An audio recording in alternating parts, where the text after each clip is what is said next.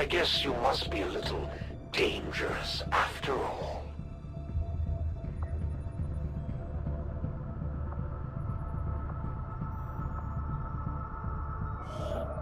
Actually, I'm not, von Falkenstein. I am, in fact, 1 minute late.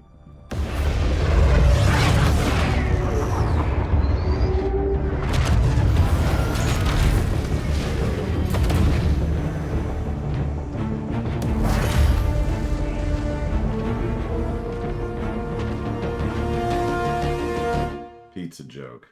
We're picking up indications of the Elder's warlock actively working in this region.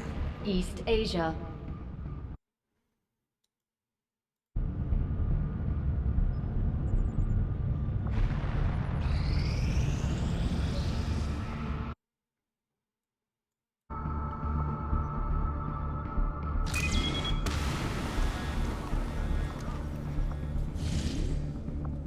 Setting course for Eastern Europe. Good morning, von Falkenstein, Ect, Seraphim, Yura, and Zaktet. Up today's finding you well. I mean, I didn't either, Ect, but it's gonna sound strange. Having conferred with a few of the people who have played this game, both in the day and recently, including at least one viewer. That's a weird way to carry that, but okay, cool. That actually looks really cool, that armor combo. Anyways, having conferred with several people, the consensus is actually pretty similar.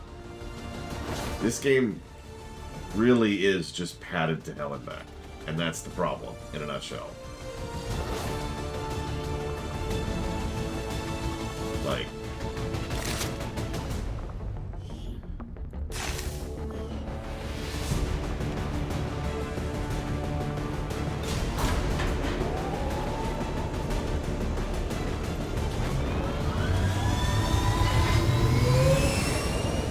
Like, if I was to try and explain it out loud, We're in the pipe. 5 by 5. I would say that the reason that I had vent yesterday was because of me and my real life scenario. But I stand by every negative I've given the game. Does that make sense? It's not even that negative of a game. Really, it is still a net positive game. It just is so padded. We have an opportunity here to take advantage of their delay. Locate their supply. I am once again reminded of something. That Third talked about, where he mentioned that, you know, all the problems I had with Chaos Gate Demon Hunter were still in XCOM 2. And at the time I was like, no, that can't be right. But I guess we'll find out. Here to take a few for ourselves. Locate and mark the crates with transponders, and Firebrand will handle the rest. Oh, right, we're cheating now.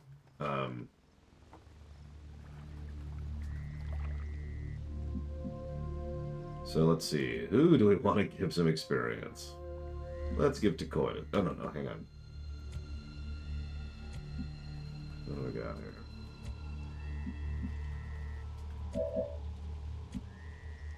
Yeah, let's give Coit some experience. Moving out. Something Pesnator actually pointed out off camera, too. There's another thing that I haven't even really talked about. I mean, I mentioned it very briefly, but I didn't really discuss it. Orders confirmed. Moving out.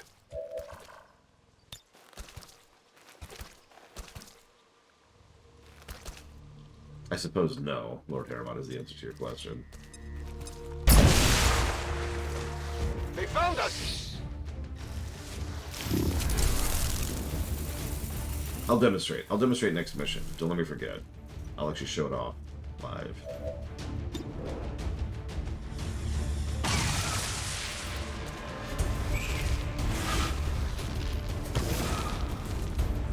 Good morning, Bladesball.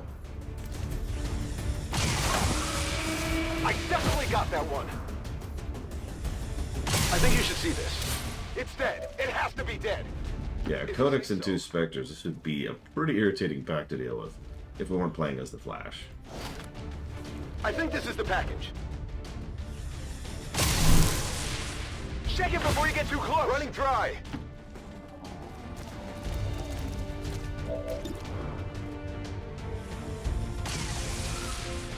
Adjusting aim. I mean, Let's do this. that's been suggested a few times, Act, but admittedly, I'm trusting you here. that shouldn't actually be an issue going forwards. The irritation has been from the fact that we're trying to catch up to the system, which is designed to prevent these long stretches of irritation. I got it, right? Like, we're in a transitionary period, and we have been for like 3 years at this point, and that's the problem. Once we finally get to the point where the system is supposed to be operating as proper, then I'll give it a few months, see how it feels. Good to And go. if we need to adjust and change the system around, then we can. But like I said, the problem is that we've just been kind of getting caught up on the queue. Okay. That's all there is to that.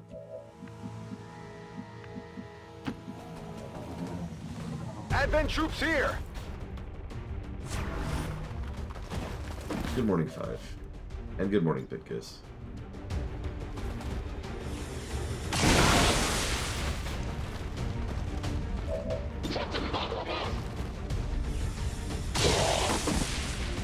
That's it.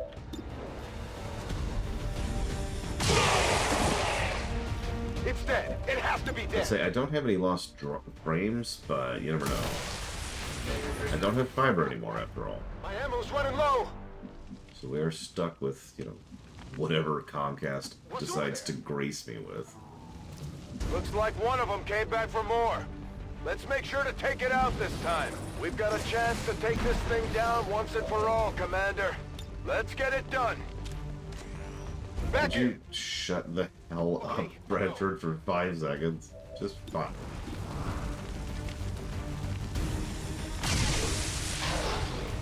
Hit the armor.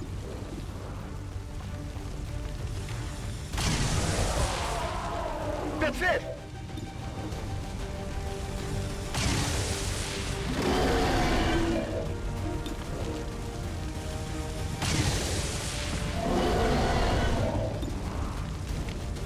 This would have been really mean, by the way. Deflection. The Berserker Queen on a mission like this, where we already have decently high-end, middle-end enemies.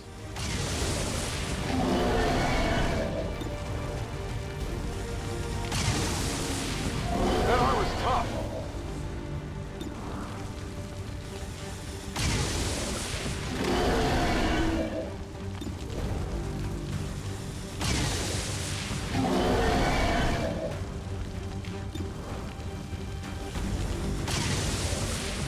Armor's still holding.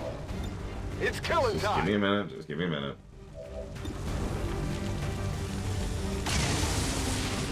Hello to Base Master. It hit the plate. 6 more hits. Or 5.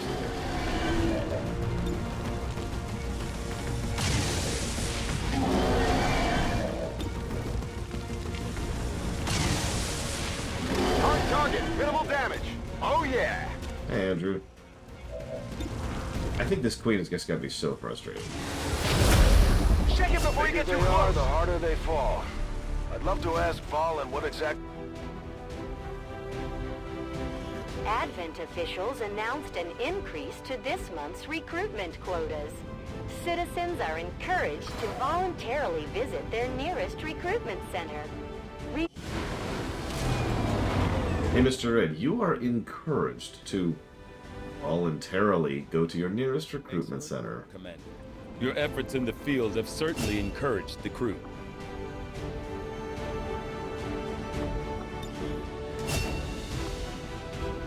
Having recovered another of Dr. Valen's modified alien test subjects, we should begin an autopsy as soon as possible. By following her own research notes, it is my hope that we will uncover the true purpose of her work. Signal's coming through clear. I'm getting closer every day. You've left quite the trail of destruction. At this rate, I'll be touring the Avenger in no time. Setting course for the West Asian Corridor.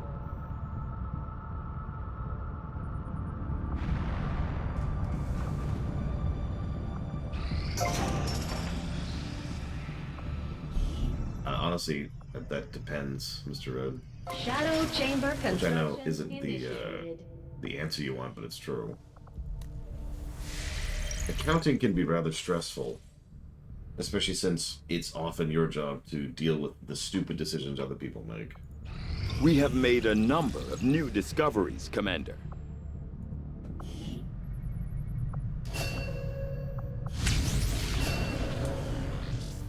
Okay.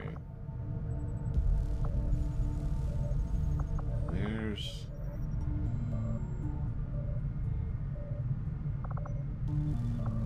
Man, we might as well do this. It's instant. Physically, the Advent shield bearers are quite similar to the bulk of Advent's forces, in that they are the product of careful genetic engineering that generally mirrors the human form.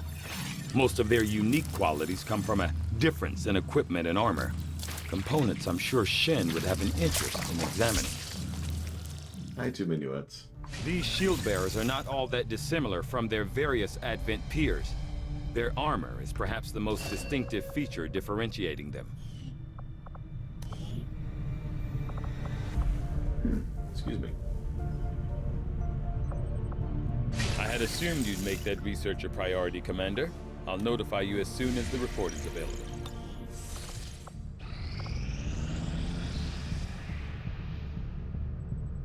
Yeah, accounts payable and accounts receivable are... Hiding in their homes doesn't make for much sport.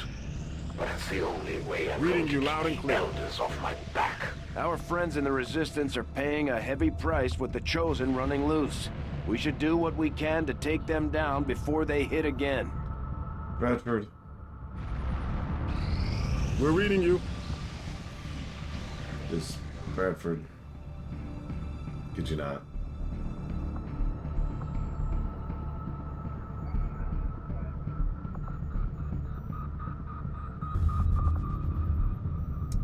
Sure. Let's conquer Asia. Commander, we've utilized all of our available communications capacity. We can't establish any new contacts until we upgrade our systems. Commander, we have a line on the Chosen Warlock here. The game has gotten 2 negatives for audio spam, and I'm very strongly thinking it needs a 3rd. This will prove to be an important step forward.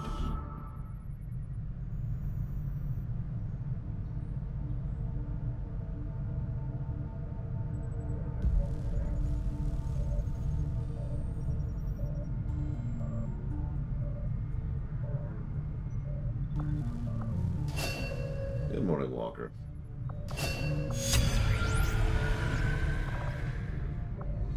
Although it had been years since I conducted my last autopsy, I found the process returned to me quite naturally.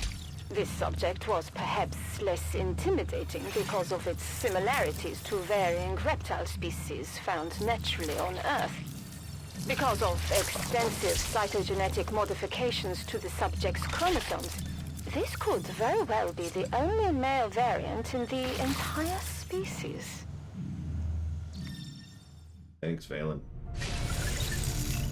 Appreciate you.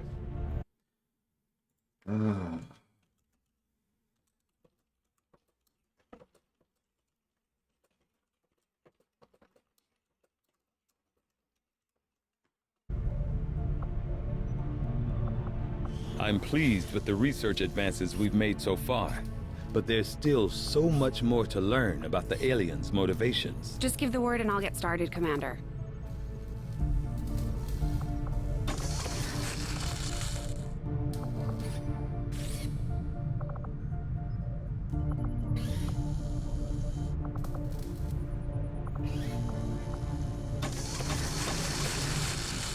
I saw Tygan muttering to himself in one of the corridors.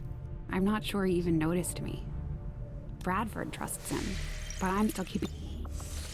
Blah, blah.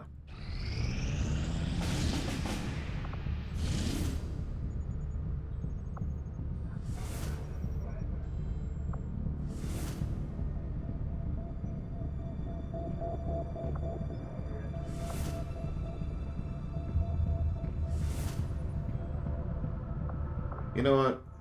I'm just gonna ignore those. Yep, ignore.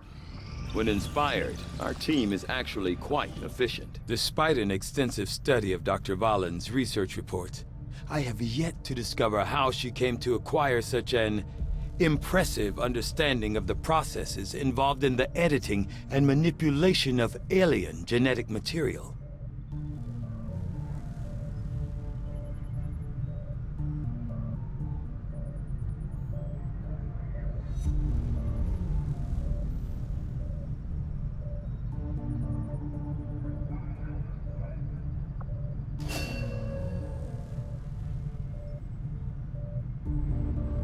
I don't remember Act.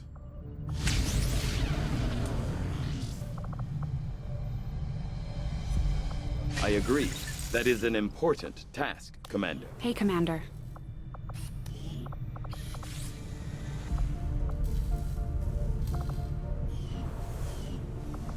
Where's the,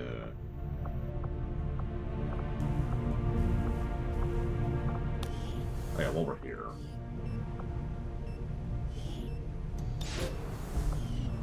Let's do that.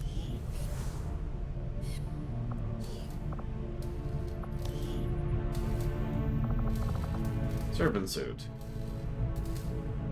Doesn't actually tell me what it does. Of course it doesn't. Yeah, go ahead.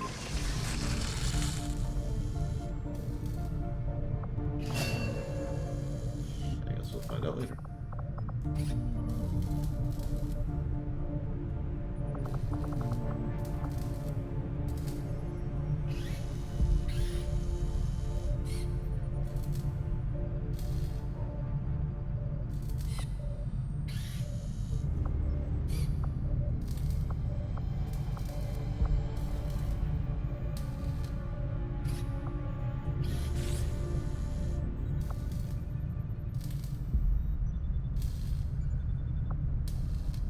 I feel like I leaned heavily on Exo and Spider.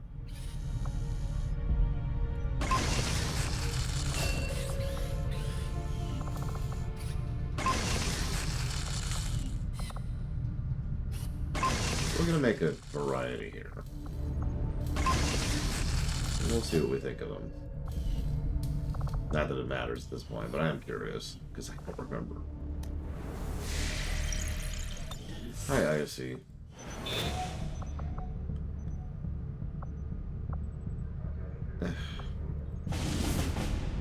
Fine. Setting course for West Asia. You know, I'm not sure, Act. Like I was going to talk about earlier. Commander, it looks like conditions on the ground are ripe for a quiet... Shut up.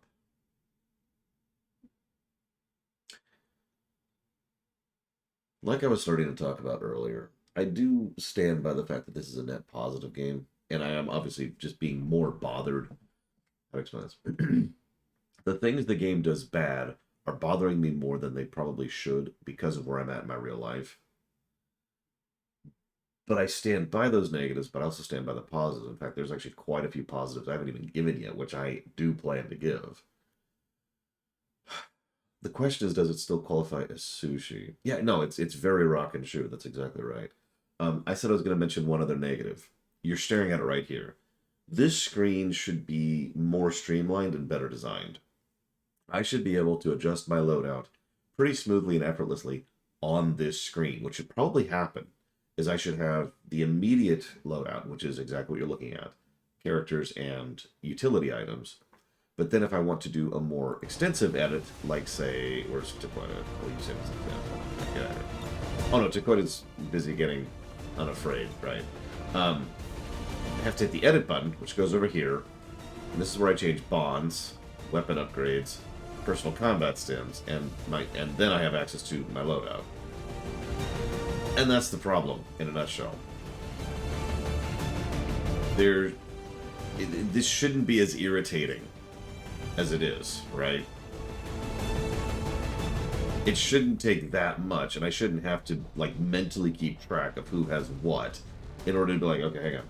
The stuff at the bottom here, this is nice, this helps, but what this usually ends up meaning is you just hit all these buttons to just flat everything out for your current team, and then it's like, okay, you get this, and then you get this, and then you get this, and then you get this, and then you get this, and then you get this, and then you return to this screen. Yeah, it's entirely too many clicks when all of that should be able to be done from this screen, because A, reduced clicks, and B, cross-referencing. You should be able to see what your entire loadout is from the launch screen, but you can't.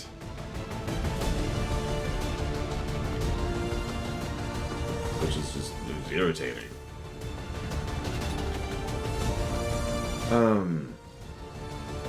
Right. I like Evo. We'll give her something fun. The katana. And we got the shotgun. I guess I could just give that to her.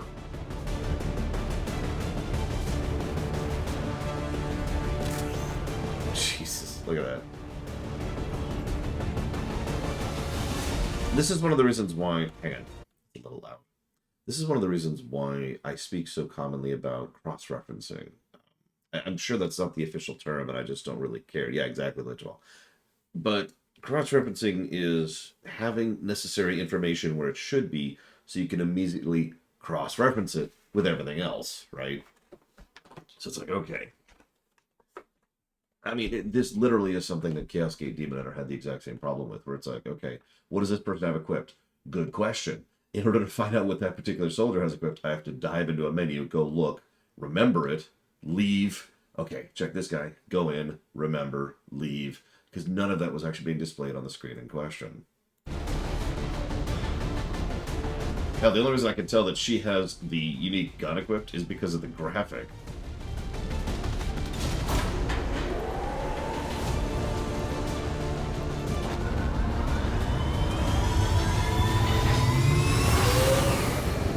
Sky Ranger deployed. Squad green to deploy.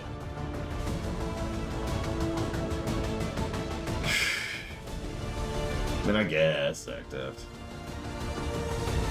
Yeah, the problem is this kind of cross-referencing interface design is something I've been encountering more and more in my life. Operation, our friends in the Resistance picked up readings from a massive psionic transmitter Advent just deployed in this area. As we understand it, destroying that transmitter while it's still connected to their network would cause catastrophic outages across the... Okay, he didn't shut up, but whatever. You know, Bradford, I've heard this before. Anyways, what was I trying to say? God, I've actually lost my train of thought. Oh, yeah. Oh my God, he's still talking. He's still talking. Look, he's still talking. Do you see that? Okay.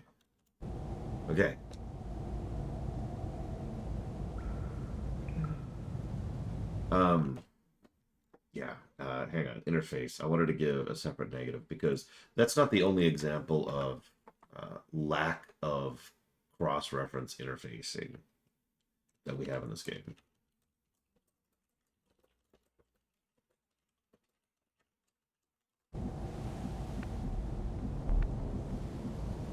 This will still be a net positive game for anybody wondering where they want to put their gas. But, you know. I mean, that's a valid approach, Act, but I think you probably understand my mentality when I say, if there's something I have to just mentally block out, probably not a good thing.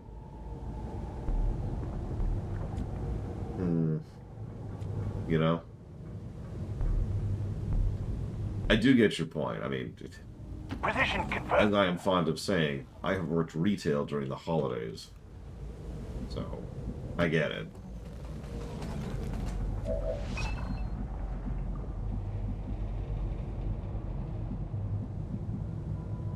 It's an honor to serve the Imperium, sir.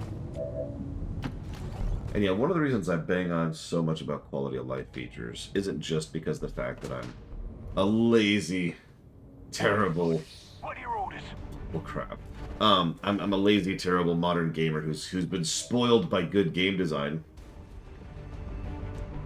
That's actually an insult that's been leveled at me, by the way. That I've been spoiled by good game design. Their words, not mine. Anyways, Well it's because... As we had hoped, the network separation has been temporarily delayed. It's because of the fact that, in my experience, most games are irritating to some extent or another, right? Maybe the controls are wonky. Maybe the interface has issues. Maybe there's some irritation or wonkiness in terms of the physics. Maybe the jump mechanics don't work quite right. You know, just about any good game I could think of has something that's irritating. Quality of life features help smooth that over, right? They help reduce the aggravation of those little details. You know what I mean? And so, you know, playing a game like, I don't, of course, have a good example off the top of my head. You know what? Mechanicus. Mechanicus has its own padding issues, as apparently all these games do. But Mechanicus had so many quality of life features and such a well-designed interface and HUD that it polished over a lot of the frustration aspects of the crap. And yeah, we need to go over enemy variety. We've already we need to hang on. Where's my notes? Because we got to talk about enemy design. So the specifics of the enemies, the encounter design, the enemy variety. We need to talk about the tightening news gameplay design. We need to talk about what you can do on the strategic layer, which has been drastically improved by Chosen. It's one of the best parts of the game. Or the DLC, rather. And yeah, we need to talk about kit, which is what Dakota is talking about with regards to equipment. Class. We also need to talk about the mid-game, which we're in. We have arguably not even hit late game yet. And we need to discuss viscerality. All of those are question marks right now. They won't call me a coward. Now, I do agree firmly that early game is just flat out underpowered. And I get that's probably what they were going for. But the problem is, in a game like this, Reloading! it's just irritating. You called, sir. And it makes the early game potential for a spiral way too easy. In fact, I've actually already given this game a negative for early game hell for obvious reasons. And yeah, we've already seen the second tier stuff, which is the magnetic stuff. We currently have the third tier stuff. This one is uniquely graceful compared to some of the other species we've seen. It also gives off very strong psionic readings. That's a gatekeeper.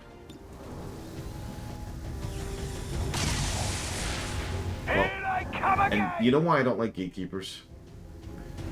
Because they have 5 armor and the moves they do are dickish, but God, those things suck. Let's get rid of some of that armor.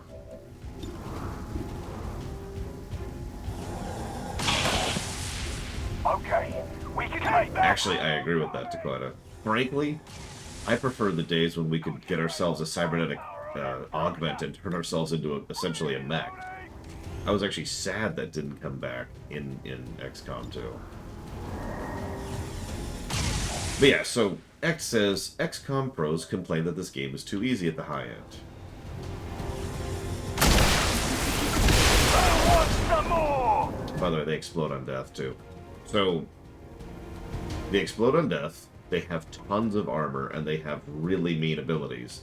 And yeah, they tend to spawn on timed missions, like the one we're actually on.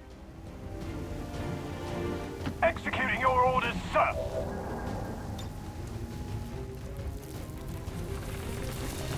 Multiple hostiles advancing on our position.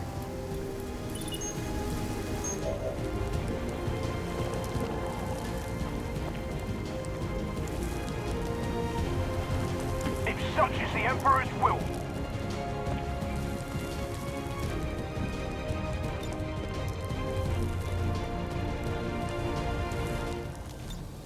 Reloading! Which one, Mighty Walks? For the glory of the Imperium. Because I think that's... Oh gosh, hang on. Let me look at my list here. Because I've got 2 mods to add to the HUD.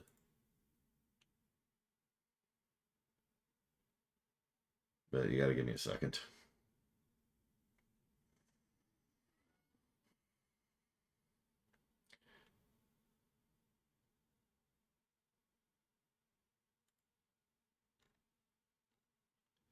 Let's see. I've got Tactical Information Overhaul, WOTC, of course. And I know there's another one. Quick RCP is the other one. I don't know which one of those does it, but it's one of those two. It's an honor to serve the Imperium, sir.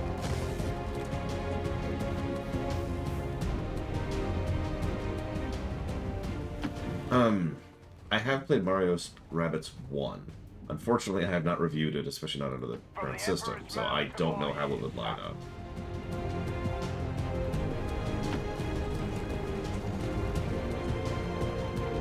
But as always, I try to steer away from too easy, too hard arguments because those are the worst arguments that exist. Those arguments suck. Okay, so let's just get going. Run into our guns. It's just okay. The enemy just really wants to drag this mission out. We're just gonna do this. We're just gonna do this. Got it, moving. Let's do this. We're cheating, Jixari. We gave up. Here I come. We gave up. We're good. Affirmative, covering now. Let's just do this. I've got eyes on that. Watch the flanks, they're moving.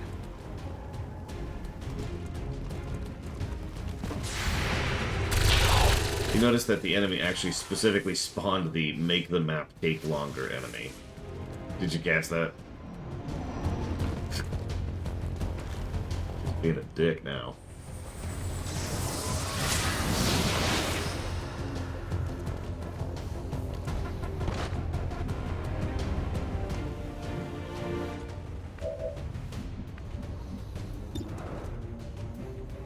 This is in-game music, Zach. I haven't played any of my music in a while, and I don't plan to again. This is, I believe, specifically the XCOM 2 music. Keep that ammo coming! Stop for no one!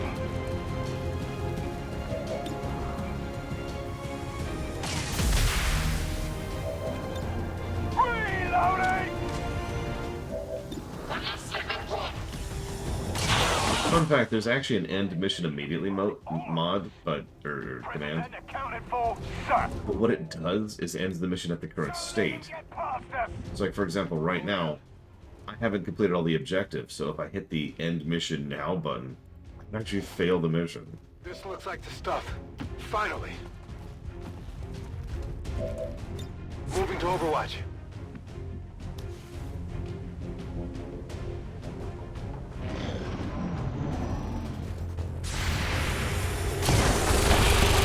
Don't let him get past us! You can't handle me.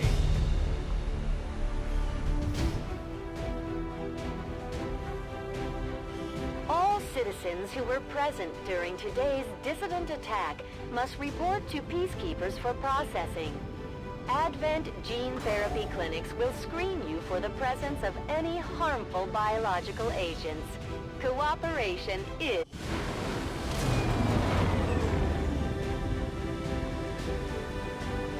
We really put a hurt on the aliens this time, Commander. They won't forget it.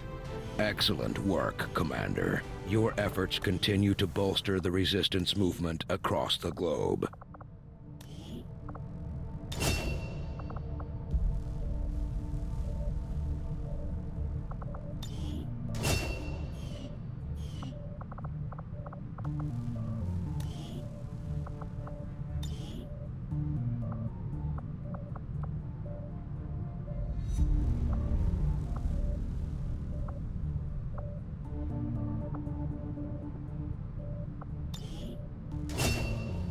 All of the Templars are in your debt, Commander. You have done what none other thought possible.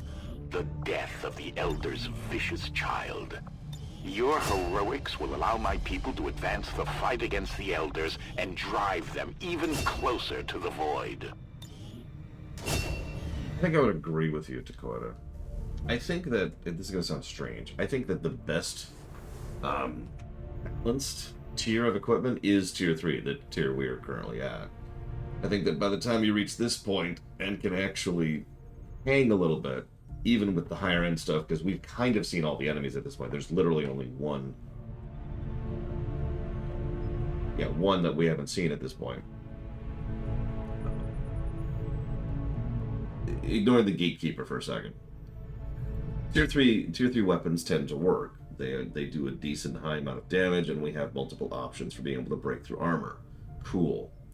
But as you say, Tier 2 still feels like it's falling behind, which is still just as aggravating as Tier 1, because you're probably already behind by the time you get to Tier 2, by the time you get to the mid-game.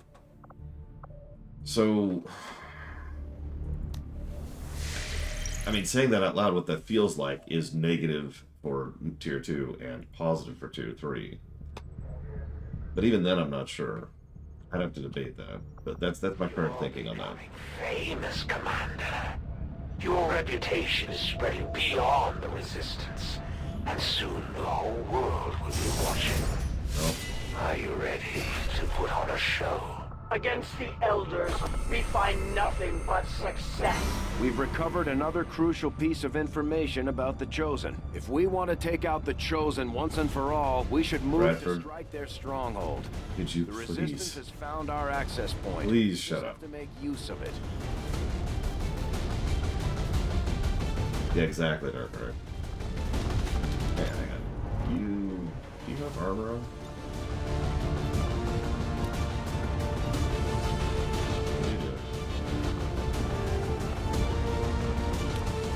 Yeah, it's a very common problem in a huge number of tactical games that once you have surpassed, early available stuff is not useful anymore. How loud. We've actually talked about this concept a lot. And if I might, I know it's a different genre of game, but if I can go back to one of the best strategy games ever made, StarCraft 2, the Marine is always useful. The Zergling is always useful. The Zealot is always useful. And that's pretty much the goal, I would say.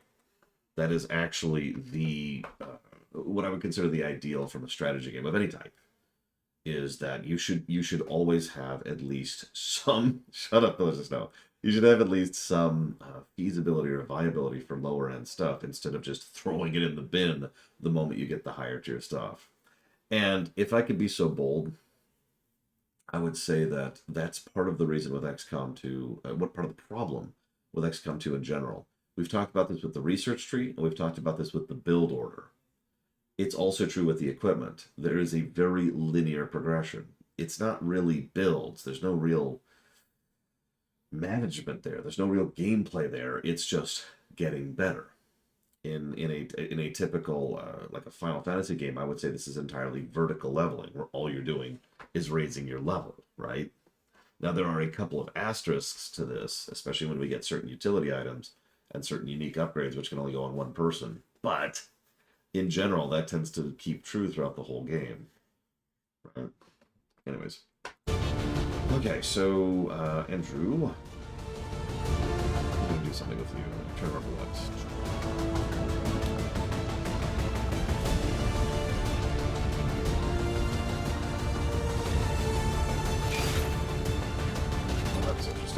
I'm not entirely sure how much of this armor is new material and how much of it Tygan cut right out of the Viper itself. We haven't exactly tested it either, so good luck out there.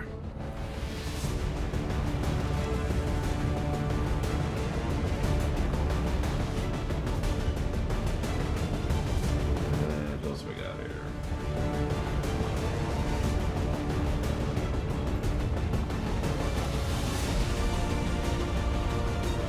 Where's my heavy? That's this out.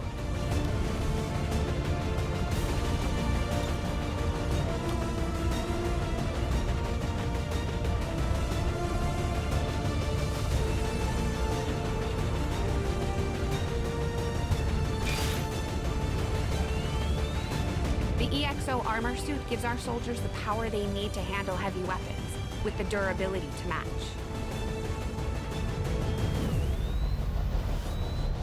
That's true, Act. Having various armor types and damage types could have helped with that.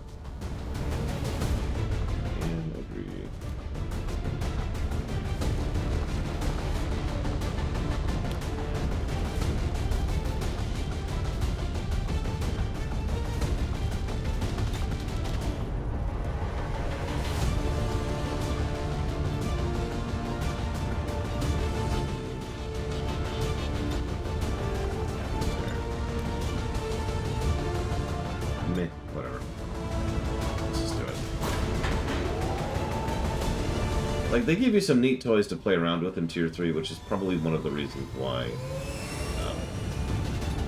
In position to drop. Why I remember Tier 3 as sucking less.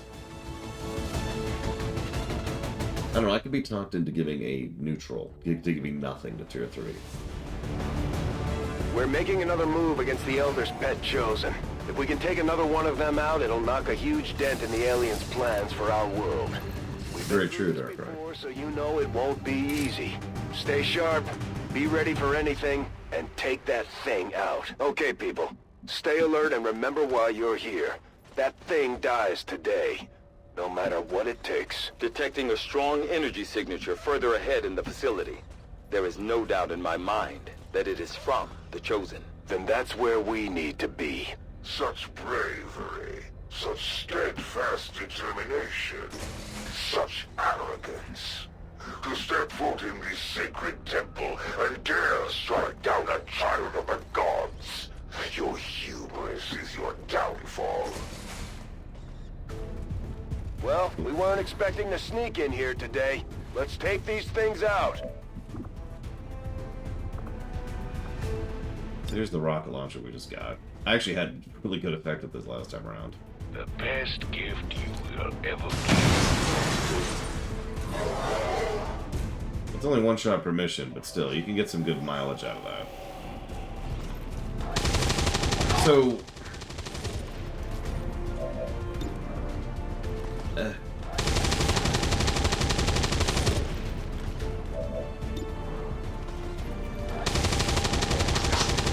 There's an 80% chance to hit.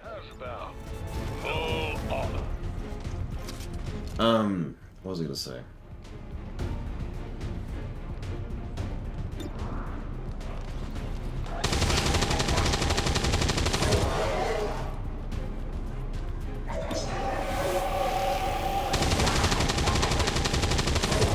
Yeah, Grenadier aim for the win, am I right?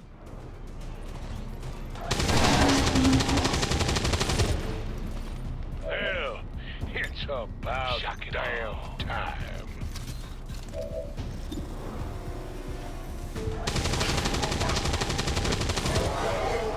Yeah, I can't believe it either.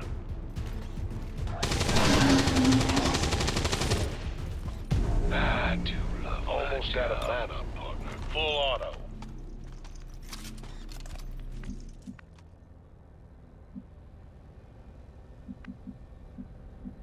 Stop for no one! I mean, apparently it's act out. Actually, believe it or not, I only have one cheat going right now. Infinite turns, infinite AP. But, like, I don't really need another one. As I am demonstrating.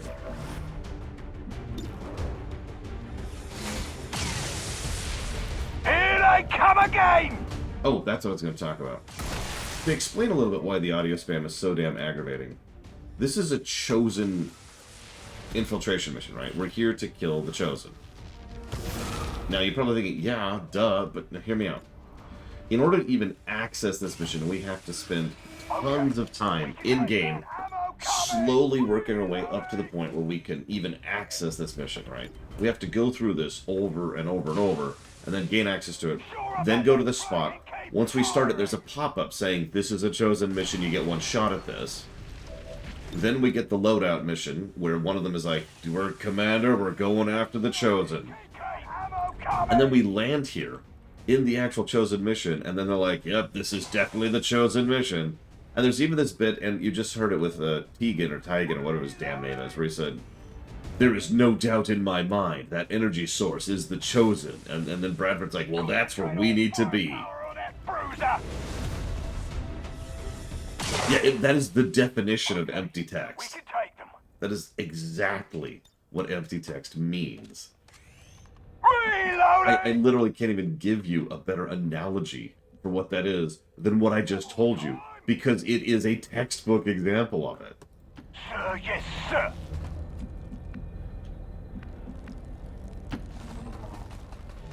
And that's why I find that crap so damn irritating.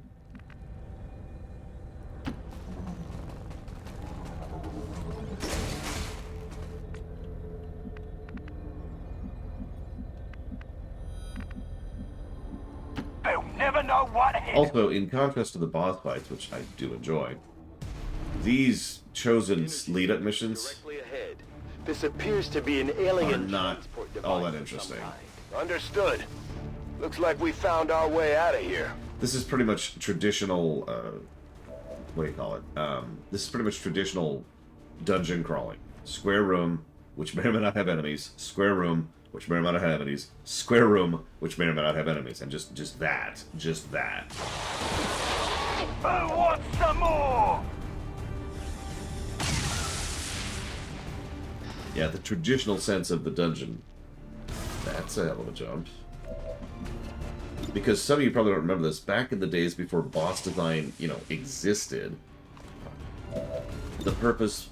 bosses were just mooks that had slightly more health and or damage. So, what they would do is they'd put a boss at the end of a dungeon, so you'd be in a worse state when you fought the boss. So, relatively speaking, the boss would actually be harder simply because you are doing worse. It was a very, very, very common approach to dungeon design and boss design for a long time. You know what? You're right, Von Falkenstein. I withdraw all my complaints. It's okay, everybody. It's okay. We've got rectangles.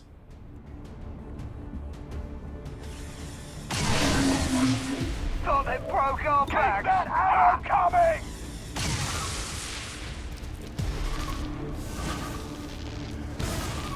Oh, excuse me.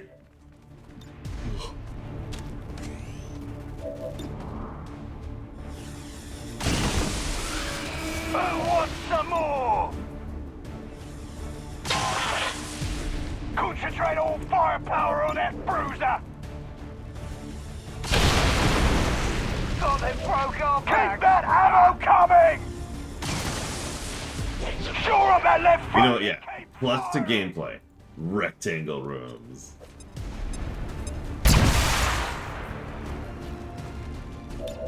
Reloading!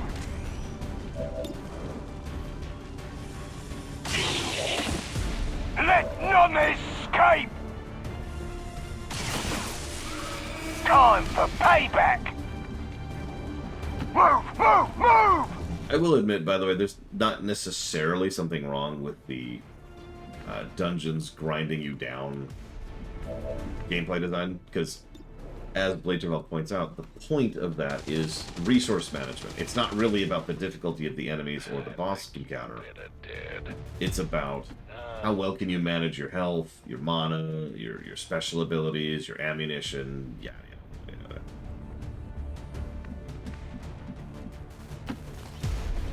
Do you mind answering the blah, blah, blah, blah. I can talk. How? Go ahead. Do you mind answering how? Because I'm kind of curious.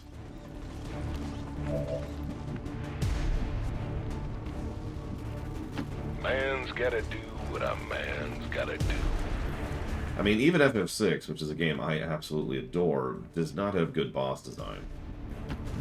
It has boss design, but it's not positive worthy. It might actually be negative worthy.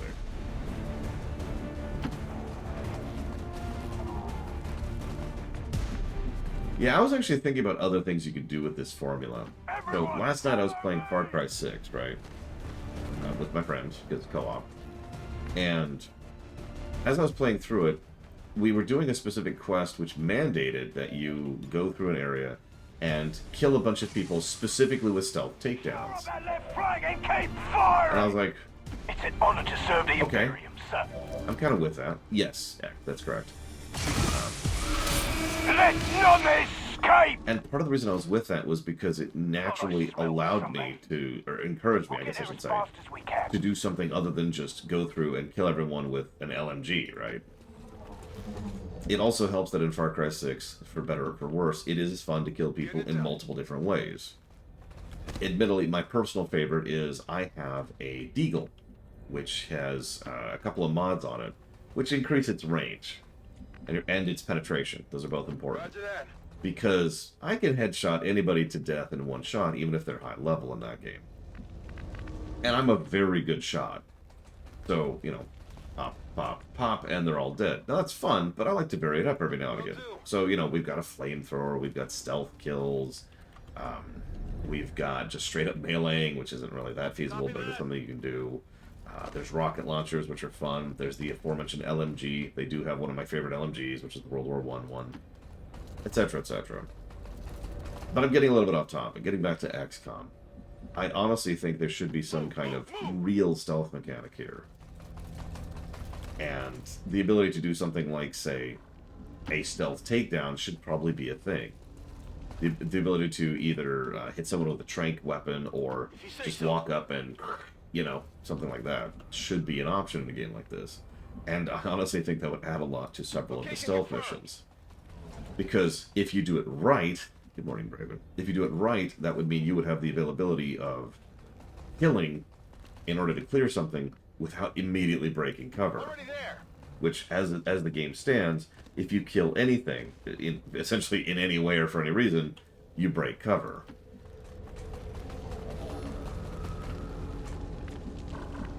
Anyways, just chatting. Don't mind me. Is that everybody? I think it's everybody. No, not the Lewis. It's, God, I don't know. It looks like a tank gun. It looks like a gun that was bolted onto a tank. Well done, Menace 1-5. See you on the other side.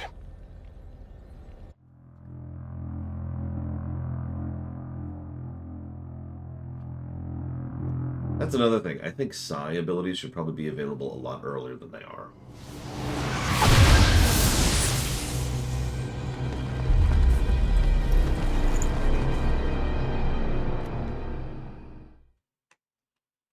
The belly of the beast now, people. Proceed carefully. Please don't tell me what that thing is again. Some kind of... We literally... Bradford, you're repeating yourself word for word. We've done this before. Okay.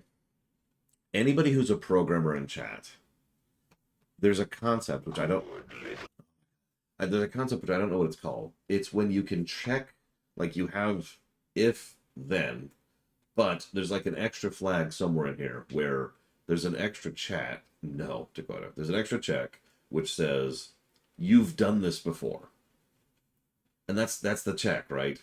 So you have this thing, it happens, but once it happens once, it never happens again, right? Because the game or the program or whatever now knows you've done that thing. No need to repeat it. I bring this up because I know that's something that's been around at the very least since the SNES era. That even back in the SNES, they had the ability to check, we've already put forth this statement, we don't need to put it out every single time. And so it irritates the crap out of me when he just is literally repeating himself word for word. Man's gotta do what a man's gotta do. But no, we're not going to turn off cheats. We've already shown off the boss fights a little bit. We know how they work. We've already given a positive. Let's go.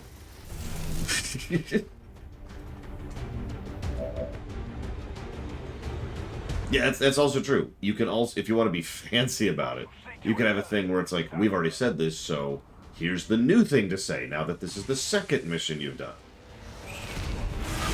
Oh, I remember, Darkrai, trust me. I'm pretty sure they patched that out in the Wii U version. But that used to aggravate the crap out of me.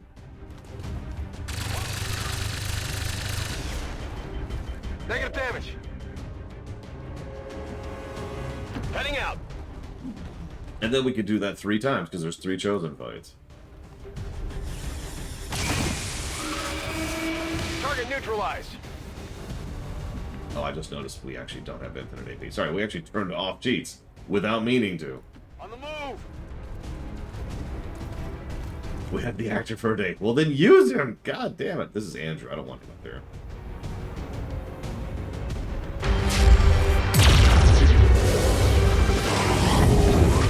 If only you knew the truth. The power in my hands. You would fall to your knees before me. Pity. I suppose we should begin then. Speaking of redundancy. All right. We've faced these things before and we can do it again. Let's see if it happens again. No matter what happens today, only one side is leaving this place alive. At last, the humans speak the truth. Enemy is still up. An artless strike. What's over there? Okay, I have the power of the sun. Oh, wait. Yes, this is by far the weakest chosen in gameplay. Like, no question. Do you notice that they just start throwing out elite versions of enemies which just have more health and more armor? I'm not sure if that's negative worthy, it's just something I'm commenting on. They've been doing that for a while now, actually. I think you should see this. It's dead. For It has to be every dead. fallen child of the Elders, humanity will repay a tally in flesh. It's not Yeah, explosive or exactly, anything, right? Vigilant.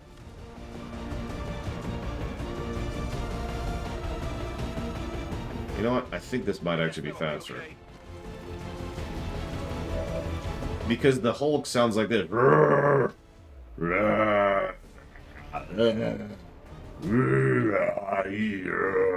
And that's the Hulk.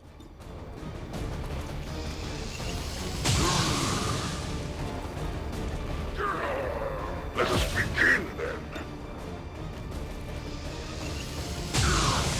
Yeah, time to fire till we're out of ammo. Which, by the way, this is the pistol. It will never run out of ammo.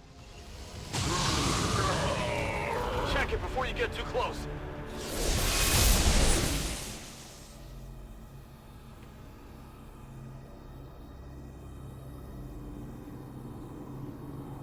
Doctor, the device appears to be some sort of psionic capacitor. We know. Tremendous amounts of psionic energy We've directly literally to the done this chosen, before. restoring them. No wonder these things don't die. Oh my god. Bradford?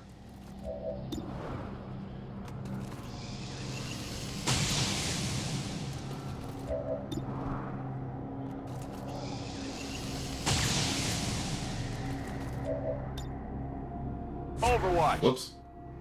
Okay, I just hit the wrong button. Looks like they called in backup.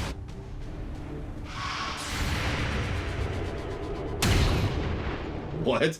Not even close.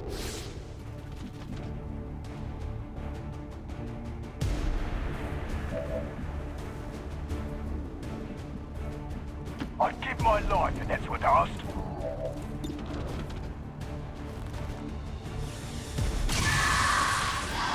You know, that would explain a lot, Andrew. Imagine if Bradford just literally does not have proper memory function. Keep that ammo coming! Move! Move! Move!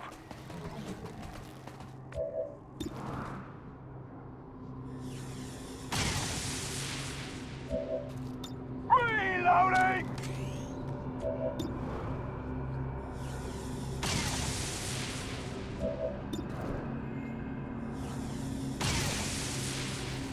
I'm hoping that's a good thing. Yes, the regeneration process has been interrupted. Readings on the capacitor indicate it has become highly unstable. Then let's target that Chosen with everything we've got. Big dog is up.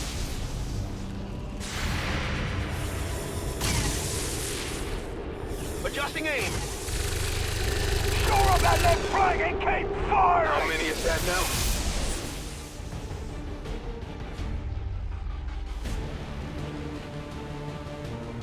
Honestly, probably one, Egg. I felt the weapons were more balanced in It one. wasn't easy, but we But that managed might just to be pull it memory. off, Commander. If only we could see the look on the Elders' faces.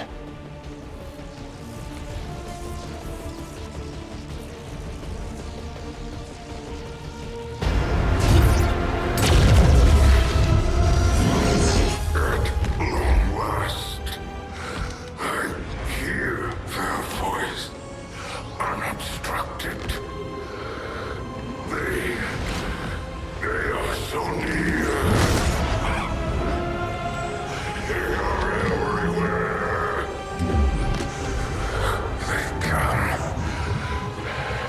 for me.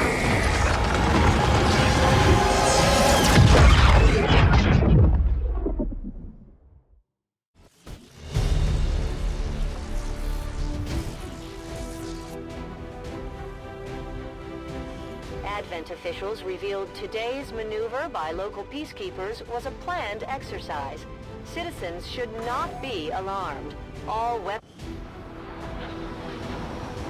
I was actually wondering why I turned to stone. What is this, FF16? At least we know for sure now that the Chosen can be taken out permanently.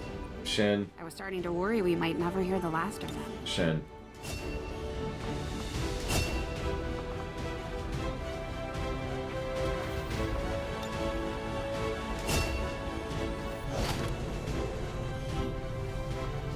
A glorious battle! Advent stands no chance against our combined might, Commander. Mental fatigue starts to impact our soldiers' tactical effectiveness when they don't have a chance to rest. We should give them a few days off to recover if we can manage it. Okay. Hang on, since we're just kind of barrel rolling through things here. Yes, Act. That's why we've been fighting the bosses, for example. Oh, where'd it go? Where'd it go?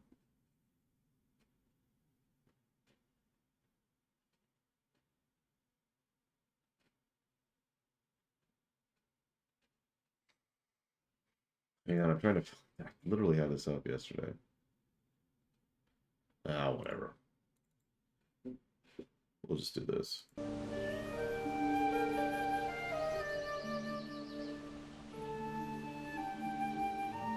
So, hit.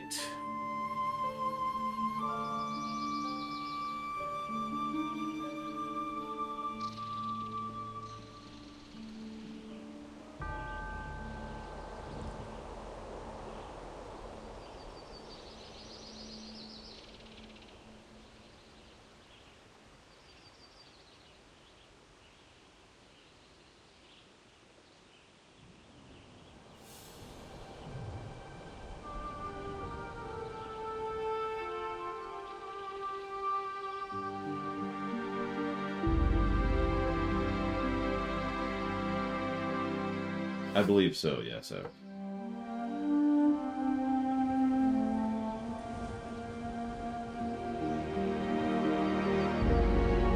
we have,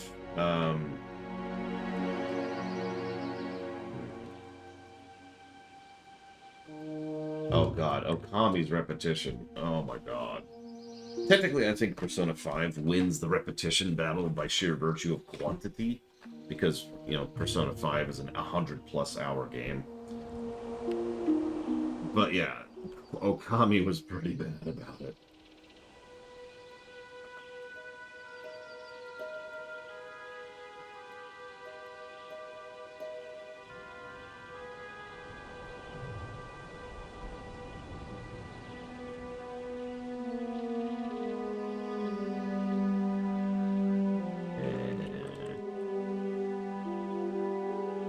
This one.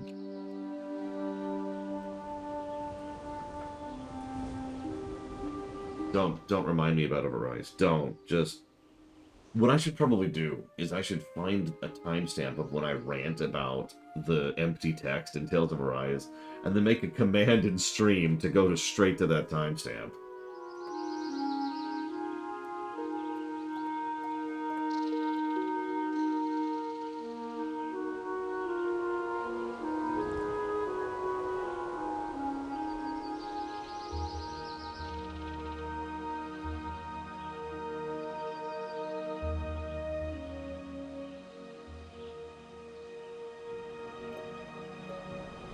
Enemy variety, let's get this out of the way, absolutely gets a plus. In fact, I'm thinking it gets 2 pluses.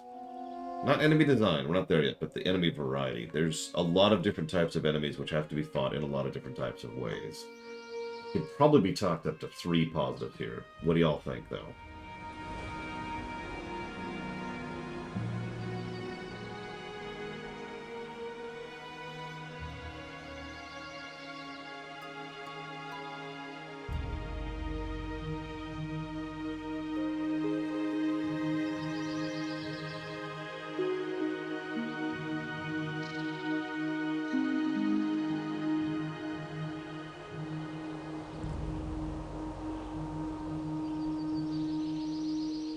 I'll be right back.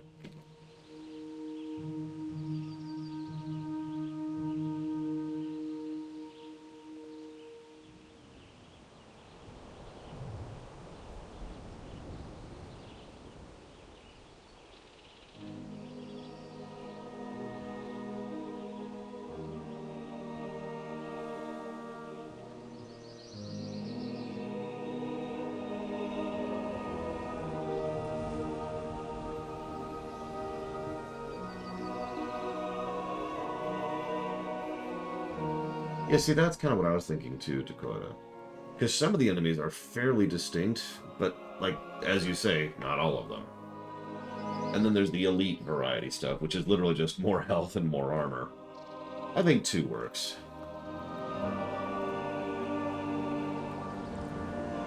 I'm with 2. Okay,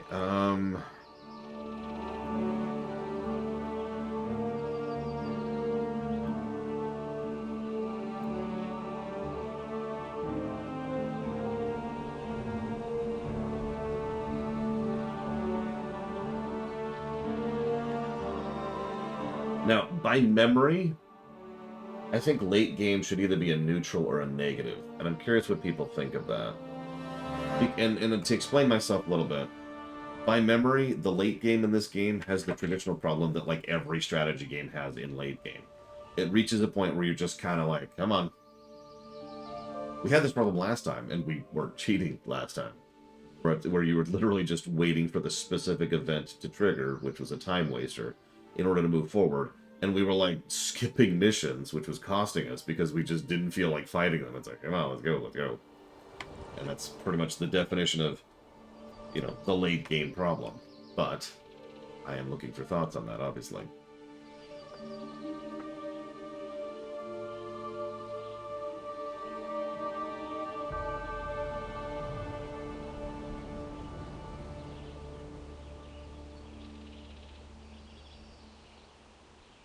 That's the other thing. If you start screwing up because you're skipping missions, like, every skipped mission is a detriment in this game, which... I know this sounds strange in a game that's all about, you know, tactical combat, but maybe all the tactical combat shouldn't be designed to be mandatory, you know?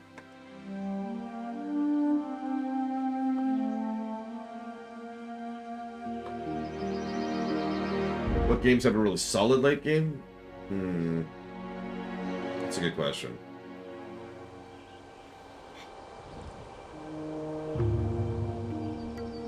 Stellaris. I know it's the boring answer, but it's the truthful one. Stellaris is one of the only strategy games in the whole strategy umbrella which has a pretty solid late game. So, encounter design. For those of you who haven't heard us talk about this, this is about how they design encounters, not individual enemies. This really started to be a thing we paid attention to over in FPSs because Doom. But this is a common thing in a lot of games. You know, even in a Final Fantasy game, when you have, you know, these 3 enemies combined with these 2 enemies, that's your encounter design, right? How they mix and match, how they complement or benefit each other or whatever. The design that goes into making the encounter fun because of the usage of the enemies. And I think I'm only feeling one here. Because, yeah, there is obviously some thought and some work put into it. They tend to group up enemies into certain combinations, and usually there's some obvious thought put into those combinations, and then sometimes they're just dicks. But I think the encounter design itself isn't really the strongest part here, so I think we're just going to do that.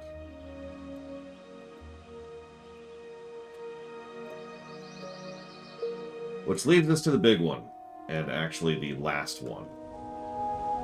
Enemy design.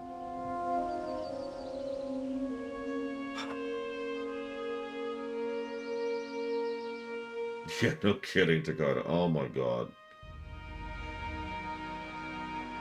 Now, I think we can be a bit more nuanced with the enemy design, because there's actually a lot of different types of enemies in this game to think about.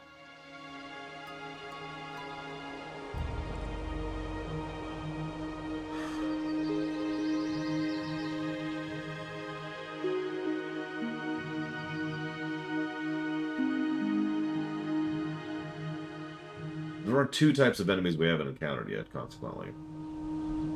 Yes, 2. Not counting a boss.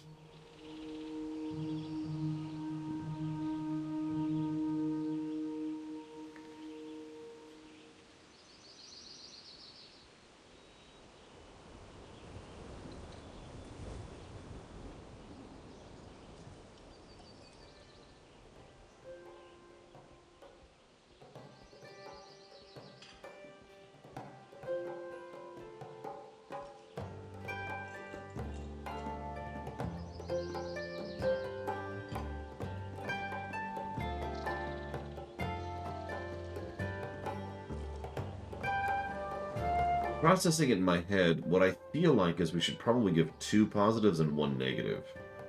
Any thoughts on that? Let me advance time a little bit while we think about this.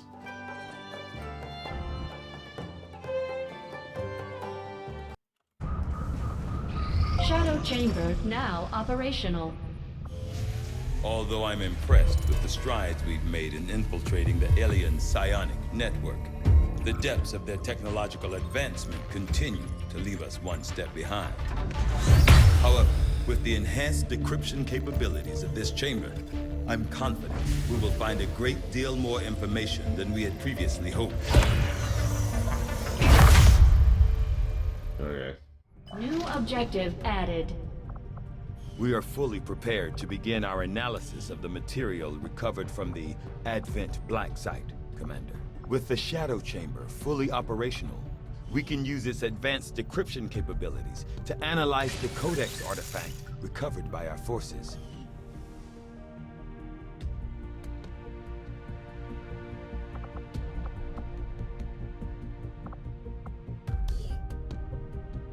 Yeah, by the way, the Shadow Chamber, which is literally just a time tax, literally, because it pauses your actual research, and the only thing the Shadow Chamber really gives you is progression in the plot. It's just, burn this many days doing this. Today, you have dealt the Elders a great blow, and forever. Okay. Negative for... Long live the Resistance. Well, first of all, negative for the Gatekeeper. But I would say negative for some of the enemies, which are, and I'm going to say this as nice as I can, designed to waste your time in a game that has a lot of timed missions. Obviously, the Gatekeeper is the worst by far. But think about the Codex, for example, and its cloning ability. Or think about the Spectre, which will go out of its way to remove one of your units from the field and then run, and then go invisible. Or the shield guy, who just puts up an extra shield around everyone, making you have to focus fire on him to get rid of it. Or how about the priest, who just has a invincibility field that they throw up right as they hit 1 health, right? A weirdly large number of enemies are literally designed to waste your time.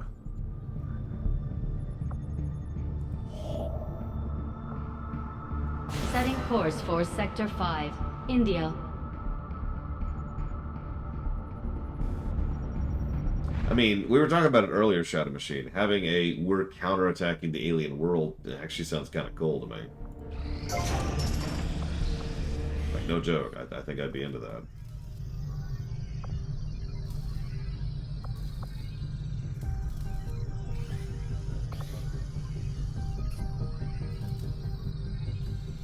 Yeah, sure. I think. Do we have a training center? I don't think we do. We do not. But we'll do this instead. Well, yeah, sure, whatever.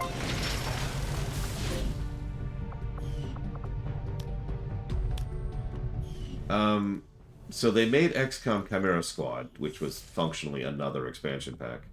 And then they made Midnight Suns. I don't know if they're continuing the XCOM series.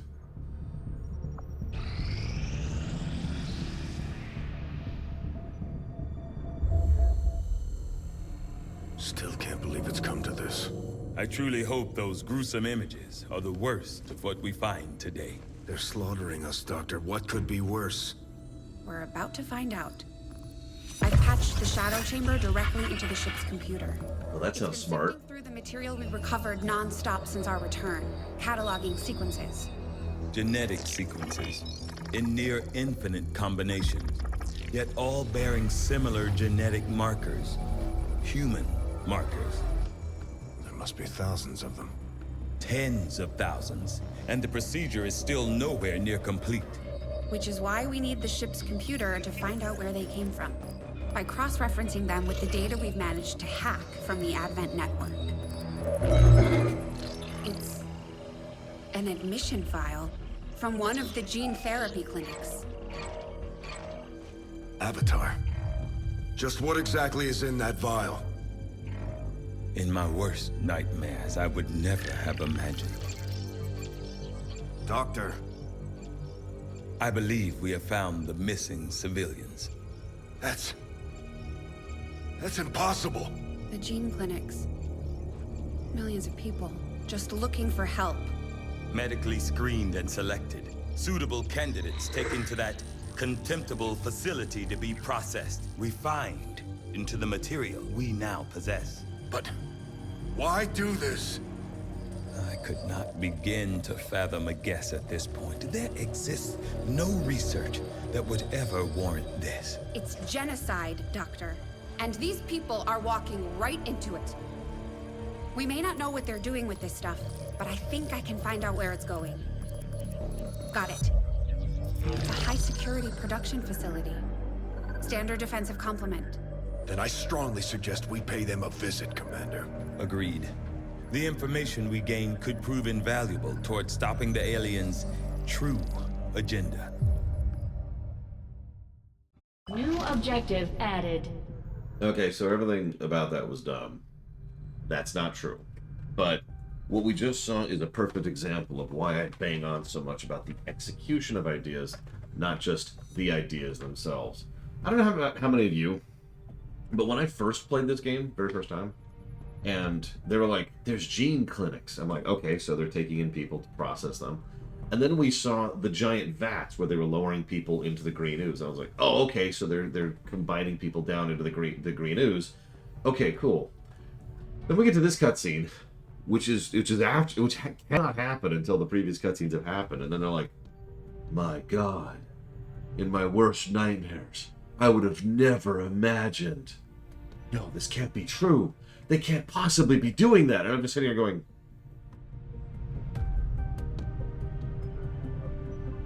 it's actually a pretty common Hollywood trope. Let me try to explain briefly. Alright, I think we should go ahead and have dinner. Hang on, let me go ahead and open up the fridge. Oh my God. What? What is it? No, come on, man. Spit it out. Spit it out. There's only a little bit of milk left. Very bottom of the thing. It's just a little bit of milk. It's not even enough for a single cup. No!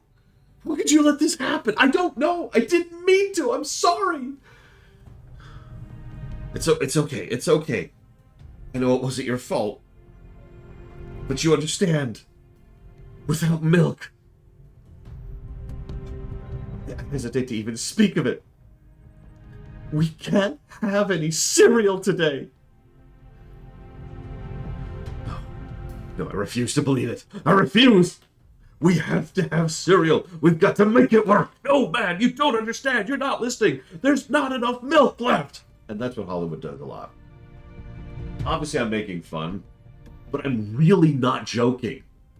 Yeah, exactly, Dark Day. Hollywoodisms, there's a lot of Hollywoodisms, but one of them is trying to make something that isn't a big deal seem like a big deal so the audience can be like, oh my God, it's a big deal. And it's like, what? Negative to story, that freaking cutscene. With the power of friendship. We can have dry cereal, but it's gonna scrape at my gums. Shut up, man! I'm gonna be here for you. I'm here for you. I love you. And together, we're gonna endure the scraped gums together. And yeah, like South Park, this is one of South Park's most common jokes. I know it's an old episode, but the one where they did the thing about the day after tomorrow, about like, oh my God, global warming is coming, and nothing happens. Like it's one of the most common jokes the joke formulas they use is they play the ridiculous completely sincerely, just like Hollywood tends to. Oh yeah, and Von Falkenstein is correct. In addition to all the other sins that cutscene just thing, ding, there's also the fact that it doesn't actually inform you of anything. It's literally like a half step of what a cutscene could be. So let's go back to my cereal example. What actually happened is They open the fridge. Oh my god. I don't believe it. No, what is it? I can't even imagine it. It's so terrible. It's awful. Damn it, man. We have to figure out what's going on here. But how can we? We're going to have to go into that fridge. We're going to have to make sure. No matter the cost.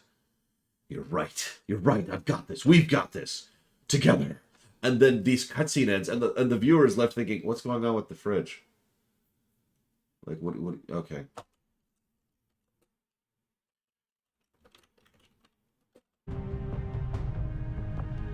It looks like we've got our work cut out for us, Commander. While we're here.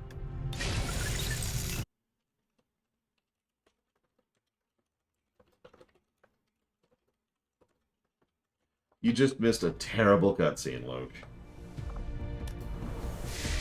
Wait. We've made initial contact with the Resistance operatives working in this area, Commander. They're going to show us how to get into the Alien Forge facility. Commander, we've had the Shadow Chamber running the numbers. These are the tactical projections for our next field operation. We've constructed the Ring facility, Commander, but currently we don't have any soldiers deployed on covert actions with the Resistance. Setting course for Sector 15, West Asia. It's true, Luke. You missed the milk, or the absence of milk, in the cereal. Let's bring Bragg into this. Gotta get to Koida. Gotta have that. Yeah, let's just go. Let's just go. Let's just go.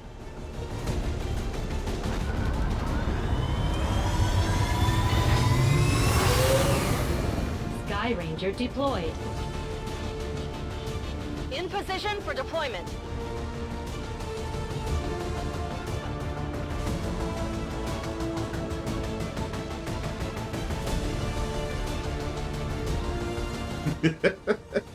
I mean, I have to admit, I enjoy the dramatic juxtaposition joke. As far as we can tell, this forge... ProZD is very good at doing that joke, too. Most likely tied to that stuff we found at the Black Site. Advent and the alien forces won't be happy to see us, so expect heavy resistance. We have to do whatever it takes to find out what's going on in there.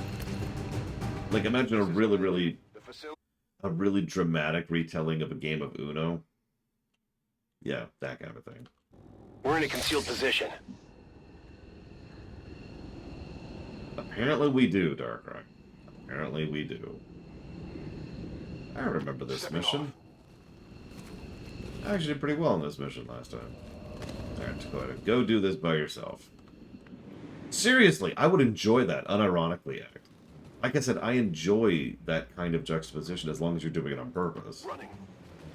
As I just mentioned, ProZD and South Park are two examples of people. Used this to defeat most of Earth's heavy conventional forces. Do that. It can punch through armor just as easily as it chews through infantry. So yeah, there's a sectopod. That's actually our very first sectopod. Those are fun. It's also blocking the way. Okay, I'll go. Sectopods are neat, but ultimately very buggy. Because they're actually 2 stories tall and can be 3. And they can be on the 2nd story and go to their 3-story form, and it causes some issues.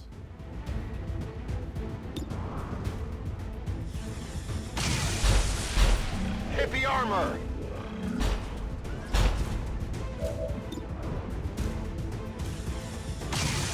Why are they gathering the human goop? It's because they're trying to make the ultimate cereal. Why are they trying to gather the human goop? They want to understand baseball. Why are they trying to gather the alien goop? Because they ran out of Fritos for chili night. There's actually a real narrative concept for that, which I can't actually remember what it's called. It's like the window washer thing or something like that. The point here, they're trying to make root beer. The point here is that at a certain point, hang on. Oh no, it's a muton.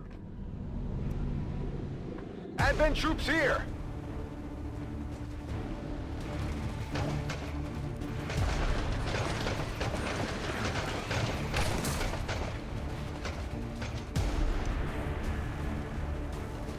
Oh, we're up to super heavy turrets now.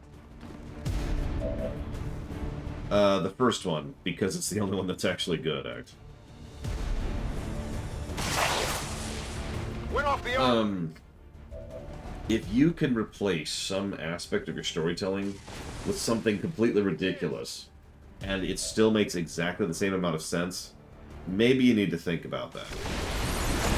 Check it before you get too close. And I forget the exact thing. It was like the dishwasher. Like, if you could replace the MacGuffin in your story with a dishwasher, and it still makes exactly as much sense, maybe think about that.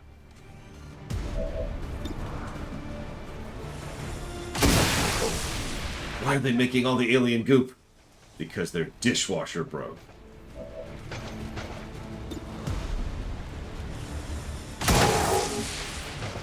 Which one was Men in Black 3?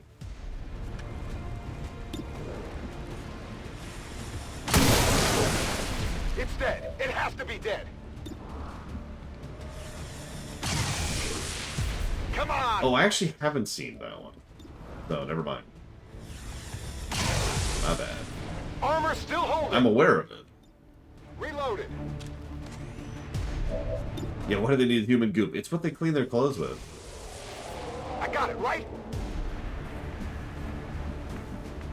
I guess that'll be okay.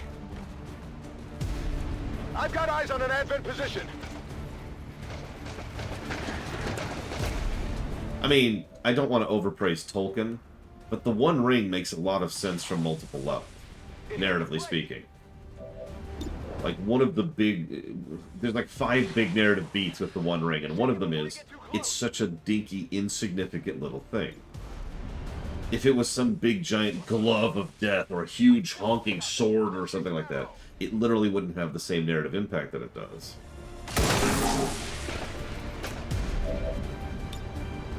Good to go. I'm not going to talk about the fact that ring lore is a whole thing in Lord of the Rings. Or the fact that the series is called Lord of the Rings. That's it!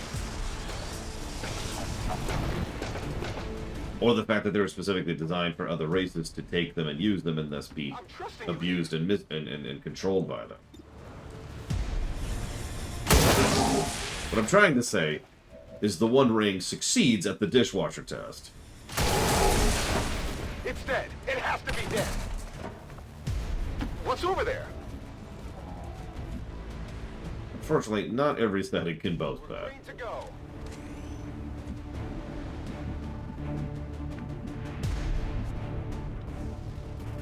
Roger that. Actually, they do, Legend of All. Magical rings are a thing in that setting. Civilians. They're advent. Yes. And judging by the Yes, Dark Day. I would say it was recently manufactured. Spotted. No wonder they just keep coming. Yes. We know that they're turning people into Advent units. We've known that since quite literally the first mission. Why are you talking about that like that's a reveal?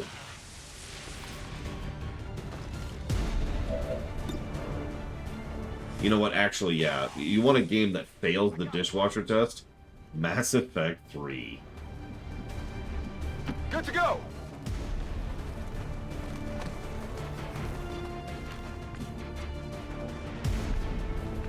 If you say so.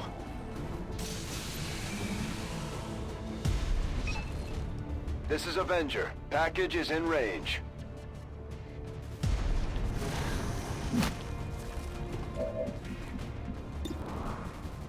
I literally just described the dishwasher test. Although I did it badly. Because I don't think it's actually the dishwasher. The idea is, if you replace a major element of your story with the word dishwasher, and the story makes exactly as much sense, then there's something wrong. And obviously, as with most things, this is a gradient. Because, I definitely got that one. you know, no ammo. the more sense it makes, I'll go. if you replace it with dishwasher, the worse it is, right? Where to? Ready to engage. So, like, maybe it only makes a little bit of sense, but that's still not great. Maybe it makes no sense whatsoever. That's good. Because you don't want it to make sense. Because it's a dishwasher. That's the whole point. It's dead. It has to be dead. Yeah, honestly, yeah. Star Trek fails the dishwasher test constantly. There's so many times when you have to remodulate the secondary neutrino emission emitters, and it's like if you literally replace that entire sentence with dishwasher, then it makes exactly as much sense as it already did. What's over there?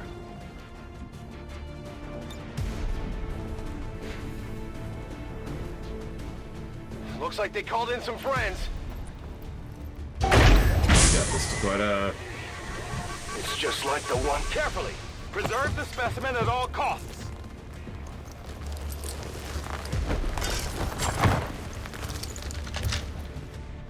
Confirmed acquisition of the package. Move to evac. Better cover me then. Yeah, actually, yeah, Wenlock. It's pretty much exactly identical to the lamp test. I have heard of that before. Copy that! Yes, preserve the specimen at all costs. Just go through the window there. Don't mind me. Yeah, Taqueta loses his turn when I tell him his turn is over. I told you, we're playing as the Flash. That's what it is. We're playing as the Flash.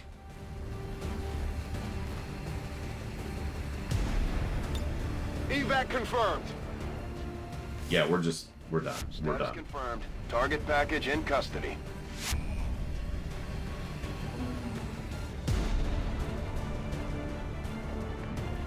Yeah, I was vaguely hoping the original evac would still be there. Location confirmed. I'm on my way. We're gonna do this for a minute. Long run. I'll be right there. Roger that. Got it. Game. Oh, you're doing that. 10-4. A long approach. Something that has always bothered me about this game. Good to go. What do you think would happen if I hit mouse wheel backwards to zoom out the camera? What do you think would happen? Twice. It is possible, Pesnator. I mentioned your comments earlier, by the way, and gave the game an initial negative for it. But, so thank you for that. But, there are some missions where even, like, with the infinite AP cheat, we might screw up and essentially game over on the mission. So. Got it. Moving. So, what mech unit, Load? By all means, Don't wait for me. enlighten me. Getting it done.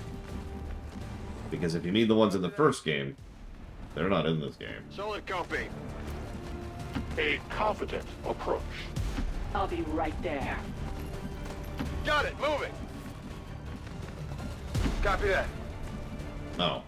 Well, how do you get them? Because obviously, I run. have apparently never played with that DLC on before, so I don't know how to access them. Got it covered.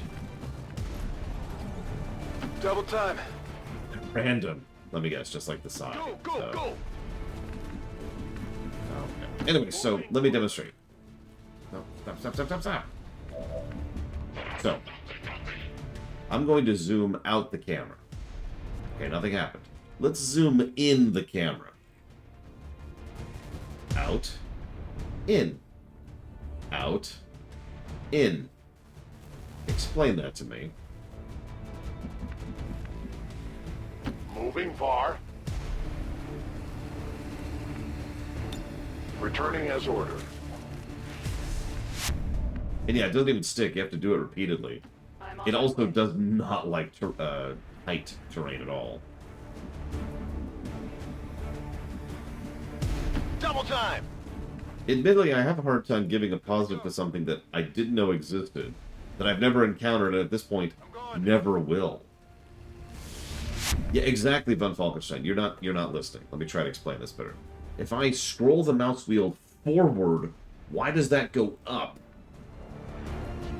If I scroll the mouse wheel backwards, why does that go down? This is literally the opposite of what this should be. Double time. Like, literally the opposite of what that should be. On the move. I'm gone. Heading out. Let's go. I tire of waiting. Goodbye. We've got what we came for. Let's get clear of the area. I'm not giving the game an additional negative for it, but that has always irritated me about this game. All Advent I keep zooming out to raise the camera up, Initial reports and it's like, nope. of services were the result of dissident activity have Hi, been Crazy Norse. dismissed as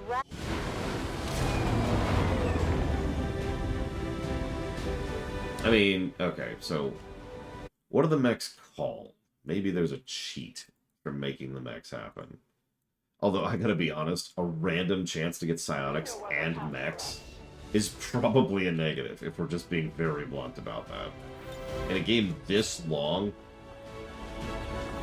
in a game with this much crap and padding, we should probably have either an option or a chance to actually just say, no, really, give us the psi, give us the mechs, right? Within the confines of the suit we recovered, we have found what could very well be the prototype for Advent's seeming... New objective. I'm keeping tabs on all our operations, Commander. Our people are standing by for your orders.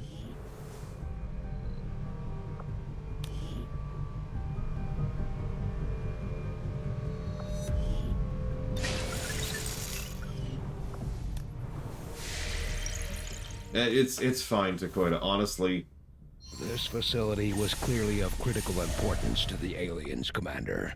This setback, along with the loss of the specimen your team recovered, will no doubt slow... Honestly, I think at this point in my life, I'm fine with just getting on with it. Thankfully, I have a decent amount of experience with this game, because, oh my god. I'm just ready to move on, you know? Let's just get on with it. Remote reconnaissance indicates the aliens have a UFO hunting for our position.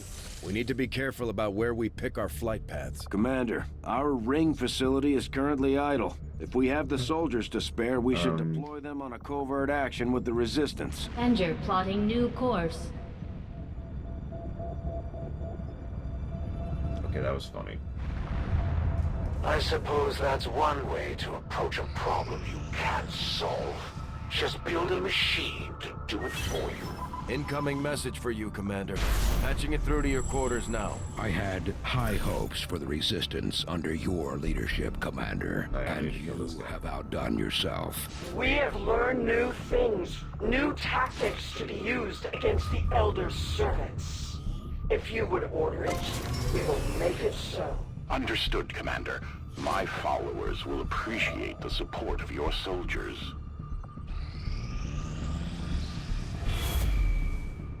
Commander, the aliens continue to make progress on the Avatar project. If we're going to slow them down, we'll need to move fast. I mean, being completely honest, if I don't enjoy Dragon Quest Builders 2, then there's something wrong with me.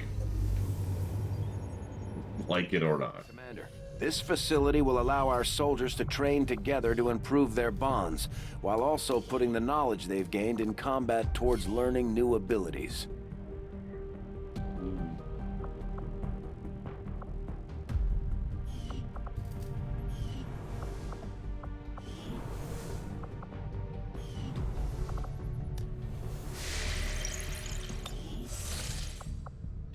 Ping to you, Flag Out.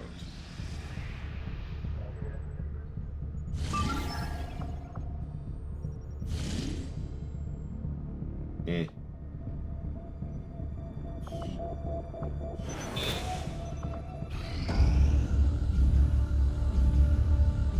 Just like the one we found the commander in. On the surface, yes. You've said that twice now. But in function. Ah, Commander. Excellent. We can begin. It is no secret that Advent soldiers possess both human and alien genetic characteristics. Preliminary analysis led me to believe that this was the result of direct modifications made to a pre-existing human host. Prisoners, or perhaps even unwitting volunteers. See your local Advent recruiter today.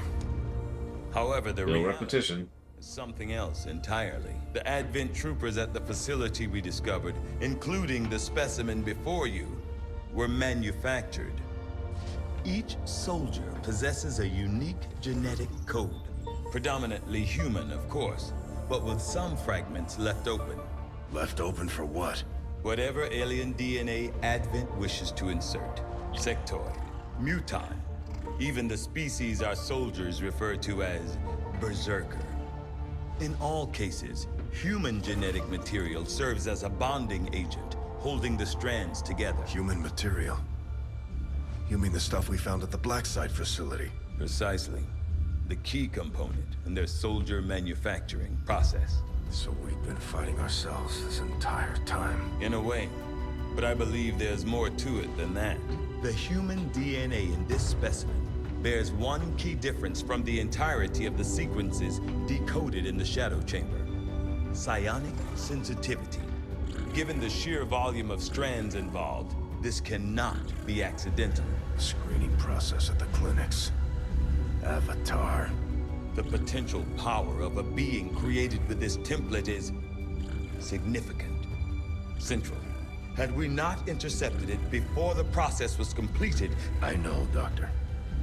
Continue your research. Let us know if you find anything else.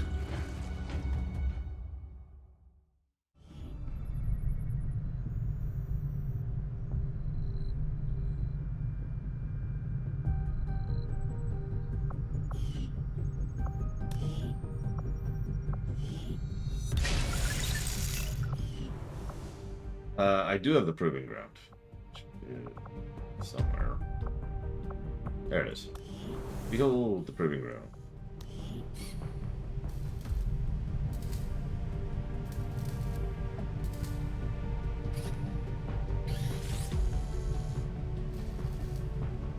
What does the scene actually tell us?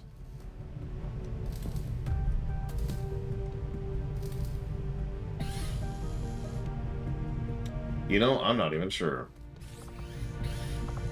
Sounds good, Commander. I'll let you know as soon as the project is ready for deployment.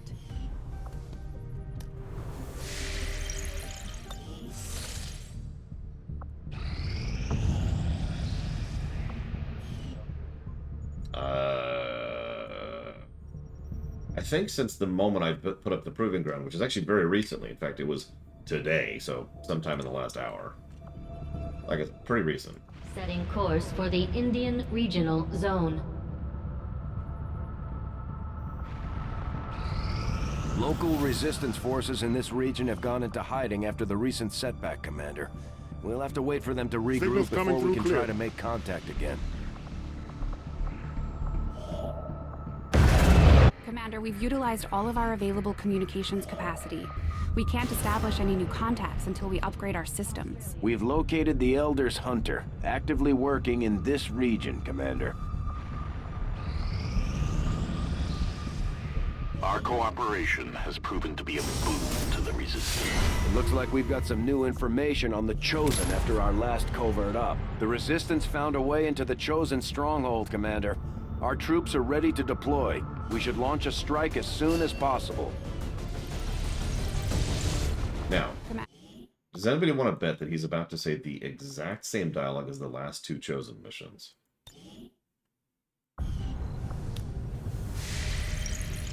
Like, exact.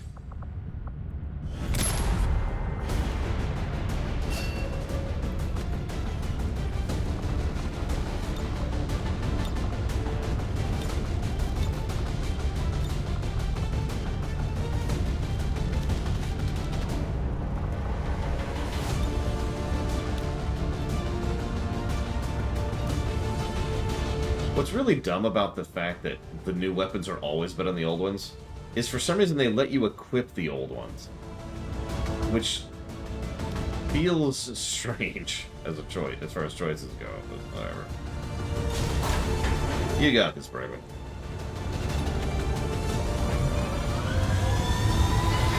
It won't be done for another few days, Loke. Squad green to deploy. Otherwise I would have already done it. When it's done, I do plan to bring it to a mission and see how it plays.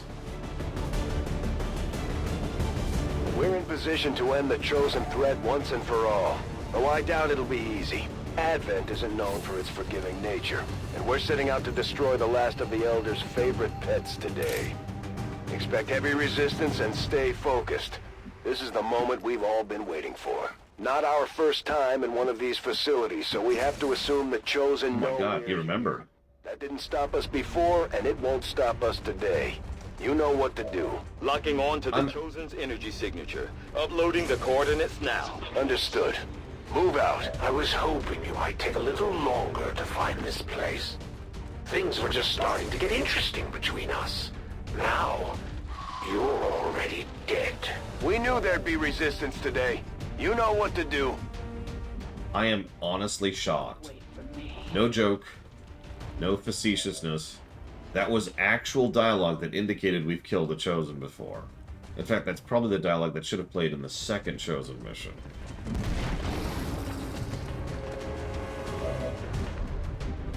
Boldly.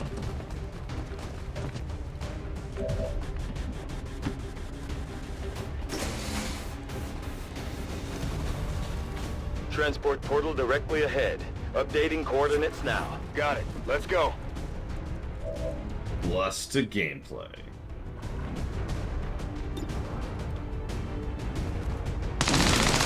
Rectangular stuff. Rectangular shots. Or whatever. I'll be right. Rectangular brooms. That's what they're called. Rectangular brooms. Bye. We've been here before. Brace for transport.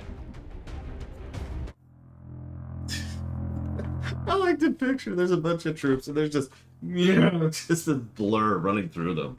What was that?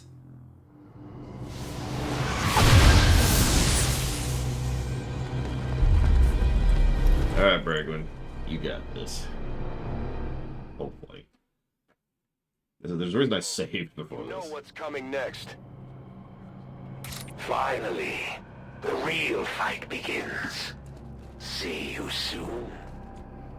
Yeah, they see one soldier and they're like, really? Waiting on you. You sent one soldier?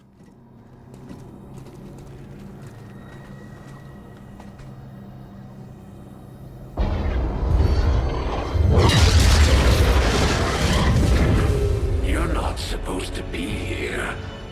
You were never meant to figure out our little trick. Full of surprises, aren't you? Soon to be full of holes. Come closer. I just fly. All right, Menace, you know what to do. Zerglings for It's that. do or die time. Finally, you are ready.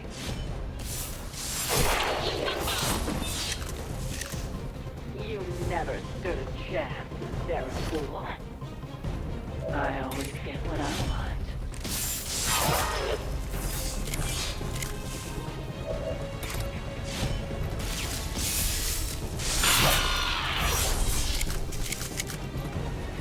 Easier than expected. I mean, honestly, Loke, yeah, I think that's appropriate. Jesus. You call that power? She just hit for 21 damage. Because full focus, and God, Templars are stupid. Full focus, and he has brittle. It appears this device functions in a similar fashion to the capacitor we encountered previously. He is. He's actually acknowledging it. God, I am shocked. I really am. Prevent the Chosen from You can't regenerating melee it. indefinitely. That's Yes, great. Doctor. Let's blow it to hell.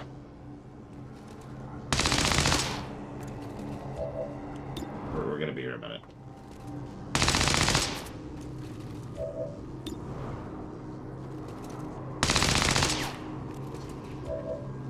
I'm just picturing Bregman being like, just holding down the fire button, like, come on.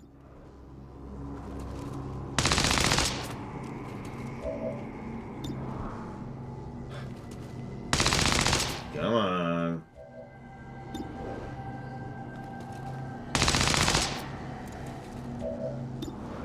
It's about halfway.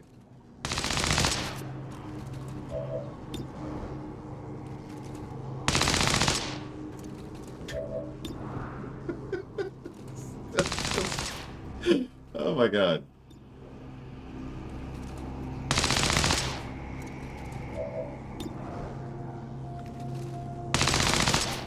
Did not know you can't melee these. I'll admit it. Yeah, just throw the gun, Bragwood. Throw the gun.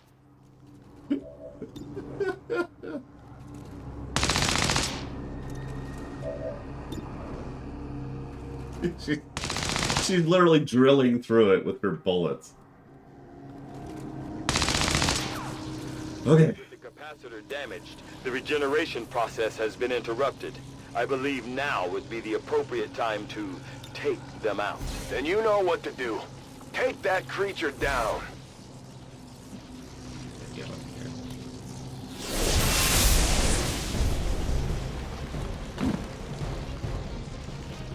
Now that wasn't supposed to happen. And just when I was starting to like you, you're the reason why this world can't have nice things. No, this is the reason the world can't have nice things.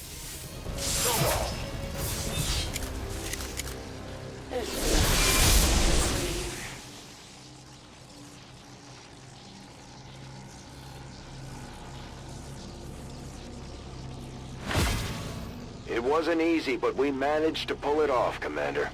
If only we could see the look on the Elders' faces.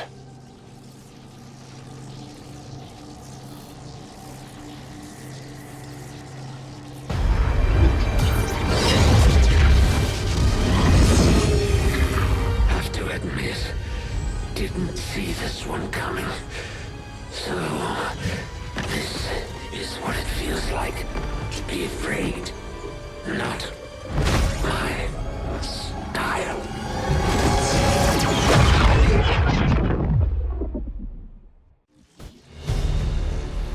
Yeah, you got me thinking, actually, Luke. As is, what we do is we get some unique weapons, which are barely better from these guys. In their wake, XCOM refuses to let What if we gained the Chosen themselves? They will continue. Including their mega abilities, right? The more I think about that, the more I think that could work. Your victory over the Elder's immortal servant will bring hope to all those who thought its death impossible. We are stronger by far when working together. Your skill is... Yeah, the more I think about it, the more I like that idea. Like, that's your reward, is the hunter joins you. So he gains that mega ability where he can just target someone from across the map. And the next round, he hits them, unless they move out of range. The knockout grenade, the ability to just kind of take a unit off the field, probably lose the unit in question, but like just the ability to just nope a unit out once per battle would almost be worth it just by that. And just stuff like that, right?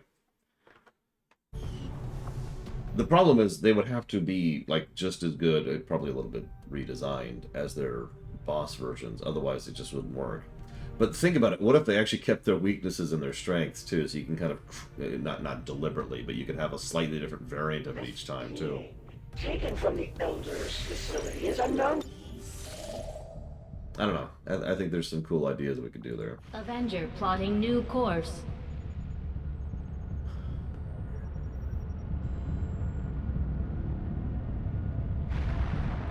Like I said, it would probably take some... That UFO contact has us locked in. We have to take evasive maneuvers. In the corridor. We're going down, Commander. UFO contact has disabled our systems. Brace yourselves. Okay. Commander, we can't afford to let this operation get away from us. Even if it means sending our wounded forces back in...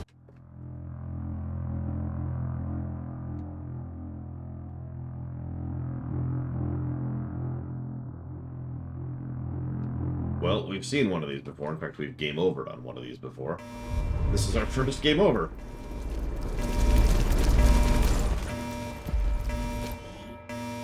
Right, we can't skip cutscenes. Menace 1-5, situation critical. Primary Avenger systems are offline. Exact same map, too. Commander, we've got a critical system failure. The Avenger is dead in the water. I'm diverting reserve power to the scanners and they're Where's picking my up movement speed person? source nearby. We need to locate and destroy whatever it is disrupting our systems. We may have a bigger problem, Commander. We're picking up heavy comm traffic. Dozens of Advent transports are inbound on our position, and they've got battleships in tow. The aliens are sending everything they've got. We have to get this ship off. You know, we never actually see enemy ships, really, do we? Just transports. On the disruptor. Destroy it, and let's get the hell out of here before it's too late.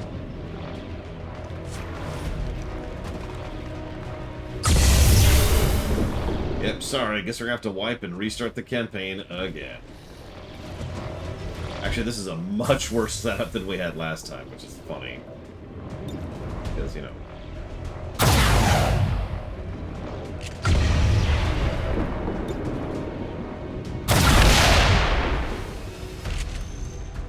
Target destroyed. Excellent work, Menace 1-5. Shen, what's our status? Whatever it was, destroying it seems to have lifted the disruption field. Engine control systems are coming back online.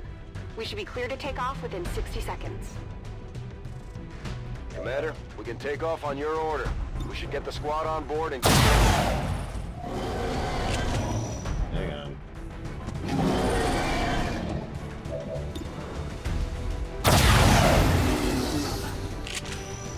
I definitely got that one. I think a good way to balance it would be you could only bring one chosen to a mission at a time. So you could hypothetically have all 3 chosen on your roster, but only one chosen in a mission.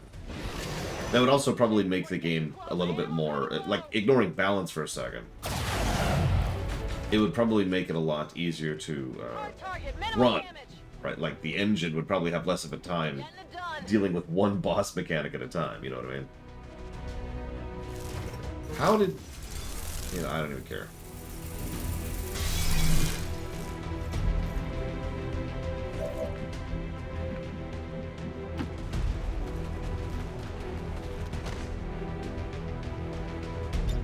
Ready to engage. Is this the... Oh, there we go. Take off. Excellent work, Commander. Looks like the Avenger lives to fight another day. Cool. He's dead. Why is he on my screen?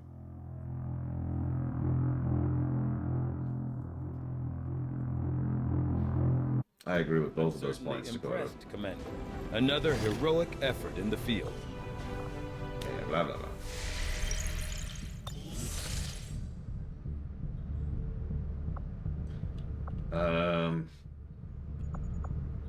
What was I in the middle of doing? Oh, here we go.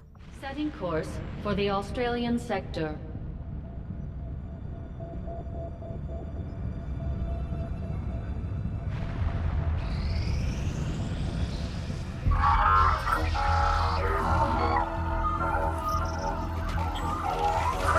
Yeah, that looks safe.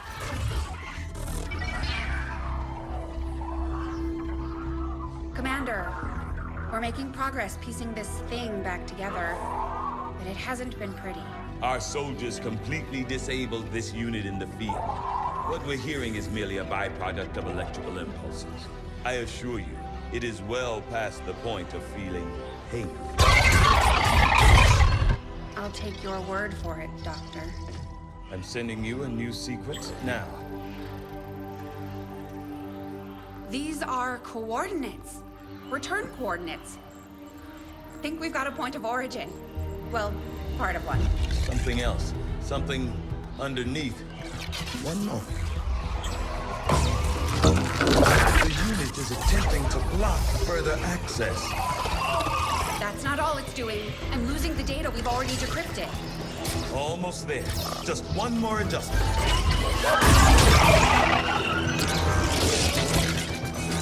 Forget the data. It's accessing the power core. Overriding my safety. Increasing power levels to tie in, sever the connection. There.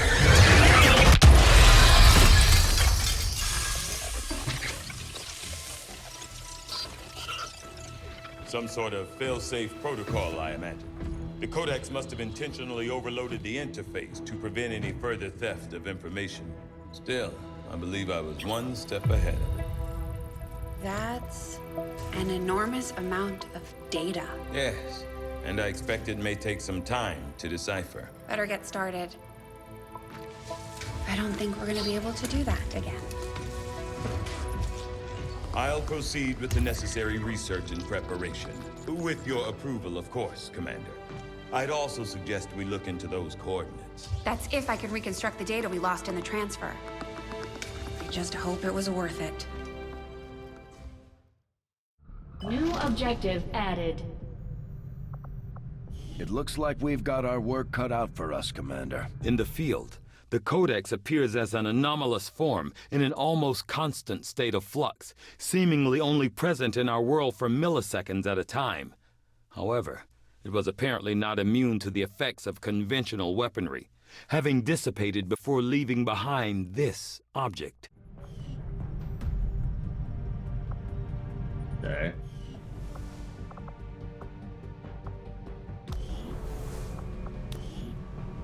Well then.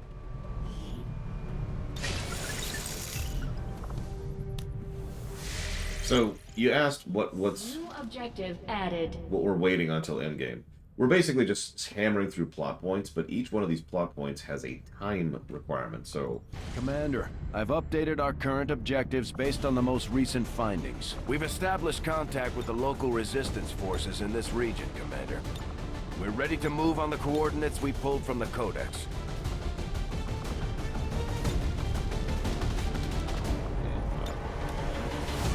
Who's my next highest ranger? Pit Kiss. Let's go.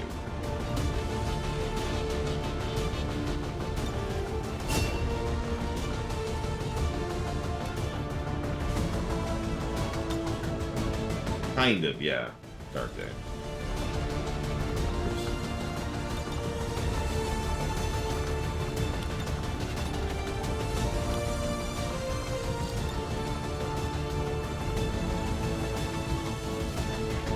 Ah, yeah. There we go. Actually, hang on. I can do better than that.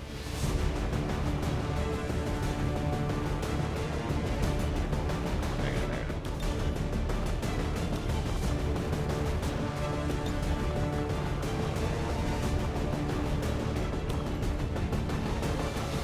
Perfect.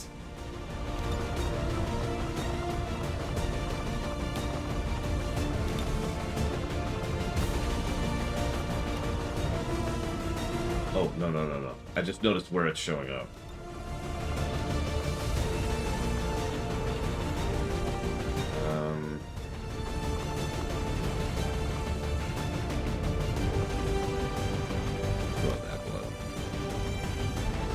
There we go.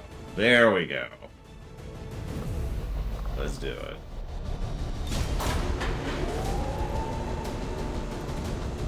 I like it.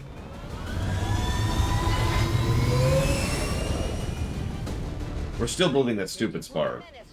That's the best part. I can't even send the spark out yet.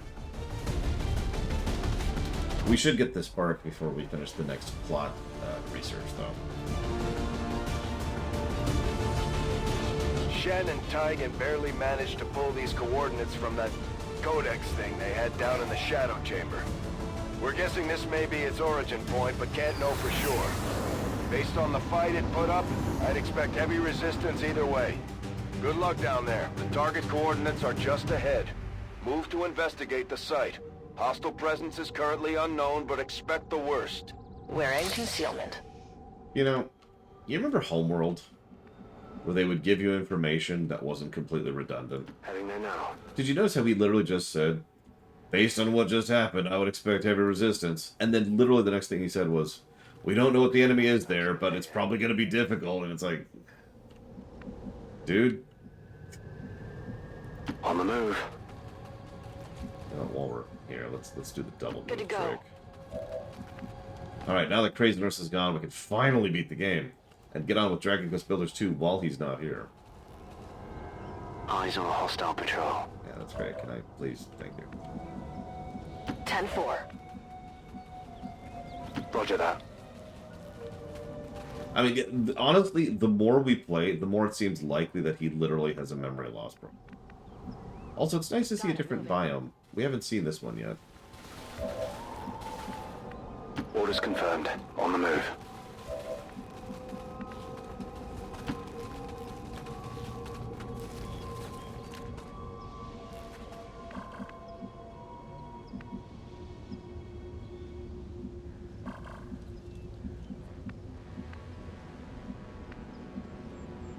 Yeah, if I get to the homeworld block and don't enjoy it, there is officially something wrong with me. And I need to seek serious mental help. Will do. I mean, I stand by what I said. For all the aggravations and frustrations, this is still a very good game. It is a very flawed game, but it is still a very good game, and it's still going to be a net positive. I'm not sure what we were expecting to find out here, but this definitely... Not the same rift the Codex used when it appeared. This thing could lead anywhere. It may not even be pointing at Earth. As with most things, we'll likely need to bring it back to the ship for further examination. I've actually streamed every homeworld game at this point, but it's all been bits and pieces here and there. The only homeworld game we have a modern coverage of is Cataclysm, which, you know...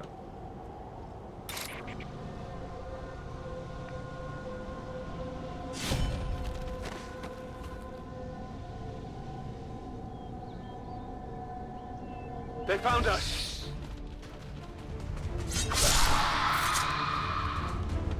Happy now?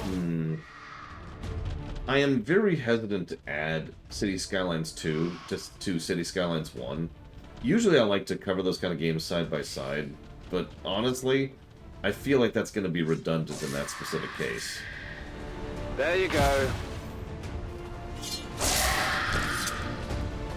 Okay, so I got one. Well, we're not going to do Cataclysm, Loke, but we will be doing Homeworld 1 and Homeworld 2 and Homeworld Deserts of Karak. Possibly 3 if it ever comes out, and, you know, ever comes out. I don't know what else to add to that. No, don't. Hard target, minimal damage. Yeah, screw it.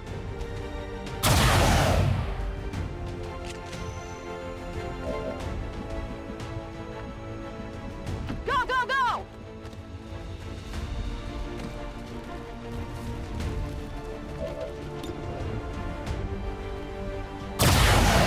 I mean, Kata has the best story of the series by far.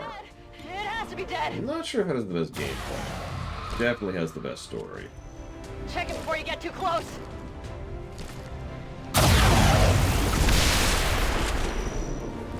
That's it. I'm trusting you here. You are what all life is to us. Food.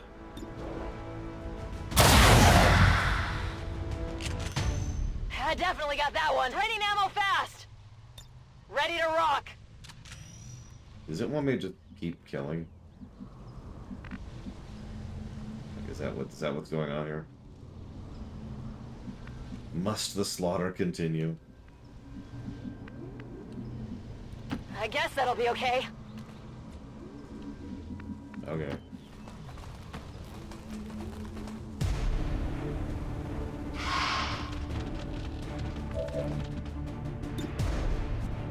Cataclysm is just so good on the narrative axis. I got it, right?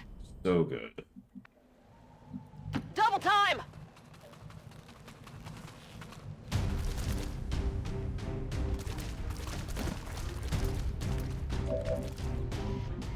What's over there?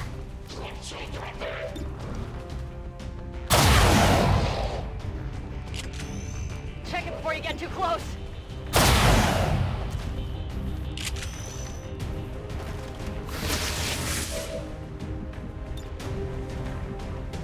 Okay, I'll go.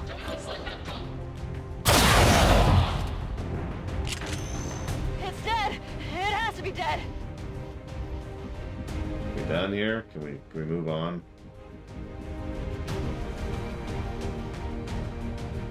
Got it covered. I mean, Kata scored pretty well on the golden number. Pretty sure. Let's turn this off. Overwatch. It is clear. Overwatch.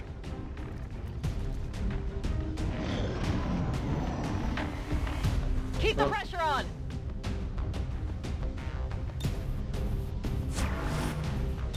Moving to Overwatch. I think it wants me to kill everything. Oh my god. Okay. Go keep killing. On it. While I look at Homeworld. Switch hands. If you say so. Yeah, it got an 83.57. And honestly, the gameplay was what was pulling it back from being an even better game.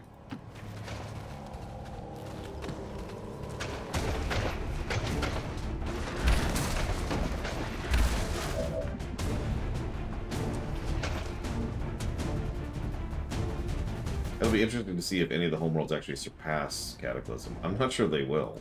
Moving out.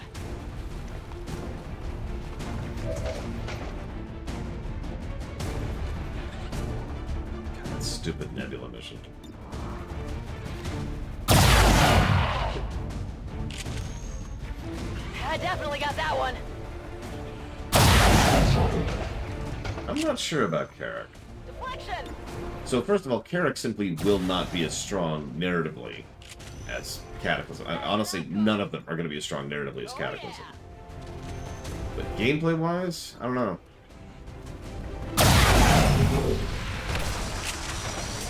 Yeah, if not for the literal mechanics working wrong in the remaster of 1 might surpass it.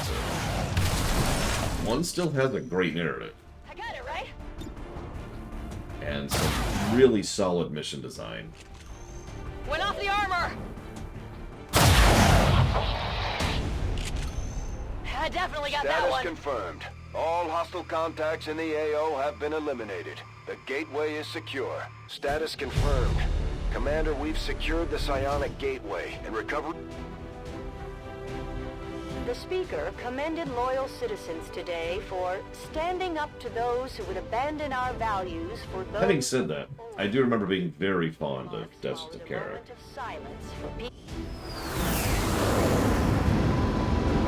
I enjoyed that playthrough quite a bit. But I've only played it the one time, so we'll see. I wondered how the new gear would hold up, Commander. Looks to me like it's working out just fine. The distinctive alien artifact we recovered from the field was... New objective added. You just killed a whole lot of people, In order to analyze the alien psionic gateway we recovered, we will need to make the appropriate modifications to the shadow chamber first, Commander. Insufficient power. Oh, that's interesting. Okay. I can make that. Power relay construction initiated.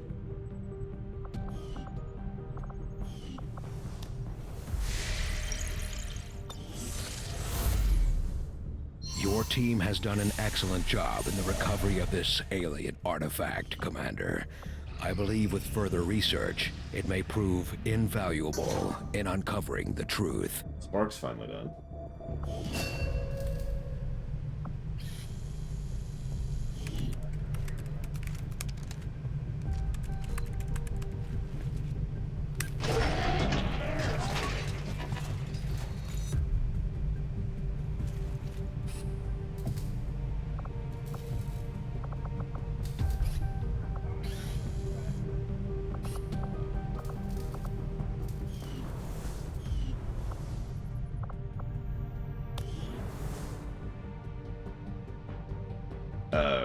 Fighters come to mind immediately, Spartan. In the original Homeworld, there's a concept such as fuel. In the remastered engine, there is no concept of fuel. So that causes some wonkiness, among other things. Twist reality to allow their armies to pass through from worlds they have already conquered. This gateway is one of many, and it presents a great danger to us all.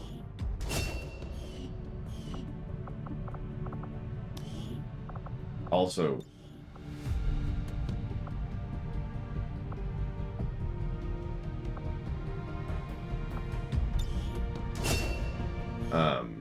one of the other problems in Homeworld 1R is the very way it calculates damage is different in the new engine. And so Yeah, the unit balance is wrong compared to what it should be. For those of you who know where Homeworld 1R is literally Homeworld 1 rebuilt in Homeworld 2's engine. The problem is Homeworld 2's engine is a substantially different engine. So, like I said, they did a good job with it. And there's actually fan patches.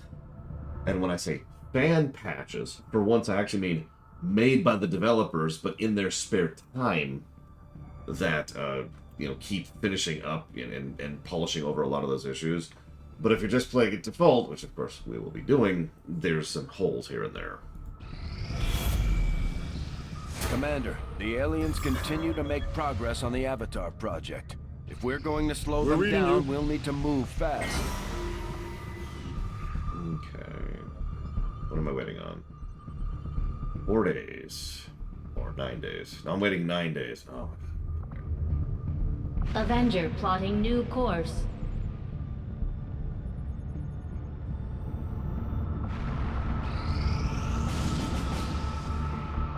Ignore. Ignore. Oh no.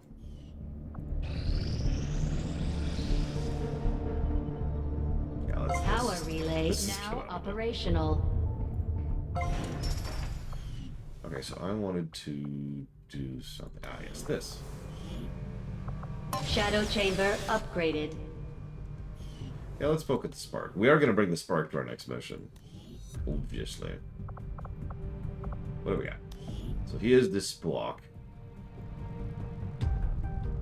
Looks cool. I already like it. Your new name. Does anybody want to be the spark?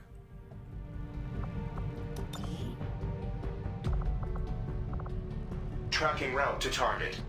Maximum range. Is that Dorn? Servos at maximum. That is Michael Dorn. Let's see what it can do. I hope you can keep up. A differenza di voi, questa unità non si stanca. Servomotori al massimo. Actually, yeah, Shadow Machine's a good pick here. Honestly. Maximum thrust confirmed.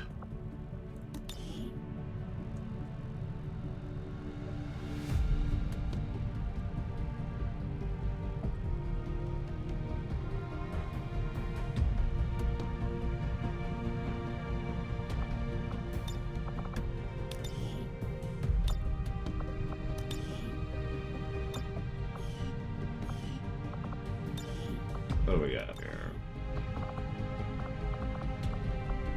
Oh my god. Look at Delta 5.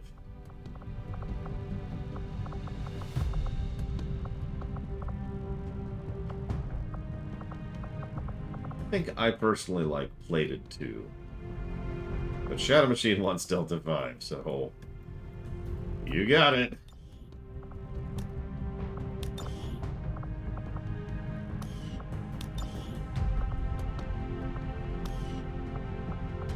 So I need a main and a secondary. And you're very happy. You don't have to have a thing there. Jesus. Now you look like a transformer. I don't get that reference. Sorry, Zuckdev.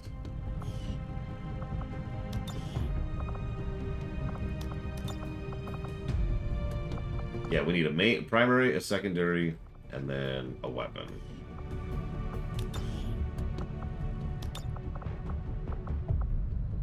$82 is this. Don't think that's what you're going for.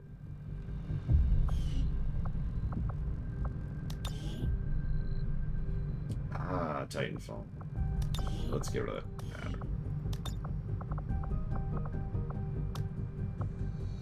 And secondary color is black. And then weapon color. Don't pick black. Pick anything but black. I'm sick of people picking black on weapons. Come on. We got all these colors. Okay, blue. I'll accept blue. Perfect.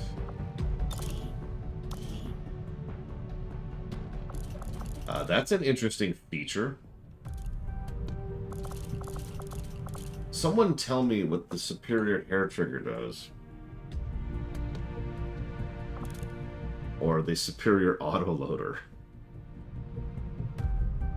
I get it. You can still kind of divine what's going on, but I love how the text is literally blocked by the gun. Just literally blocked by it.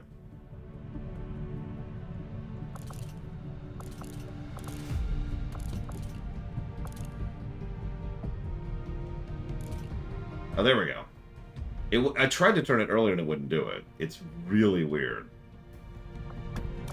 But yes. Oh, no! I can't turn it.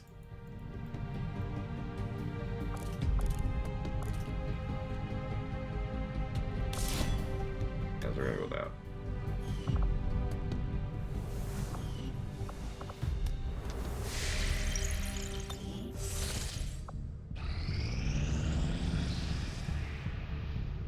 Yeah, we're just waiting for plot coupons now. Commander, we have the position of a vulnerable UFO that's set down in this region. If we move fast, there's a chance we could recover a nice haul of supplies and equipment.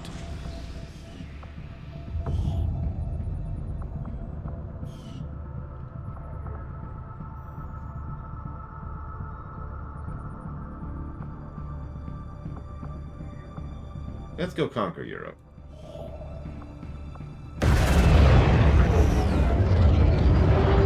Commander, we've utilized all of our available communications capacity.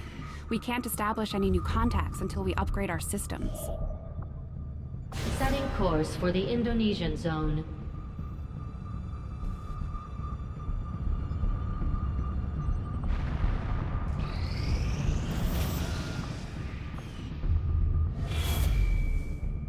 Commander, the aliens continue to make progress on the Avatar project.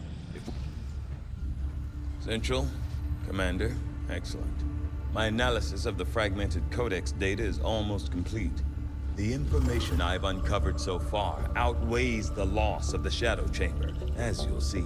Is that an elder? Haven't seen one in at least a decade. Yes, and I believe I now understand why. The Elders appear to be afflicted with an aggressive form of tissue degeneration, rapid muscular atrophy, to a degree I had not even thought possible. So they're dying. Sounds like our job just got a whole lot easier. As with most things involving this adversary, it's never quite that simple. The Elders have been aggressively searching for a cure to their condition for centuries. Each time they encountered a new species, they procured what genetic information and material they required and moved on to the next world. Until now. I believe they found something in us. Something important enough to cause them to take root. A cure? Not that I can determine. Several key files were previously deleted as part of something called the Avatar Directive. Avatar. We need those files. Were I to gain access to a fully functioning codex, I might be able to recover them. Or blow the entire ship to hell this time around. I didn't say I needed the creature here, Bradford. I am confident I could access the unit remotely, provided your soldiers can get close enough to it in the field without destroying it first. That we can arrange, Doctor. New objective added. This is, if you're paying attention, the second time we've had an objective, which essentially means hope for a random enemy and then do something irritating to it. We're ready to move when you are, Commander. I've updated our objectives based on the latest information. I don't know, Pika. You tell me. So now we need a mission. Unfortunately, we have no missions live right now. Priority message coming through, Commander. Putting it on screen now. Your progress against the aliens over the past month has been significant, Commander. But there is still room to improve if we are going to eliminate the alien threat. We might take the Elders by surprise if we switch up our tactics. Maybe we should try something new.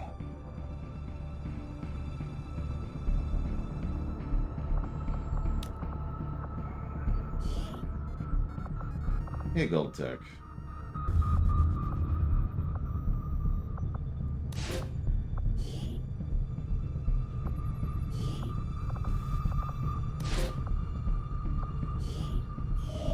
don't care.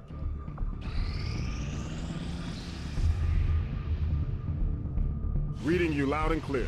Yes to both questions, Evo. And thank you very much, Gold Tech. Always. And if you give me a moment, I'll jot that down.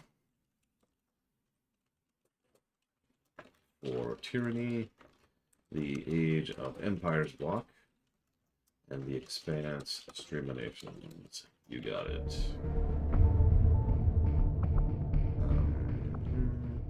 Yeah, sure, go to that. Setting course for the Western European Ward.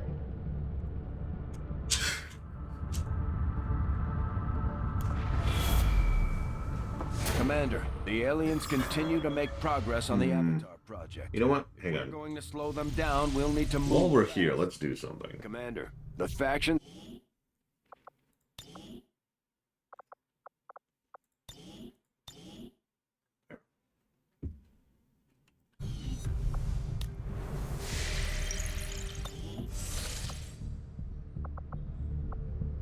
Setting course for Eastern United States. I mean, I hope... at this point, I'm nervous about playing the game. Who knows, right?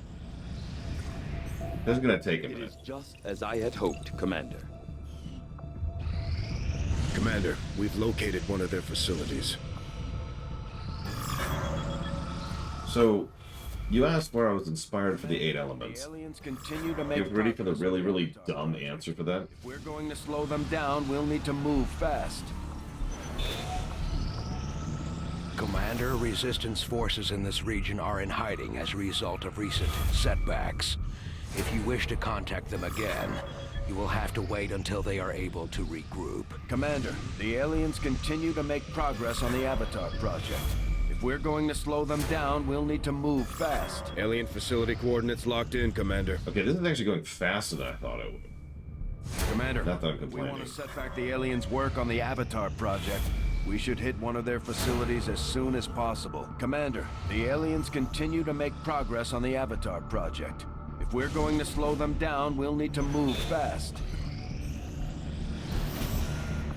So there's a game called Secret of Mana, which has 8 elements to it. There's more to it than that, but when I don't know, the visuals, the aesthetics of Secret of Mana always kind of captured my Got an urgent communication coming in for you now, Commander. While I recognize that you've been placed in a Oh my God, come on. Commander, our continued failings over the last month have left many in the Resistance concerned. Nothing short of a vast improvement will do. Word is we've got a new trick or two available, Commander. Maybe we should give them a try. Local resistance forces in this region have gone into hiding after the recent setback, Commander. We'll have to wait for them to regroup before we can try to make contact again.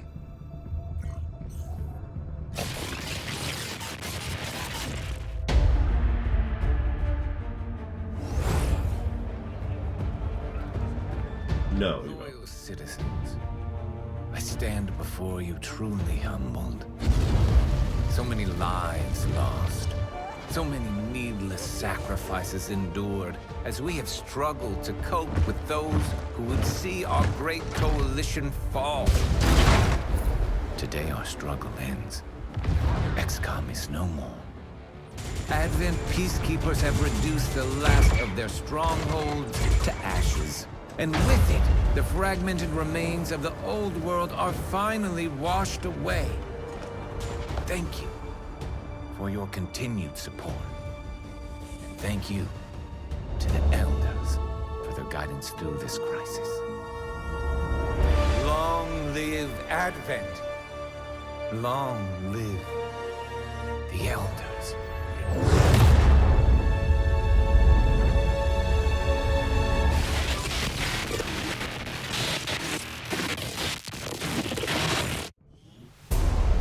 And yes, that is Garrus. So hey, we actually get a oh crap, a end game thing here. Unlike last time when we game over. Nah, he's fine, Evo. He's fine. Don't worry about him. Anyways. Let's try that again. Yeah, that's a bad ending. So, I wanted to show that off at least once, because there is actually a game over screen. We just didn't see it last time. For some reason.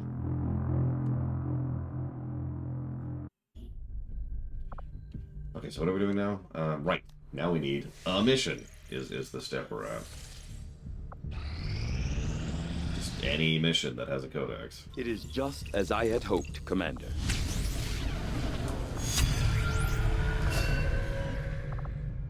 This specimen, known to our troops as the Advent Priests, has up until recently been rarely sighted outside the city center. While not physically intimidating, much like the Elders themselves, these priests are deceivingly powerful psionic beings. Even in death, their remains still radiate with powerful afterimages of psi energy.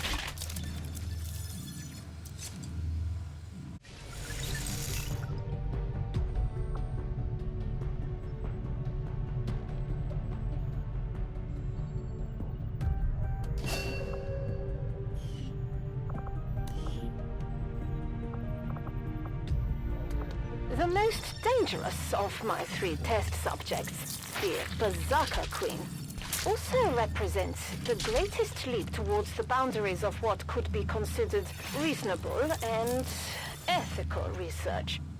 Even in wartime, I must consider the fact that by providing an already unstable alien being with equipment that may further its own capabilities, I risk crossing a line that can never be uncrossed.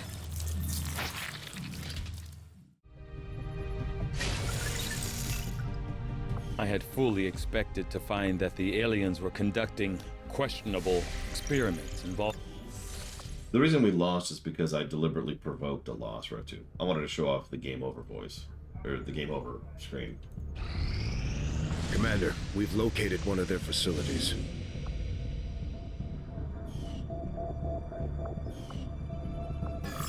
Oh, that sucks.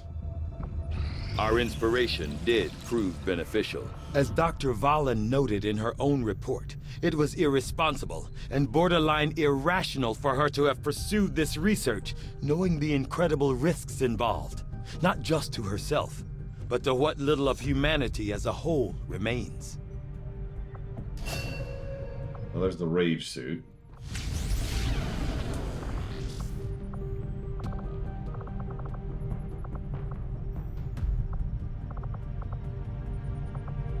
The turrets we see employed by Advent throughout their various facilities and security checkpoints are automated, much in the same way the alien mechanized units are. A significant amount of time was likely spent developing the optical sensors and targeting system, which I expect Shin will want to thoroughly examine following the disassembly process.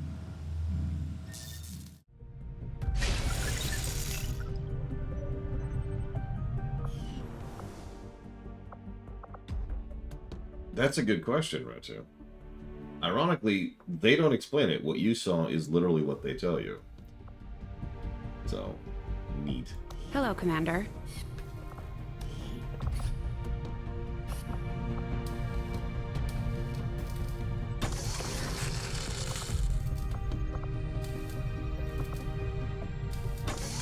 Grab that over here.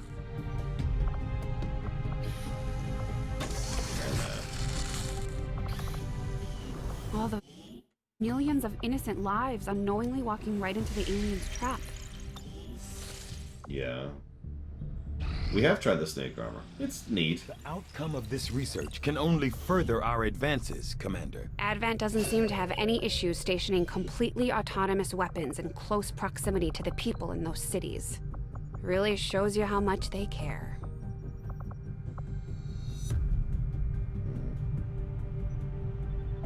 This fearsome creature, long referred to as a berserker, is clearly a genetic relation to the other mutant species we have encountered in the field.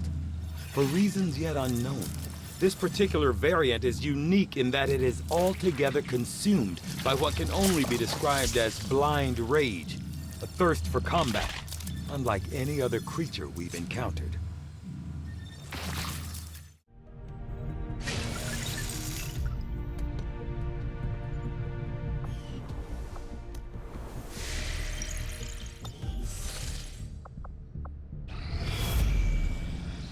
Commander, the aliens continue to make progress on the Avatar project. If we're going to slow them down, we'll need to move fast. Setting course for Sector 2, Australia. It's okay, we'll never encounter the Alpha.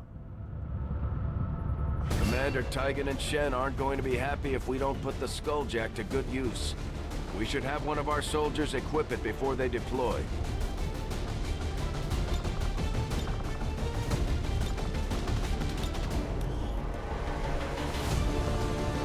Alright, Shadow Machine.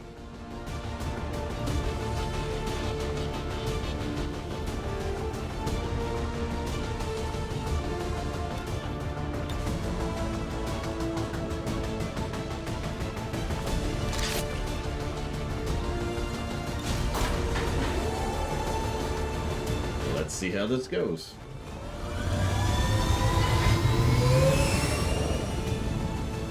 Sky Ranger deployed. We're in the pipe, 5x5. You, Trihexia. You volunteered by virtue of not being here.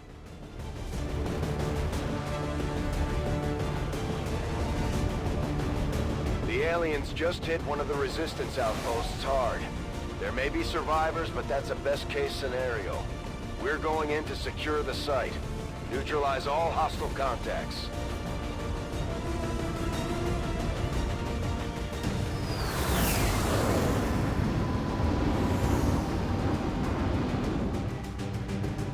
One of those Chosen is leading an assault on the Resistance encampment in this area. Our people are doing what they can to fight back, but we need to help protect the civilians trapped nearby. There's a group of Resistance soldiers hunkered down not far from your position.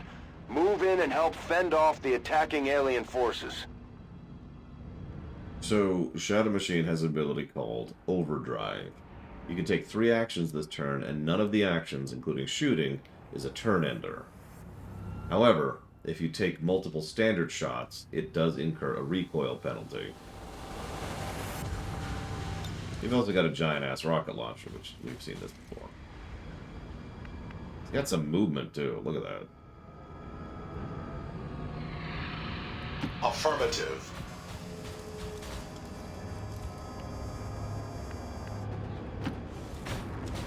Oh yeah, so you've also got him. Shred armor. So main attacks, shred armor. Can equip fire heavy weapons, immune to fire and poison, and can hack from a distance because he's got the bit there. That's actually pretty mean. Engaged. Yeah, he can also function as cover, just like in the first game. Long range movement. Hey, a codex. Commander, that codex provides the ideal opportunity to infiltrate the Advent network. We will need to move in with the Skulljack to initiate the process. Getting it done. Alright, Evo, I need you to skulljack that person. Just get up there. Just get up there.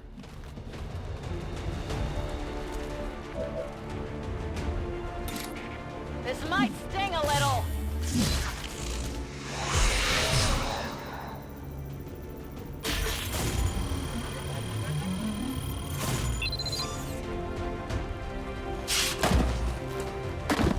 Piece of cake.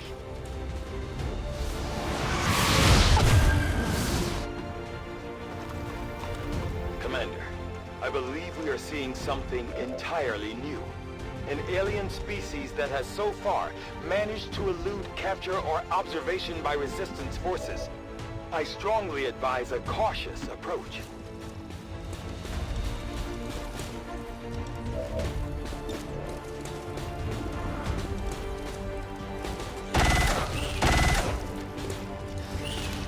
Nice gun. Oh, I also noticed he's got armor, too.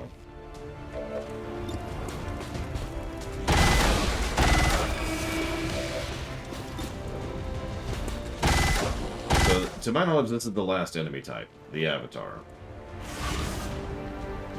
Avatars are dicks. What the? It jumped to a new position as soon as it took damage. Preparing to re-engage.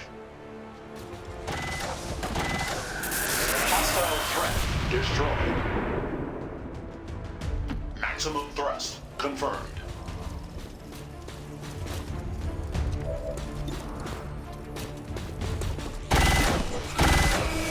Yeah, they're mages. They're straight up mages. Critical.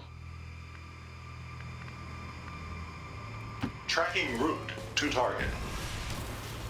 Jump jets. Gotta have jump jets.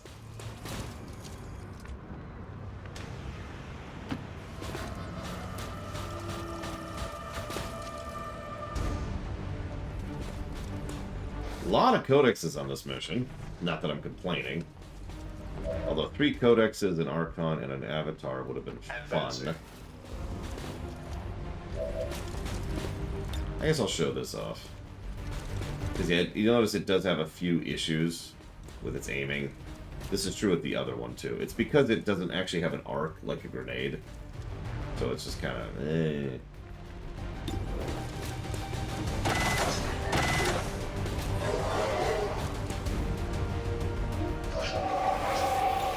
Begin reload sequence. Oh god, the avatars are just reapers. It all makes sense. They just took a bunch of a human slushy and made something out of it. There's a large group of civilians pinned down within range of your position. Sensors indicate hostile forces are closing in fast. We need to get in there before the aliens slaughter those people. Yeah, really the only benefit of the rocket launcher, this is true with the other thing too, is here's another grenade. It's a way to get additional explosions and AoEs in a mission, which I actually have made good use of, so whatever. Target destroyed. Minimal ammunition remaining. Insufficient damage on target. Reload. Oh yeah, I believe rocket launchers also shred armor. Don't quote me on that though. Hostile target eradicated. If you see something else with armor, I'll test it.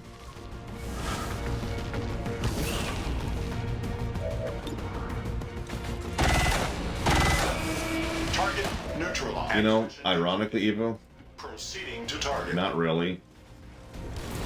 I want you to consider how long this is taking us while mega cheating. Optical system recalibrating. Like, this goes back to the padding problem I already talked about. The resistance team is in the clear. They're moving to help the other survivors. Like, the fact that this is dragging out this long when we are mega cheating is a little bit silly.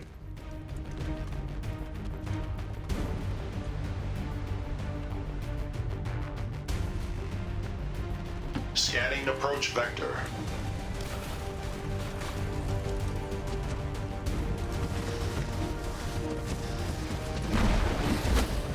That's 3 more codexes. What the crap, game? And none of those things have armor. You know what? Hang on a second.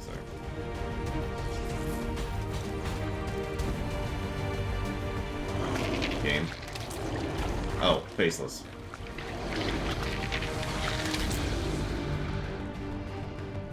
Yeah, exactly, Von Falkenstein. Exactly. Man, this is honestly probably faster. On it. Get up here, Eva.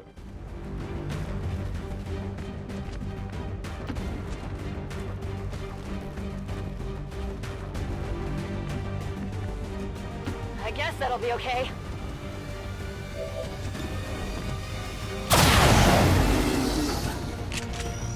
Check it before you get too close.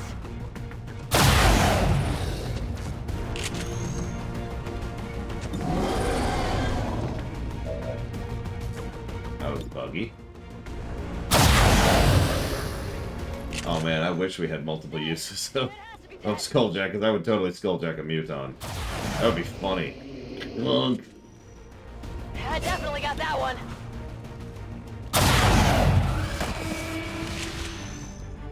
I got it, right? Copy that.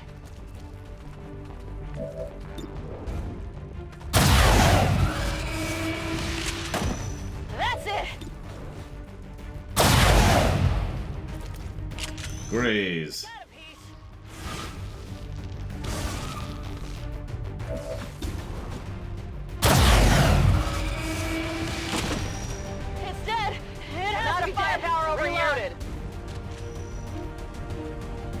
You know, I've been thinking, Retu, I'm honestly curious if XCOM 1 will score better than XCOM 2 at this point. Oh, speaking of which, since we're done with our little roundup, let's go ahead and update the HUD, shall we? Give me one moment, please.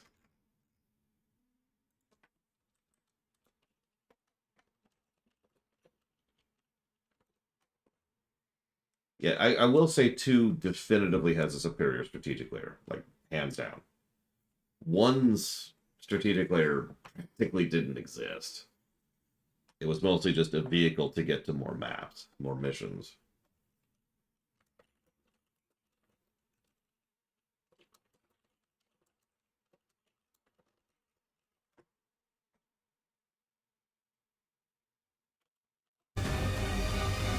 I think the first time we used the term strategic layer on this show was with regards to the XCOM, because I remember when we streamed XCOM 1, it was so simplistic, it was actually boring. I don't see any other enemies. Roger that. Unfortunately, I don't know who Eric Loomis is, so the only way I could know that Got it covered. exact is if I actually played the game. So who knows? We'll see when we get there.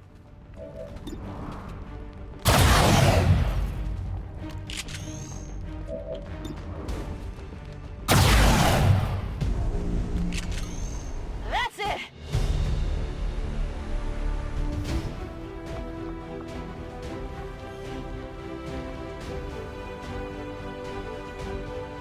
Years of peace and prosperity will not be undone by the reckless actions of a...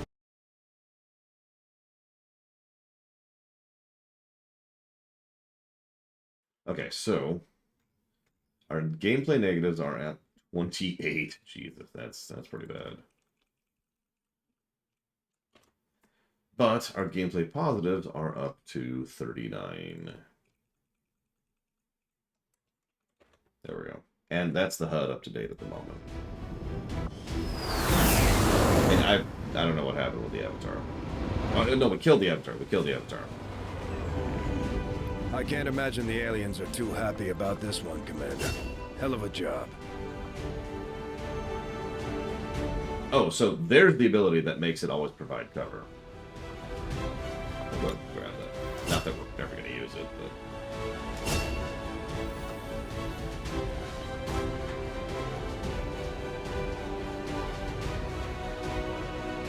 I feel like we went with Reaper usually, which is funny. Commander, although I New objective added. You and your crew have dealt another serious blow to the aliens' efforts today, Commander. Impressive work.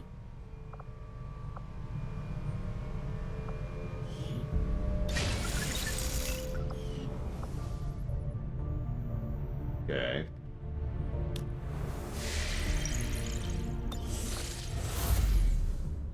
Your forces have stood against every threat presented by the enemy thus far, Commander.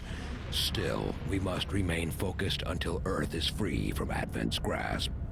This unknown entity could be the key. I mean, you know me. I prefer people just do their own takes, Octaft.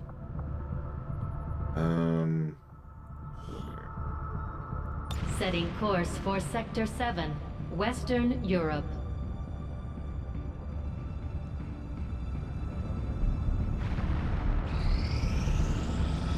Signals coming through clear.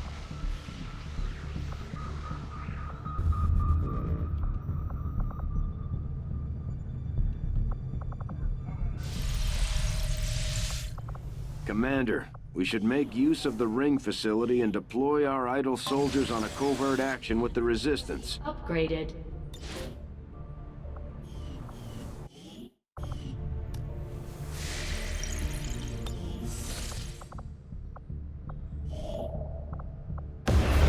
We're reading you. New regional contacts located.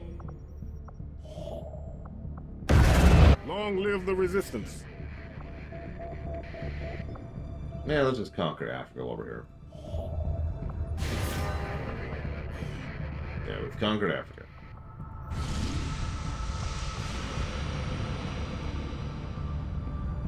I know why they're doing it, Zach. I just don't agree with it.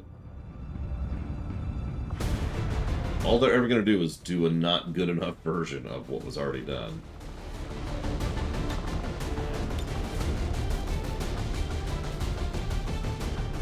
God, Shadow Machine looks ridiculous there. Reading you loud and clear. Sector 11, West Africa. Sky Ranger deployed. In position to drop.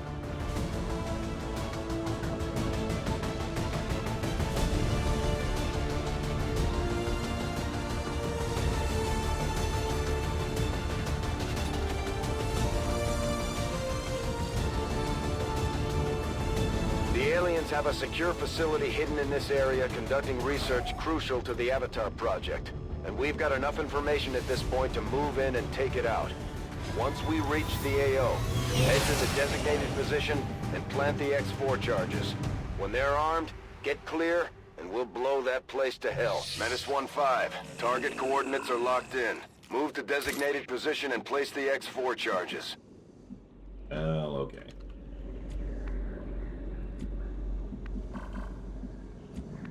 Looks like Pit Kiss has the most movement. Time to motor. Got eyes on the hostile squad. Moving on target location.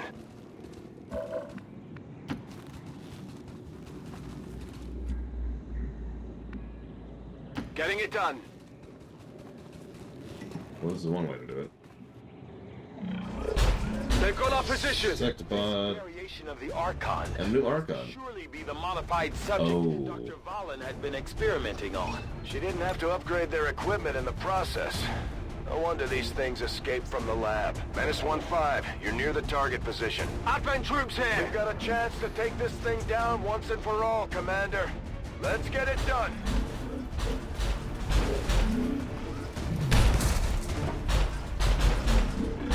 Oh yeah, also Sectopons just naturally destroy terrain around them. So that's part of the problem. Menace 1-5, status confirmed. X4 charges are armed. Move to the extraction point for immediate evac.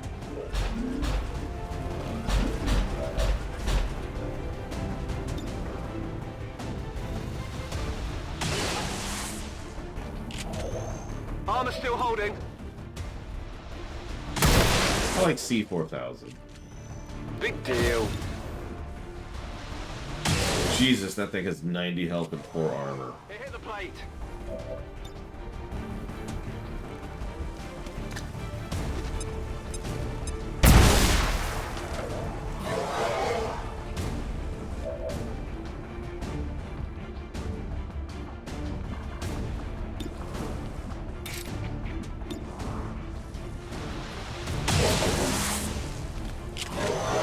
Deflection. Oh yeah!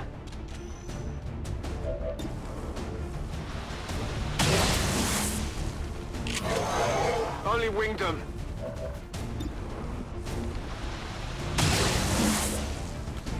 Yeah, Sectopods were one of the buggiest things we encountered last playthrough. Hey, random. Like, they would just absolutely destroy everything. I skirted them. In there, in just from moving around and extending themselves. Never mind actually shooting.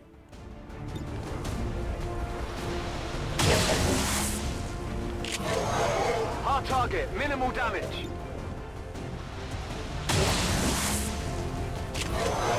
I got a piece.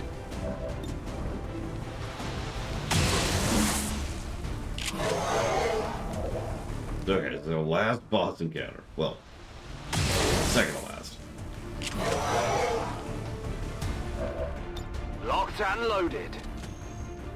It's okay, I've had a quarter health. Went off the armor.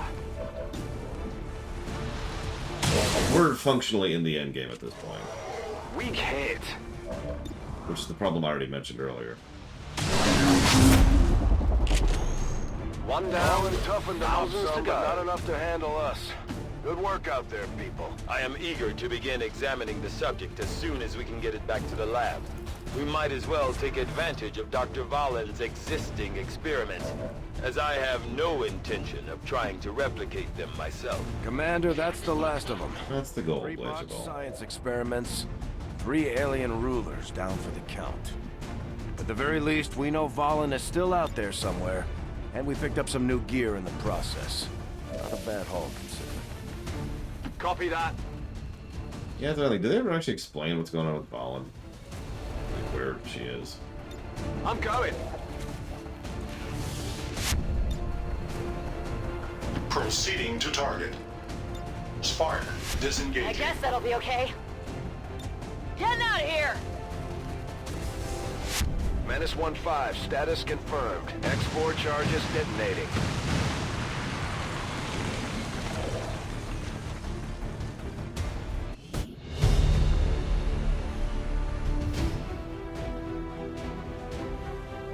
The speaker commended loyal citizens today for standing up to those who would abandon our values for those of the old world. Well, I'm trying to race to the end game as quickly as I can here at this point. Just to finish it up and be done with it. I'm glad to see our troops finding success in the field. It's good for the entire crew's morale. Now that we have recovered one of Dr. Valen's test subjects, I can begin an autopsy on the specimen as soon as you give the order, Commander. The destruction of this facility marks an important step towards the total elimination of the Avatar Project, Commander. Your team is to be commended. I mean, right now, we're doing the same exact thing we did at the end of Chaos Gate Demon Hunters. We're just waiting for plot coupons to progress. Signal's coming through clear. I'm just kind of buying time. Setting course for Sector 13, South Africa. And yeah, it's a pretty long game.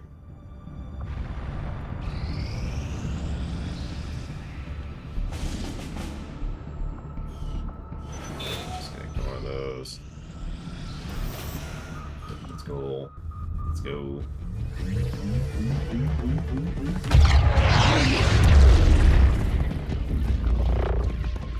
That looks safe. But you're the only one who can pull this off. You know, I'd go myself if I could. The gateway is primed. Is the subject prepared? Ready. I hardwired what was left of the Codex brain into Rover. It should be emitting the same signal the Codex used to pass through the gateway. Excellent. Let us begin. We've already seen the Codex opening a similar rift in the field. I am sure your device will be fine.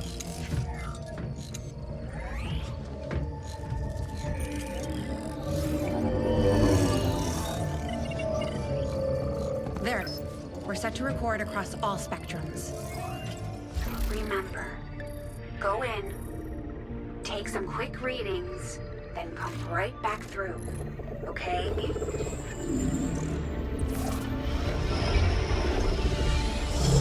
Whoa! Are you seeing this? It appears our signal has been received. Increasing power. It doesn't look like any place we've been before. Or any place on Earth, for that matter. Perhaps this is the source. The aliens' seat of power, if you will. Secured beyond any physical limitations. Only one way to find out. Go on. We're counting on you.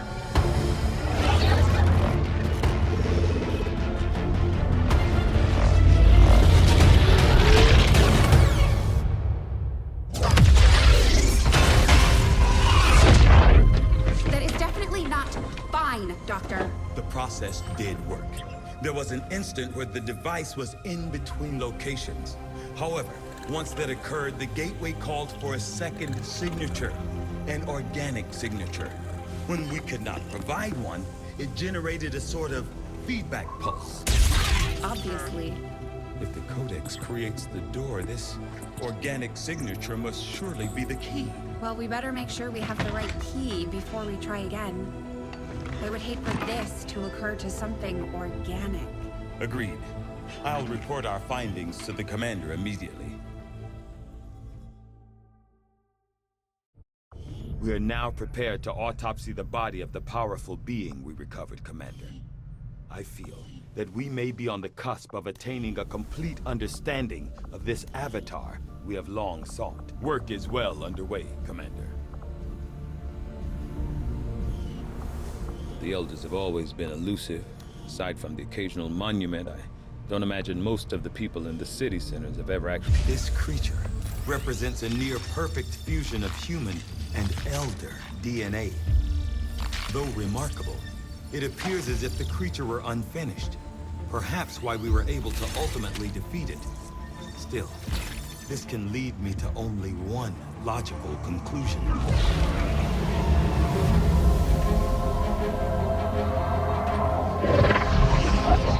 We had such hope for you.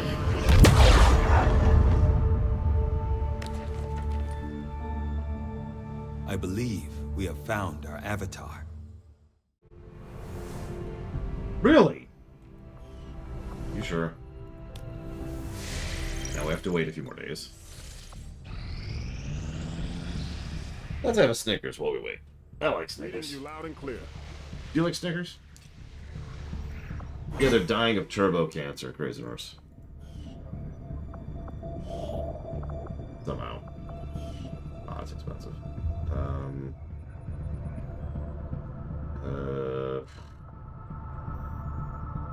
Actually, not a lot of things I can do right now. Here, go here. Avenger plotting new course.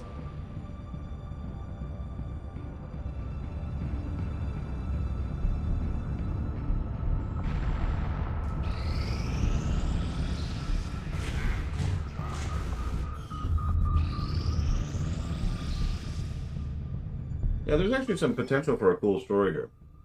They don't use it, but there could be.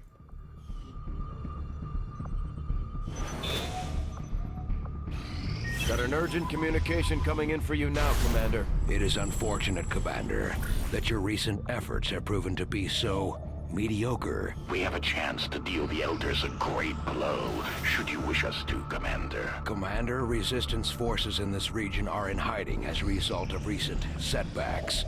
If you wish to... We're reading you.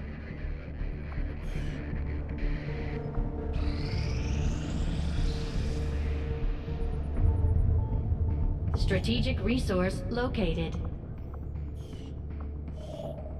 Setting course for Sector 1, the Arctic.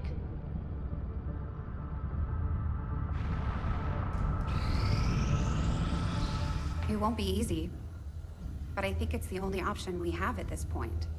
Agreed. We must inform the Commander immediately. Go right ahead. Commander, Central, the Shadow Chamber has completed its analysis of the Avatar's DNA. It has identified the genetic sequence necessary to travel through the Psionic Gate. Perfect. We can finally shut this Avatar project down for good. However, the gate requires more than a mere transmission of genetic data. The sequence has to be part of a live subject. The key only works in lockstep with the signal. We don't have time to find another one of those things, let alone capture it. No. That part we can handle. We make our own. You're serious? Quite. Though the specimen before us is damaged beyond repair, it has provided us with its complete genetic blueprint. We already possess an unaltered avatar template from the Forge facility. That, combined with the genetic material we recovered at the Black Site, should allow us to replicate the procedure here. So, what's the catch? Yes, that. Without an Elder consciousness driving it, the new avatar would remain as lifeless as the one before us. While I can develop its body, I cannot create the mind to drive it. But I can. In a way. By manipulating the new avatar via the psionic network. You want to operate one of these things? By remote control? Not exactly. And definitely not me. Interfacing directly with their network would cause severe, if not fatal, trauma to an unprepared central nervous system. As it stands, we only know of one individual who has survived that kind of ordeal.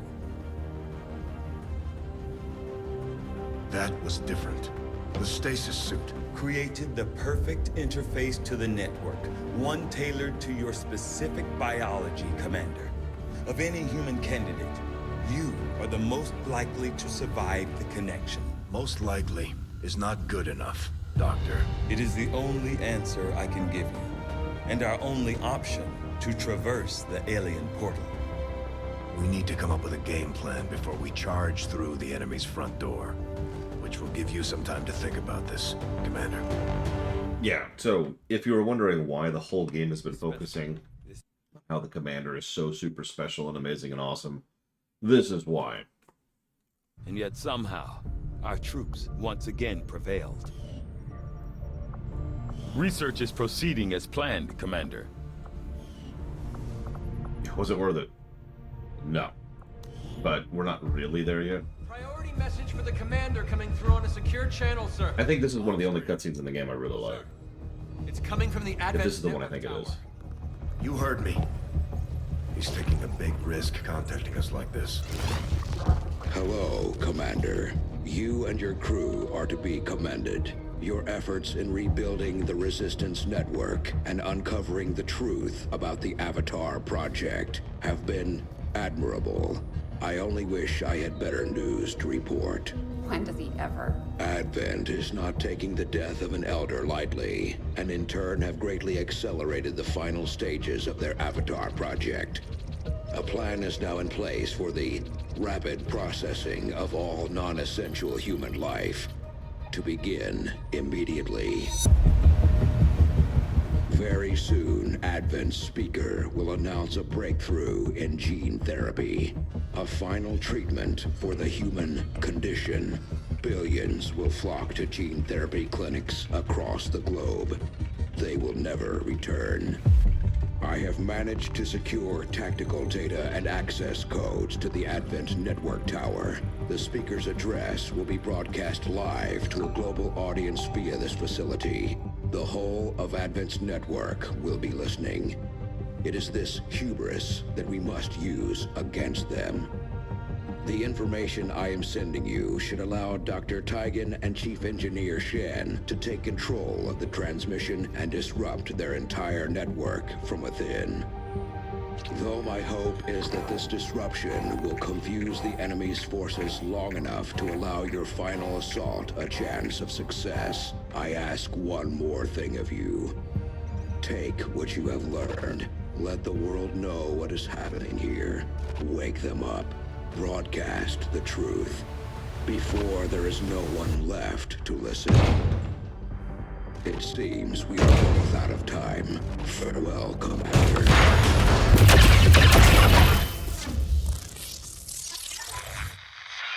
New objective added. We're making progress, Commander. I've updated our objectives based on the latest findings. We have the target site locked in, Commander. This is our chance to strike at Advent's heart. Once we control the network tower, we can finally show the world what the aliens are doing. There's no turning back after this. For some strange reason, they finally give us this option that probably should have been in the entire game. The ability to spend intel to gain extra little benefits in combat. This is a neat option, which would be a plus if it was a feature instead of showing up here. Commander, once we move on the Advent network tower, it's all or nothing. We won't have time to advance our research or deal with the wounded. We should only deploy once we're fully prepared. Setting course for India.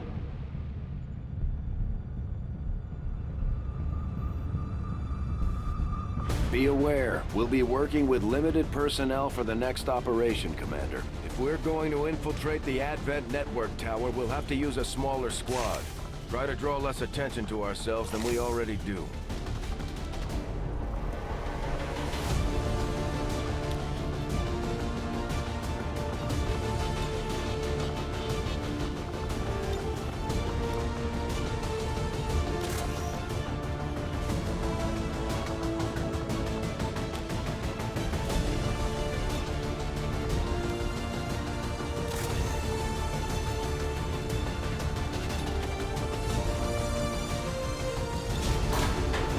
Stealth team engage. And if this is the mission I think it is, this will probably be the other individual mission that gets a plus just for level design. Squad green to deploy. Because I think I remember this mission. Pretty sure I do. Oh, and we're going to go and close down the guessing game pretty soon. Commander, it's time we put Advent down for the count. This'll be a two-pronged assault. First, we hack the heart of the Advent Tower and disrupt their network before the speaker finishes his latest broadcast. Shen's cooking up a little surprise for them that should more than get their attention. With Advent in an uproar, we'll access the portal and take the fight to their front door. All goes well, they won't even see us coming. It's risky, but it's the best shot we'll get. Once we start this, there's no turning back.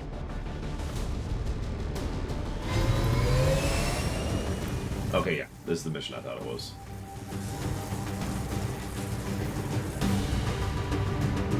Move to infiltrate the network tower. Locate the access point and hack in to seize the broadcast signal.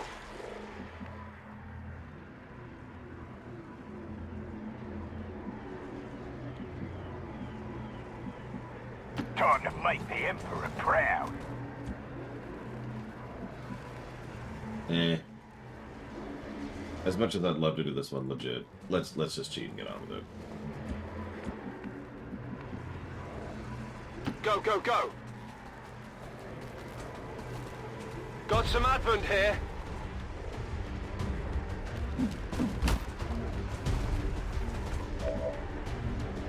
Actually, I know what I'll do.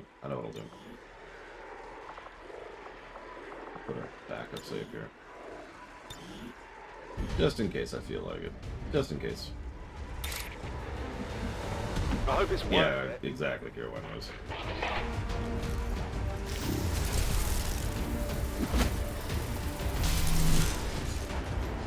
Yeah, this is not actually the final mission. Yeah, but we are one step away from the finale. There you go. We do have one other thing to show off, which is part of why we're I nicked him. kind of in a hurry.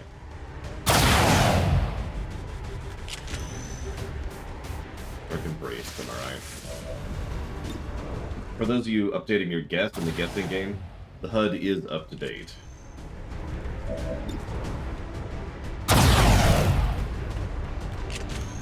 Happy now? Got it.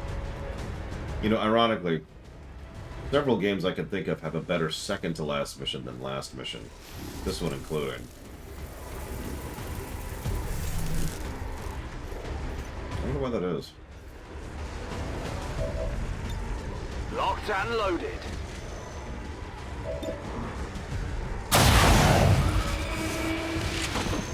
Okay, so I got one.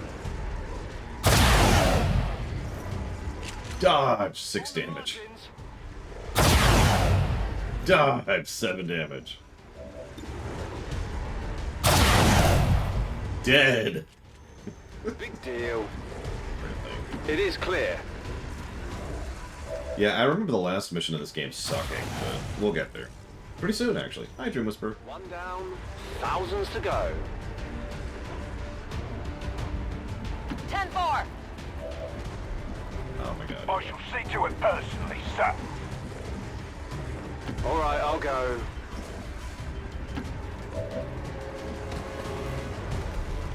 It's an honor to serve the Imperium, sir. Yeah, you and me both, Dream Whisperer. You and me both. Roger that. Stepping off. Target in range. Move to hack the command console. Wish me luck. I mean, this is still a decent... Well, XCOM 1 might be a better first entry into this genre. It's got a little bit less going on in several ways, but also screws up less. Hey. Mario plus Rabbids was very legit, though, so that's a solid entry into the series.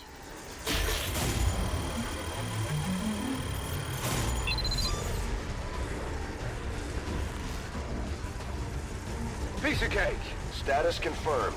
We have control of the network tower. The signal is going out.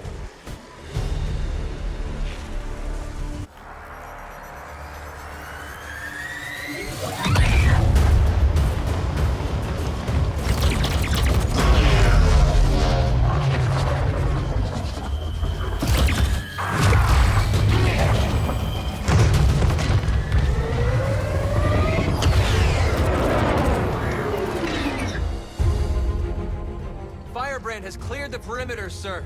Meeting limited resistance. Well done, Doctor. Yes, it would appear the feedback pulse is having the intended effect. Shen, status. Did it work? Advent assures us this breakthrough will be available to all citizens immediately. We go live to the speaker for more. Fellow citizens, for 20 years we have put our trust in Advent, in the Elders, because we believed a better future is possible for all. Today, that trust, that belief, has been rewarded. Advent peacekeeping forces are traveling across the world, carrying the greatest gift from the Elders. A revolutionary gene therapy, yes, but so much more. This is an end to disease, to decay, to pain. The beginnings of a new tomorrow, available to all of us today. Truly, humanity finally takes its rightful place amongst the stars.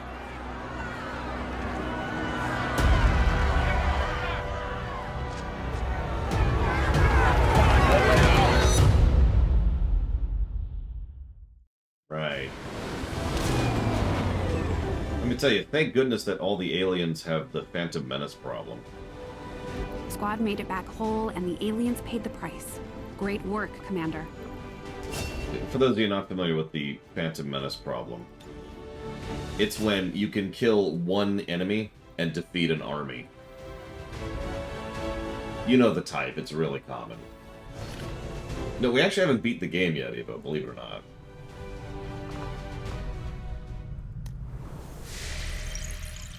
This is it, Commander. It's time we put an end to this, once and for all. Commander, yeah, the load-bearing boss. Deploy some of our wounded troops back into combat if you feel it's necessary. This operation is critical to our efforts. We may not have much of a choice if we want to proceed. From Game of Thrones, Lord Aramont?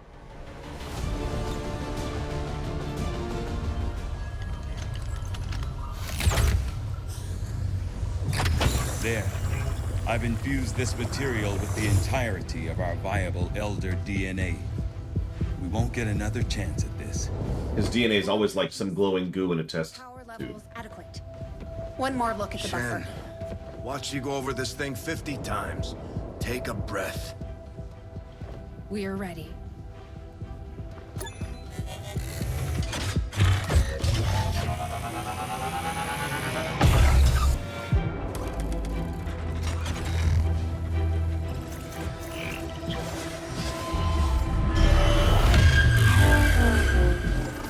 Synthesis nearing completion. Now, Lily! Initiating network connection. Oh, right, Krasinors.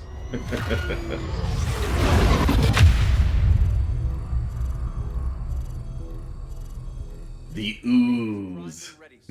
Patch me through. All right, people. The world got its wake-up call.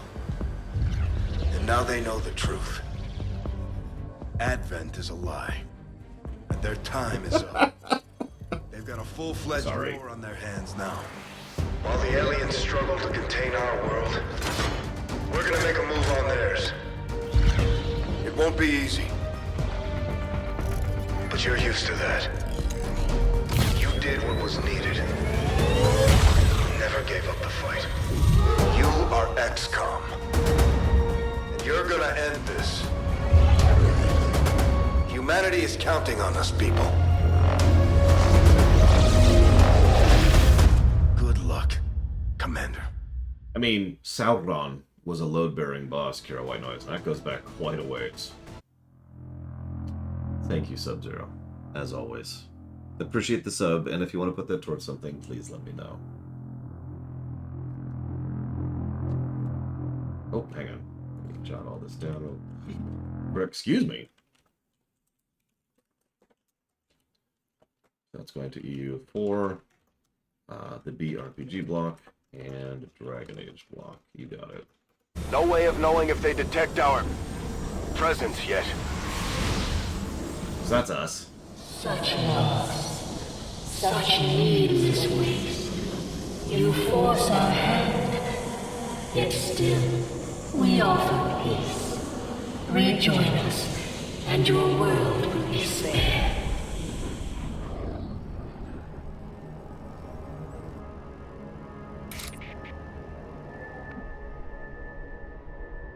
There we go. Sorry, game was being weird for a second.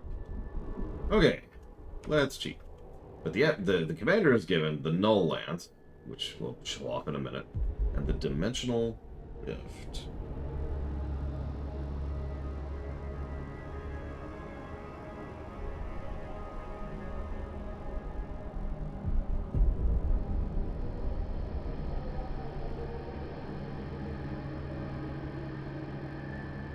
Yeah, actually, final mission. Let's go ahead and chop down the guessing game, because I think that we're as good as there as we're getting. So get your guesses in literally right now, because we're about to chop it off. I hope you beat this game.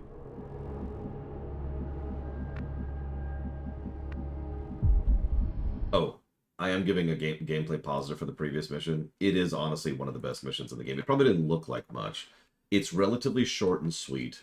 There's surprisingly interesting terrain, and it encourages both advancing and retreating. There's not that many enemies, but the enemy makeup is mean, and blah, blah, blah, blah. It's a good mission. It's a good mission. It's, like I said, it's one of the better manually crafted missions of the game. So, level second to last mission. Contrast, the outro is probably getting negatives, because by memory, this is just a slog. You'll notice the objective is kill all.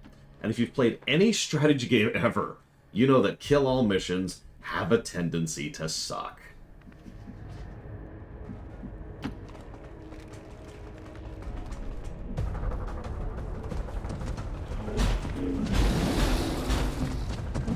This one took us, what, like an hour and a half last time?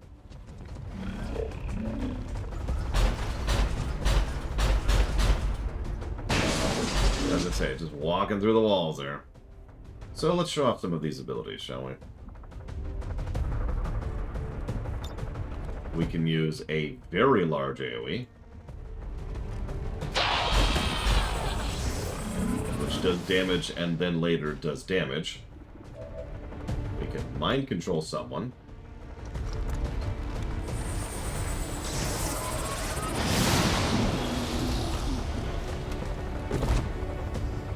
No, but the enemy can. And finally, the Null Lance, which is honestly my personal favorite because you can do some fun things with this. It's got a very significant range. So if you line it up properly, you can do friendly... Oh, because the mind control one. Yeah, do it.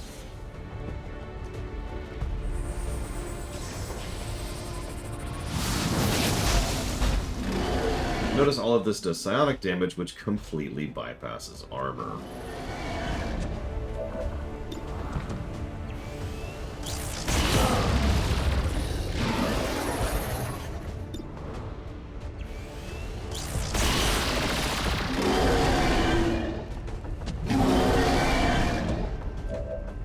Yeah, that someone was me, Anarchomax.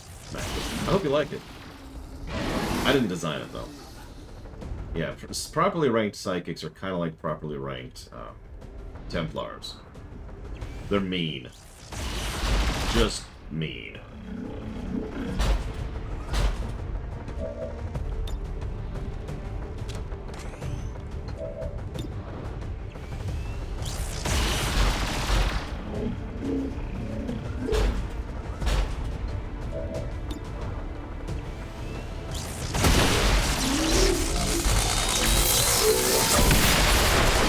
Oh yeah, by the way, I could be wrong about this, but I believe Sectopods and Gatekeepers both have an equally large explosion radius, aka freaking huge.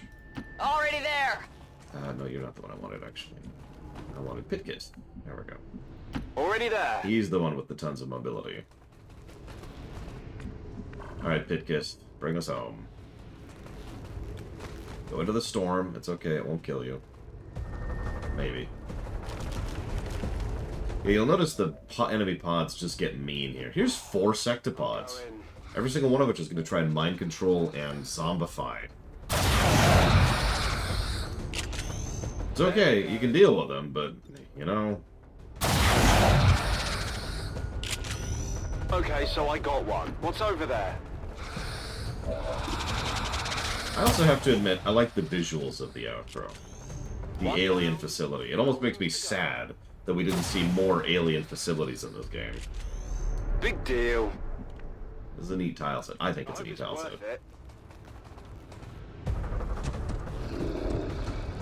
Yeah, so 3 berserkers and 3 faceless in 1 pod. And remember, this is a kill-all. This pod right here is just...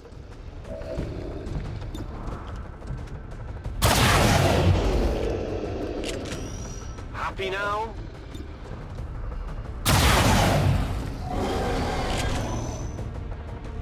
That's true, Kiro Eyes. That is true. One down, Burning through thousands to ammo, go.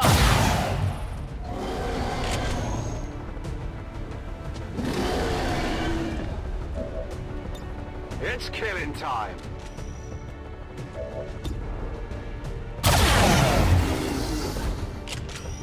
There you go. Okay, so I got one.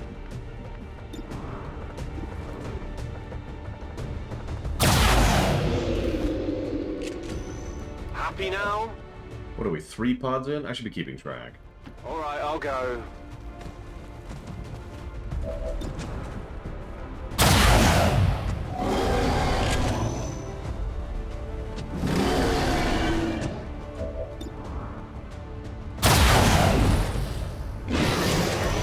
Big deal. Location confirmed.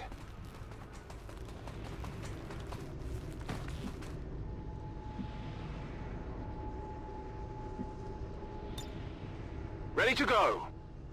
What, Jago? Move, move, move! Oh, we missed one. So that's 4 and 5 pods now. Yeah, we're cheating for the same reason we always cheat. Time.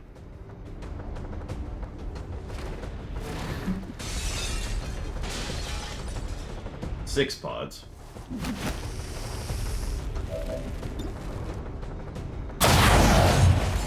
I mean, I've already said this. Look at how long this is taking with infinite movement and infinite attacks. Okay, so I got one.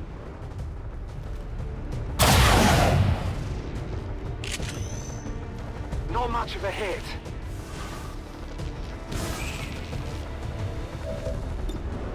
With a super gun, by the way. This is the Chosen's shotgun. One down, thousands to go. Oh, hang on, that's a gatekeeper. Whatever.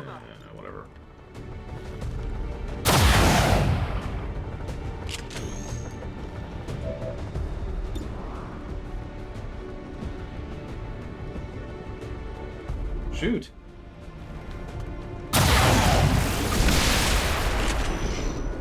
Big deal. Could use some ammo over here.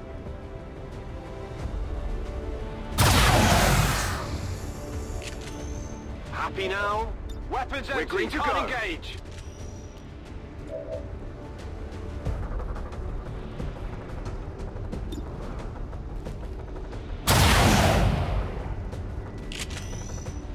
Hit the armor.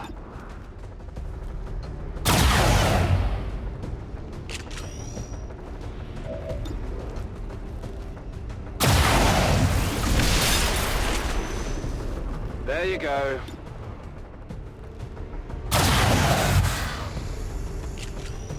What was I up to? 7? I agree. But, Lord knows the balance certainly wouldn't even be affected by that, considering the kind of nonsense that's in this mission. There you go. Also, final missions / final bosses should always be something special. I've been saying that since the SNES era. On it!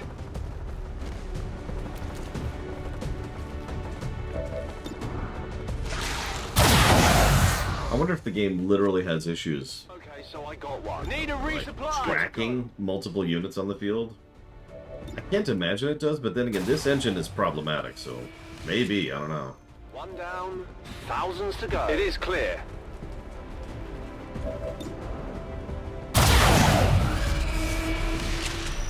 There you go.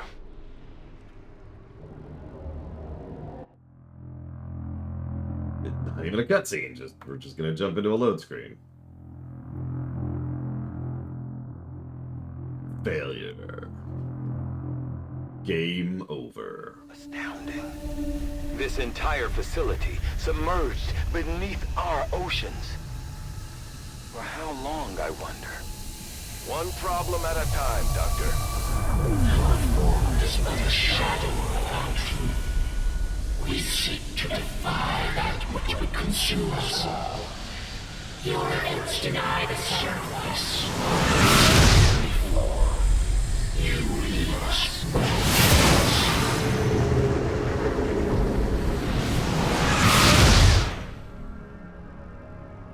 What's it called? From the Deep, I believe. And yeah, the map made it pretty clear this is underwater. I'm not actually sure why this is supposed to be a reveal. Still neat, though. It's not even that far under the water, considering how many fish we got going on here. But, you know, whatever. Go ahead and get a safety. I don't want to crash save here. Eager for action, sir. Terror from the Deep. That was it. That was it. Yeah, we can actually see, and there's fish, so we're pretty surface level. And yeah, maybe that ground there is actually the beginning of the facility. I don't know, whatever. I'm not here to speculate. Go, go, go!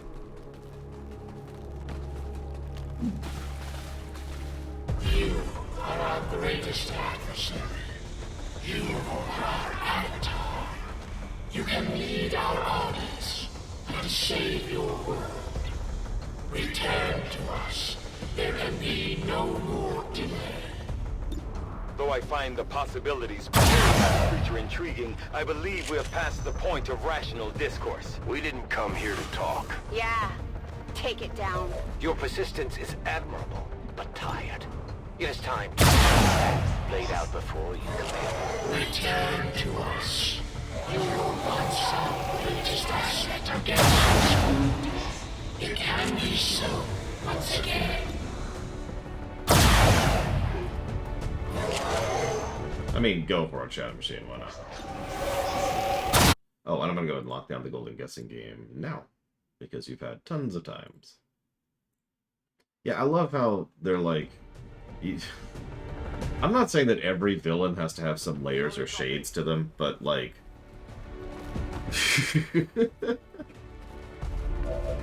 Surely we could do something with the Elders other than... well, this. It is clear. Listen. We just want to flash for pay your entire species in order to save ours. So could you just lay down and die, please? We're more important than you. Thanks.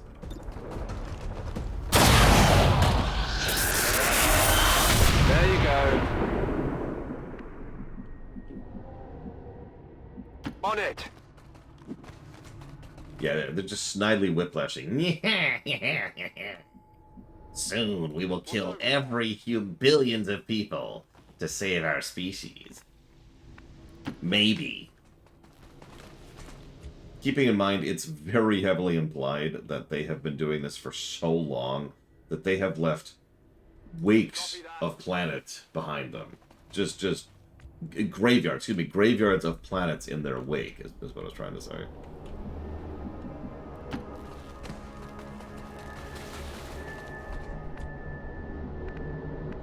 I think I gotta wait a turn, don't I? No need to ask twice. Listen, Django, okay, we actually talked about this a bit before Black Mulligan bailed on me, which I don't blame him for. It was mentioned that this game would be better with no story. Allow me to just go ahead and disagree with that. I hope it's worth it. As much as I've said before that, you know, negative story is usually worse than absence of story, and that's mathematically true. Listen, I'm Devil.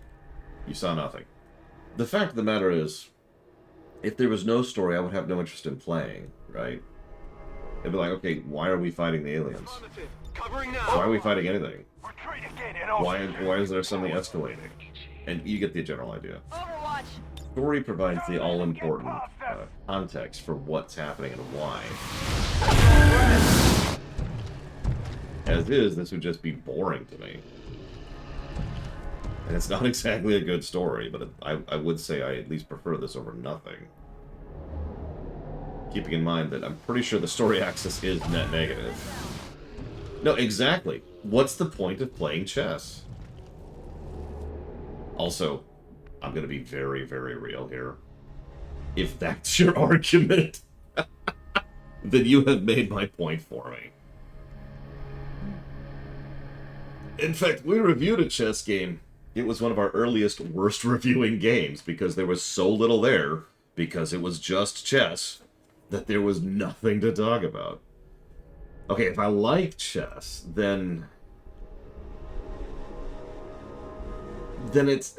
Okay, first of all, chess is a PvP game, which is the first problem. But the second problem, if you're thinking about it for a second, is... How do I put this?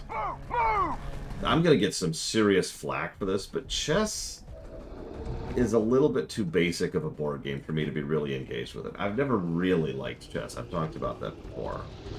I prefer actually complex, interesting, nuanced, varied board games, especially ones that have a narrative. Let me use an example that's been right off the top of my head because it keeps coming up with regards to this very game. Forbidden Island, also Forbidden Desert. Both of those games have a similar overall style as to XCOM 2, the tightening noose problem. But both of them are actually quite strong in the overall narrative axis because you are there for a reason, doing what you're doing for a reason. You are trying to accomplish a specific goal, and then once you accomplish that goal, you are trying to leave with your life intact. It's not exactly the strongest story ever, and I'm not trying to say that it surpasses The Lord of the Rings or Beowulf. What I am trying to say, however, is it has a story. And I will take that 10 times out of 10 over chess, which doesn't. Sense, mate?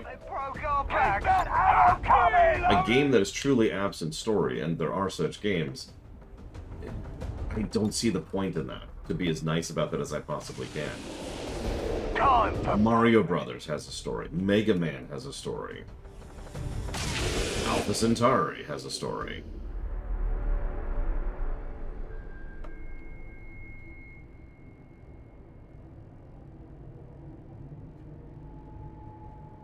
And while we're on the subject, FTL has a story too, just while we're there. Yes, Alpha Centauri is a horror story. Bubble Bobble. Bubble Bobble is actually not a bad example of a game that doesn't really have a story. Because it kind of doesn't. Ironically, if we ever do... I think Bubble Bobble's in the NES block, but if we do review it, I'm pretty sure it's going to score pretty badly. Because it's Bubble Bobble. There's just not much meat on the bones there. Hold the line, I'm on it. Scanning. Retreat again and I'll shoot you, coward. Well, again, I'm mostly just speaking from my personal preference, Lord Harriman, because if you remember, I started this entire sentence with proving that my own preference on the matter and my review system do not agree with each other. Fundamentally, a game with a worse story will score worse than a game with no story. And yet, in terms of just personal preference, I will still take the game that has bad story over the game that has no story.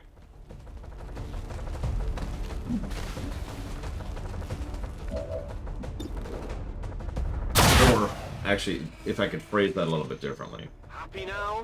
Weapons I have no interest in playing a game that has no story. That's a better way to phrase that. Out of rounds. Let's rock. Very true, Kira White Noise. Big deal. Got it. Moving. I'm sure there's an exception somewhere. I have no idea what it is, but I'm sure there's an exception somewhere. Because that's how exceptions usually work. By the way, like this final battle, it's literally, this is the final boss fight, it's not obvious. It's literally just kill wave after wave after wave of enemy. That's it. That's the final boss fight. Now granted, I'm killing them all every turn, but the way this works is you just keep killing them, and then once they're gone, new enemies spawn. And then you kill them, and then new enemies spawn, and then a new boss spawns, and this is a negative. Wedge off the armor! Yeah, the only thing you actually have to kill to progress the game is the avatars. But the avatars won't spawn every wave. Minimal damage. Big deal. Weapons empty. I'm ready. Can't engage. Affirmative. We'll see.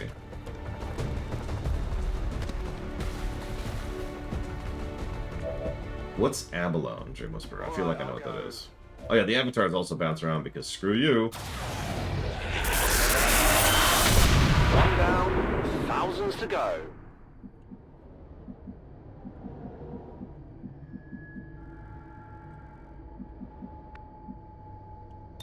Got it covered. On Overwatch. Okay, I might as well lose something, I guess. It is my duty to serve.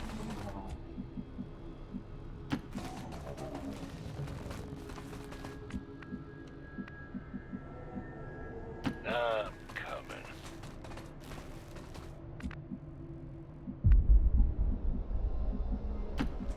I mean, that's because those actually were boss fights.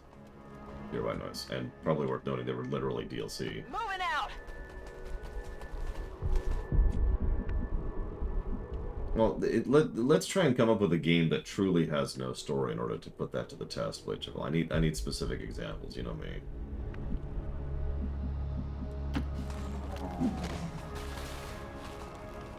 City Builders.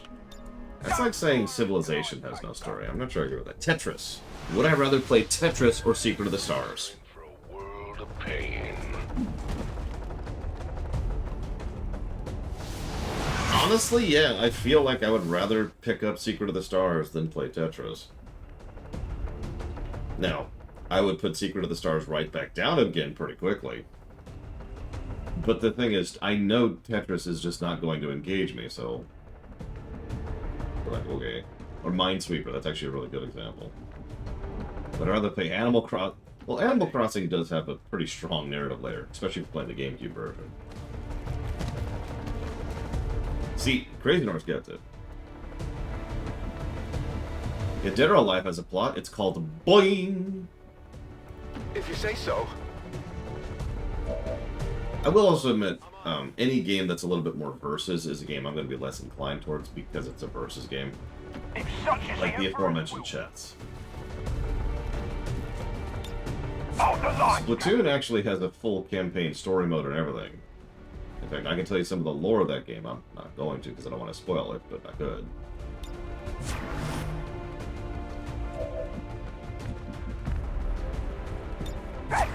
Run into our guns.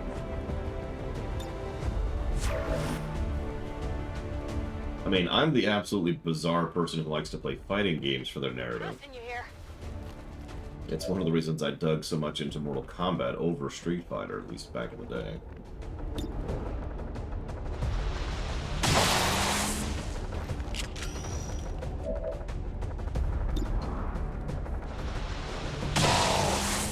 Having said all that, Tetris would objectively score better than Secret of the Stars. So, you know. If you say so.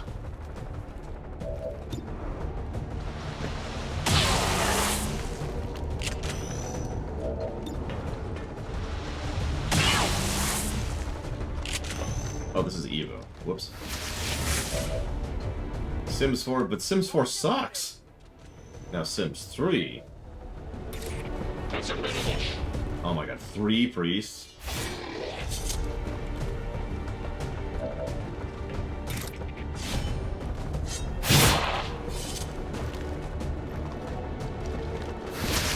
Yeah, Injustice 2, I can actually recommend literally just on the narrative axis. In fact, I have recommended to people who are not into fighting games to watch Injustice 2, because you can get all the cutscenes on YouTube. And I think it's worth it. I definitely got that one. So apparently you can kill mutons with melee, by the way. You just have to kill them. I got it, right? Worth noting. We were wondering about that earlier.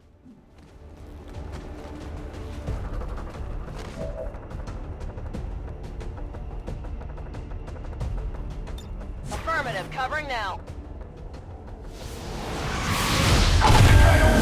Power on that bruiser!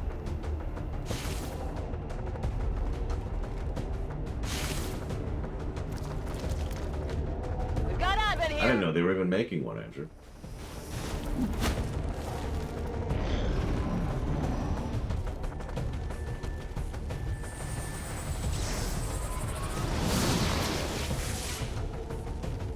I mean, I agree with that completely, Fair White Noise, unironically.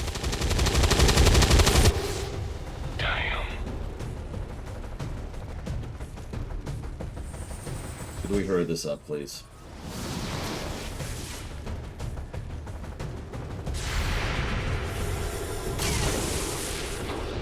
I got it, right? Thank you.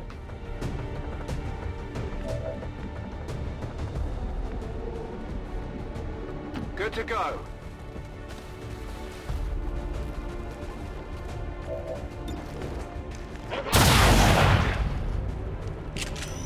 There you go.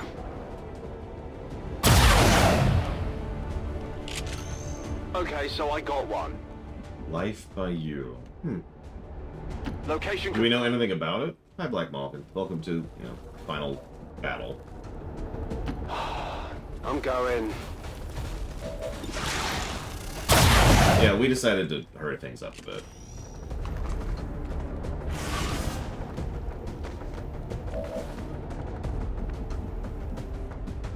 I'm all over it.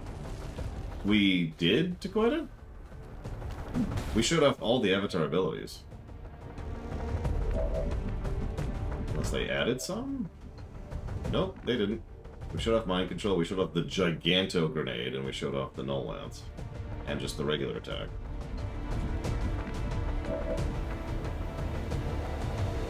So,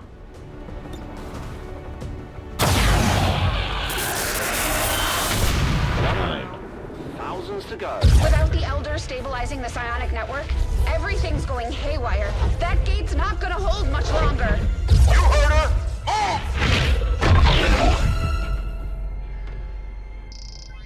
Shen, tell me you've got a plan B here.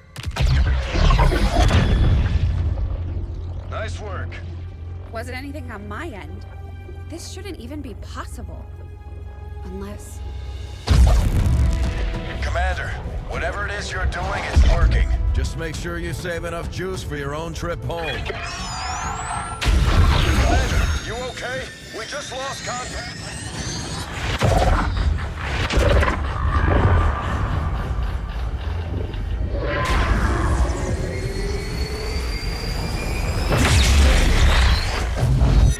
What the hell is happening here, Doctor?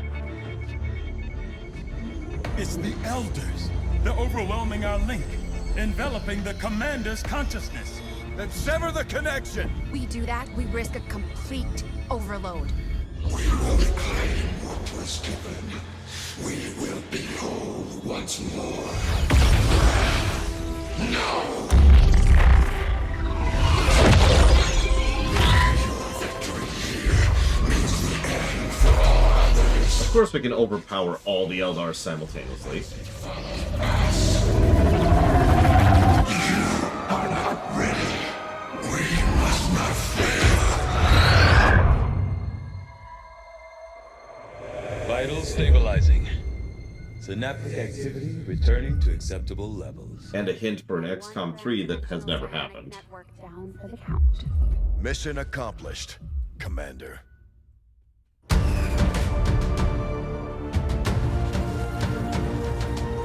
This is the Operation network broadcasting on all frequencies. Advent is in full retreat across all areas. Heavy fighting continues in the city's centers as Advent forces attempt to regroup. We're barely keeping up with the flood of refugees here, as people continue to desert the Advent-controlled city centers. Full curfew remains in effect as the administration deals with the ongoing crisis. To all of you in the occupied zones, hold your ground. Continue the fight. We promise you, help is on the way. And somehow this leads to Chimera Squad. Sweet.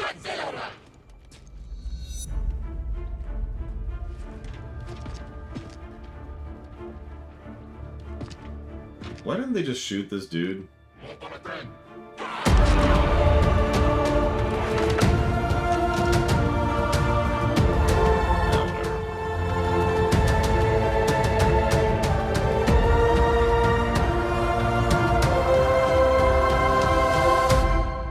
So, yeah, bad ending, too.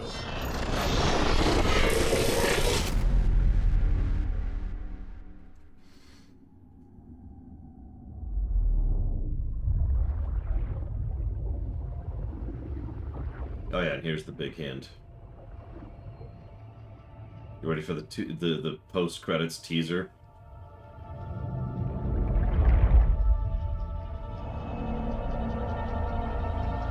Dun dun dun.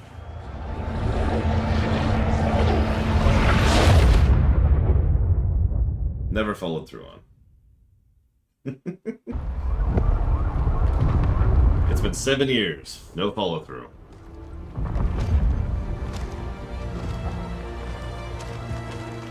What next? We finally come in from the cold.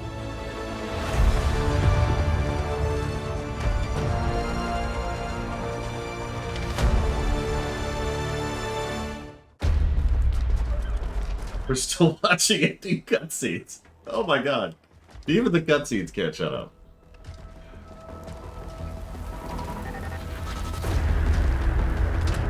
Brothers and sisters, welcome home.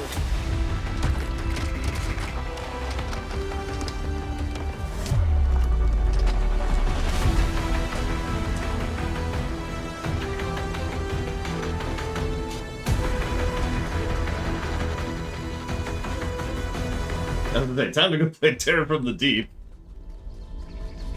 Bionic network down. The core is even stronger. Gather everyone. Our time is short. Nice veins there.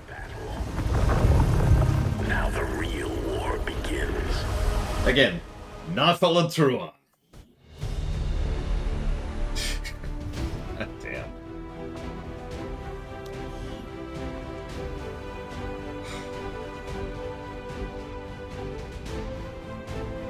You don't even know what they're working on now. They finished Midnight Suns, which came out last year, I think. And now, who knows what they're doing. XCOM 3, the pinky stuff. Yep, December. No wonder I keep thinking it's this year.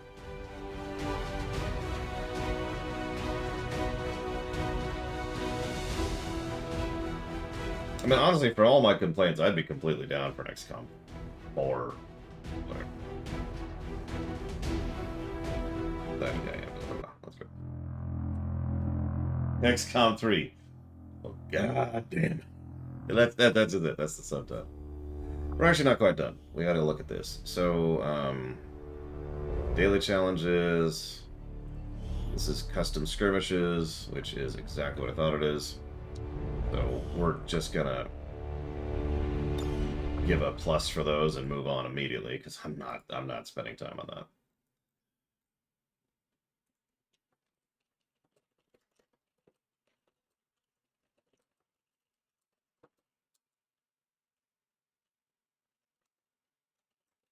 Whoops.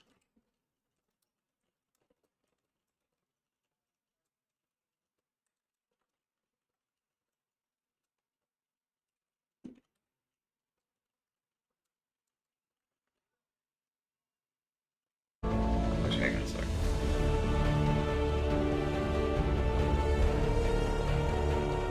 Okay, that's what I thought. So, Legacy operations. This will actually poke at. Having survived the alien assault on XCOM HQ, a broken-down Central has been living in the fringes since that harrowing day. Now, a year or so later, Central has fallen in with a few hardy souls doing what they can to survive. Spurred by the thoughts of finding any remnants of his beloved XCOM, Central sets off with his new friends following a map of unknown origin.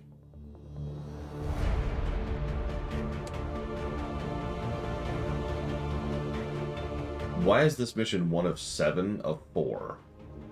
Now, I've not even seen these, which is a damn shame, because I'm probably not going to play these for longer than an hour. So let's just jump into it and see what we got.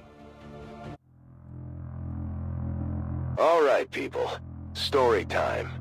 This was almost 20 years ago, so my memory might be a little hazy. With XCOM gone and no sign of any survivors from HQ, I had somehow fallen in with a couple of other misfits the aliens hadn't managed to kill yet. We mostly kept our heads down and scavenged what we could. Until one day we found a map. A map claiming to point towards a human sanctuary. A gathering place for those of us still out there. We were suspicious, of course, but we didn't really have much else to lose. 5 minutes in either direction and we would have never met. But for whatever reason, my little group seemed to get along pretty well. We weren't much more than wandering vagabonds at that point, but the map gave us a purpose. Something to work towards. That meant moving through occupied territory, though. So this was sure to be a test of our resolve.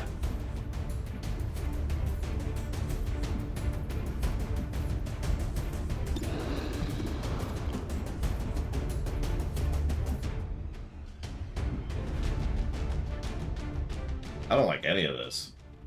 Look at all these explosive covers around a bunch of faceless.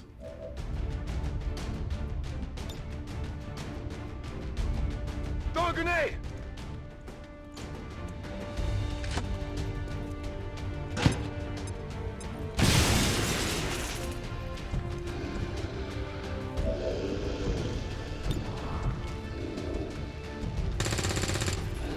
Ni de cerca.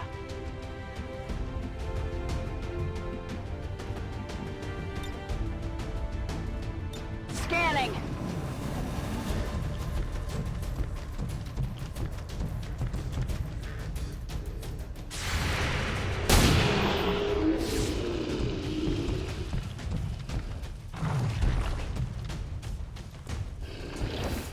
I'm gonna need support here!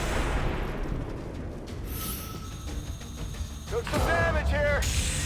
Central's down. I repeat, Central is down. Surviving on whatever I could, wherever I could. Truth be told, I had just about given up on everyone by then. Our so-called leaders had already told the world the fight was over, and I was in no position to convince anyone otherwise. Check it before you get too close! Yes, I did that on purpose. You'll notice he's the only one I put forward and exposed compared to everybody else. Allí voy.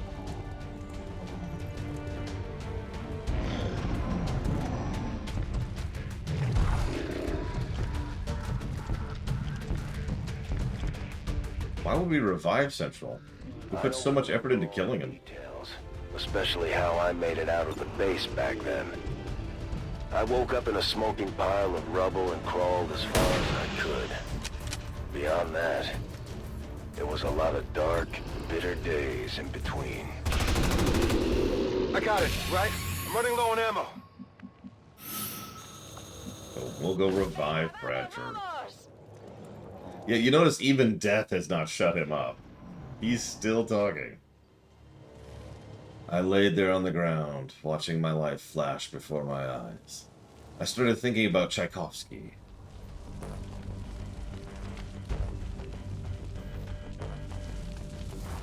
Great.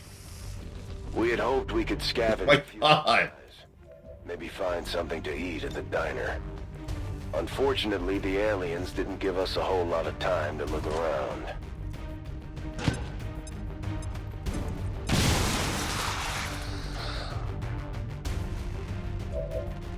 Yeah, we've got a lot of narration going on here.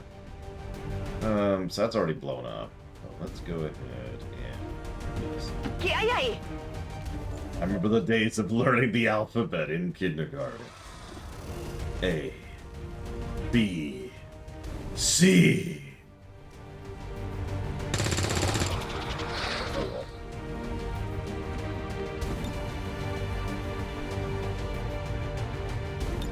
I'm on it.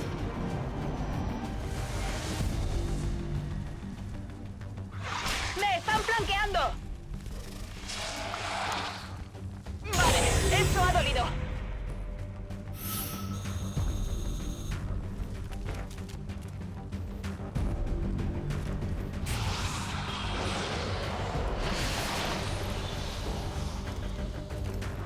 Can't fight it! It's strange to think what it was like back then, before Advent became the front.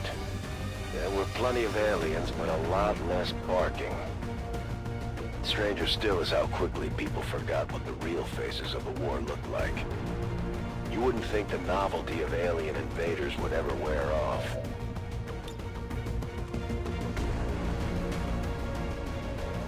Grenade out!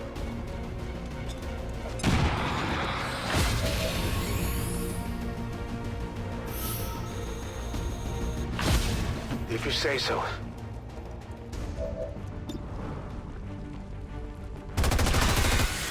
That's it! I'm all out!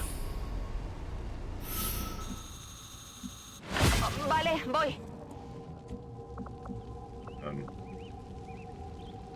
Oh, he's just dead. Well, Bradford's gonna spend the rest of the mission lying on the ground. Supongo que está bien.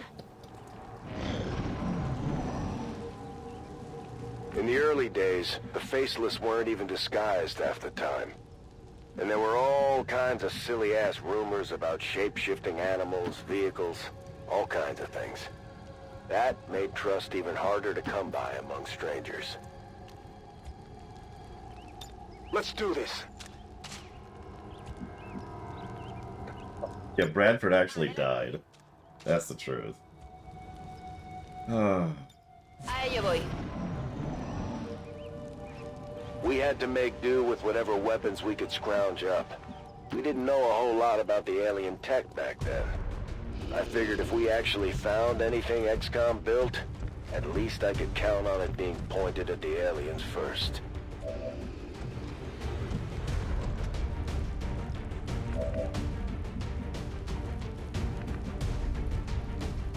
I guess that'll be okay.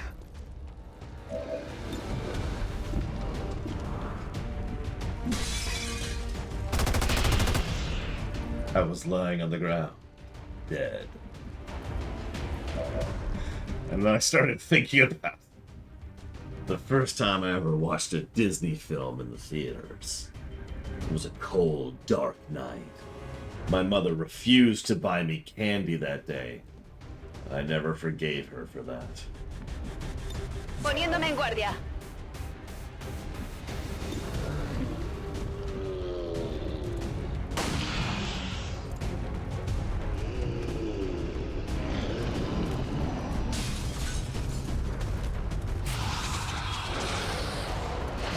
Can't get my bearings.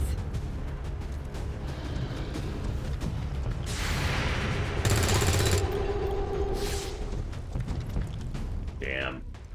2 low rolls. That would hurt a little.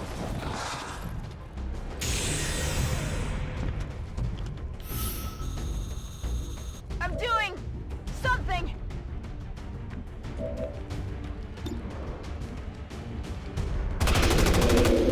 It's dead. It has its memo. Te haré caso. I actually did notice that black ball. I recognized those immediately on the assault rifle.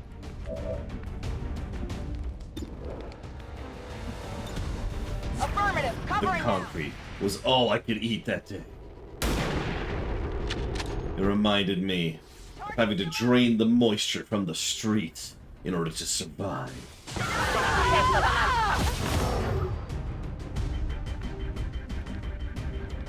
God, of course they saddled me with a sniper on this freaking mission. Just making this whole thing harder than it should be.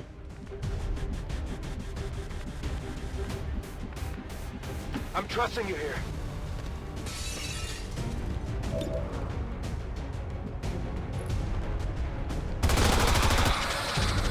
I definitely got that one. No rounds. The first day went well, but now the aliens knew we were up to something. Damn it, Brandon. Our first stop yielded a few decent upgrades, but nothing that was gonna set the world on fire. And there was only so much we could take with us. We had to travel light if we were gonna keep up this pace. Interesting.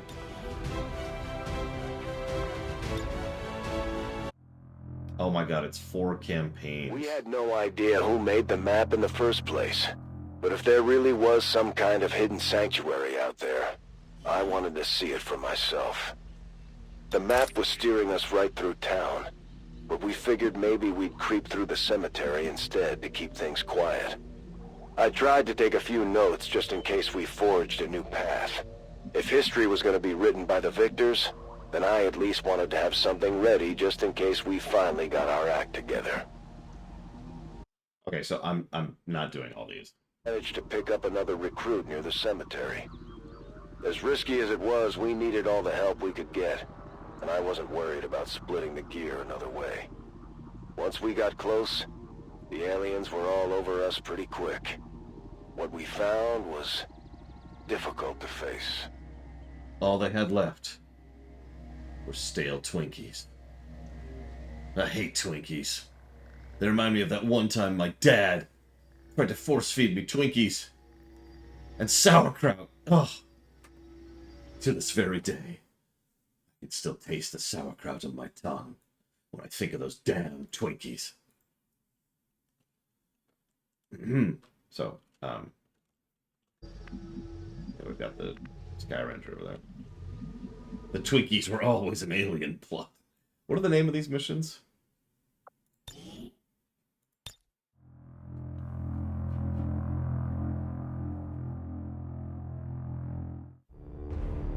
Legacy operations.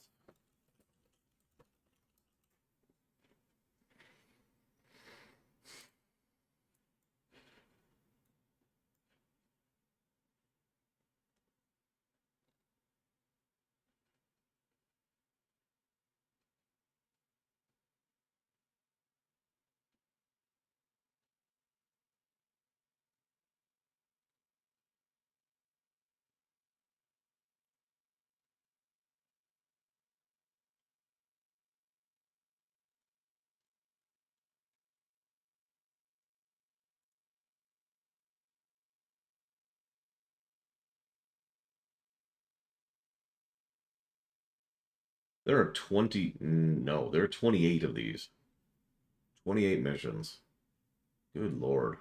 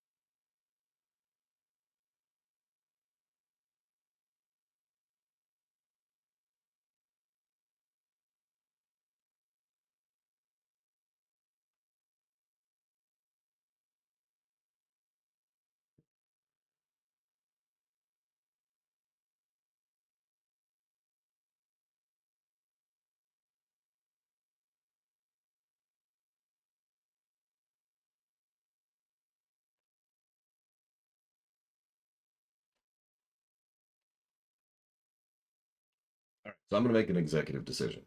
I'm not playing these. I know I already said that, but I'm going to go ahead and make the executive call of not playing these. I'm not going to review this game for another 2 days.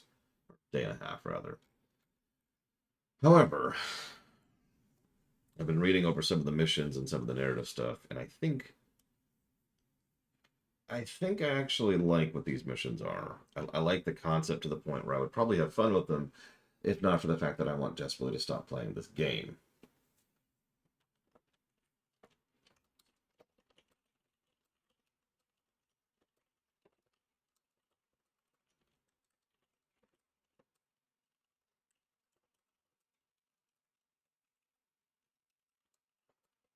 What we're gonna do. So we're gonna just exit the desktop. I'm just gonna leave the game.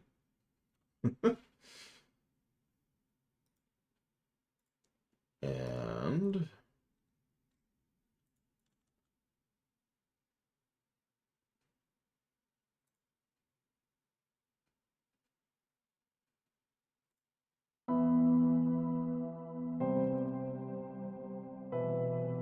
no. Joking aside, I'm actually with you, Black Vulcan. Really, in fact, plus a story.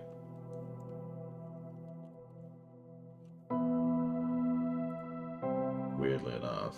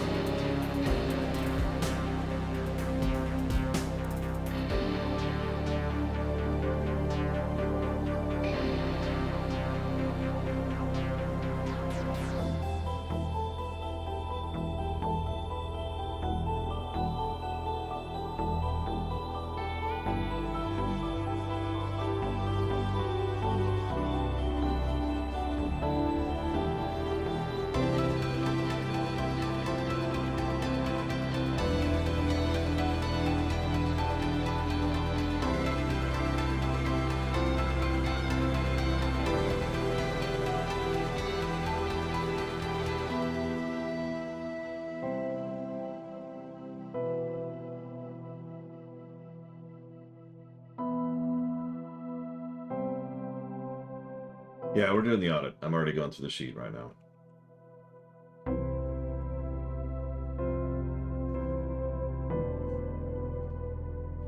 I'd do my final thoughts, but honestly, you've heard my final thoughts. Although, for those of you who weren't here for the whole run, allow me to be very simple about it. This is still a good game, but there's a lot of irritations and frustrations and aggravations and padding that I forgot about, or that I modded out. I still think this is a good game, but damn. I actually have a term for this. I call it a flawed masterpiece. Although that's actually it's an inaccurate term, and I need to come up with a new term. but it refers to a game that is simultaneously very good and very bad. The parts of this game that are great are awesome, and the parts of this game that suck just drive me bonkers.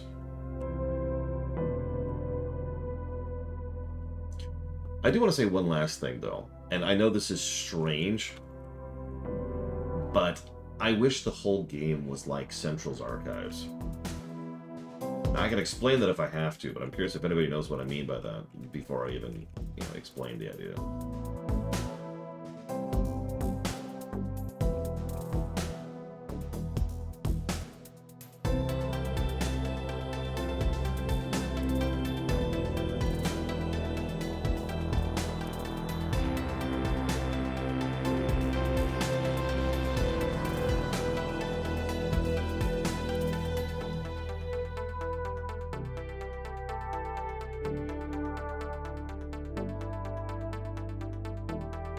I mean, no geoscape is part of it, but not the thing I'm focusing on. Give me a second here. So that's 5 here.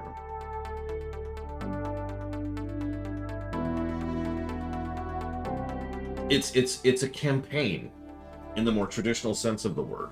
Think about Warcraft 3 or Command & Conquer or Homeworld.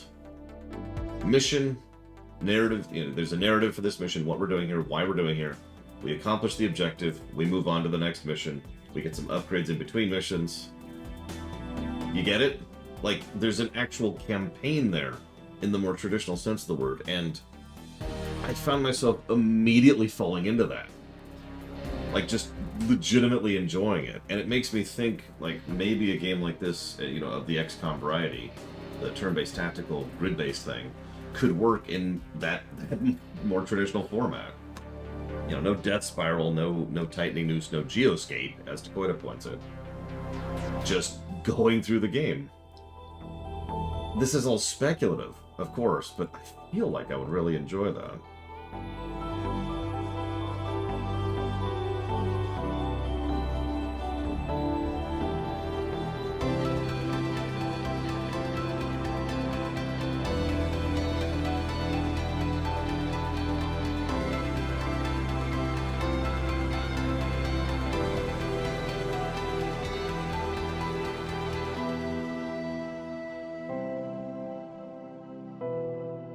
It's a good song, Sopicon. Pretty much all the stuff from the old things are awesome, but that's just me.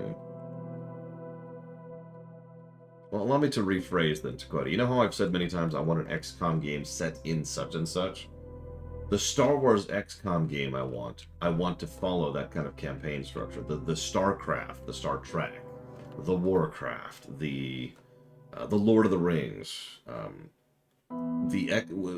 henceforth, I'm gonna make a mental note here. When I refer to wanting the XCOM games in of genre of my franchise of my choice, that's kind of what I mean. I will say that the plot missions is a huge flaw of XCOM 2, since there were only 2 that were actually good, in my opinion.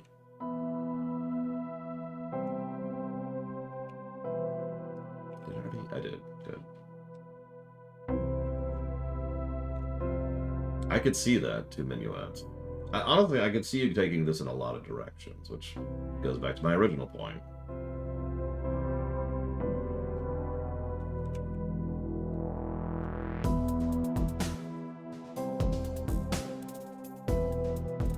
Like, when I say XCOM, I'm kind of referring to the genre, not literally XCOM. Because it's easier.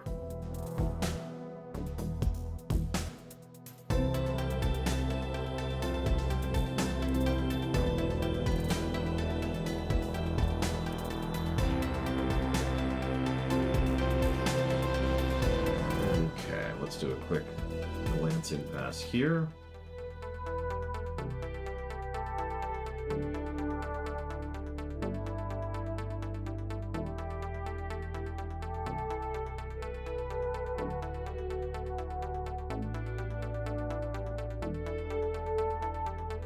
Come on, Nick, work with me.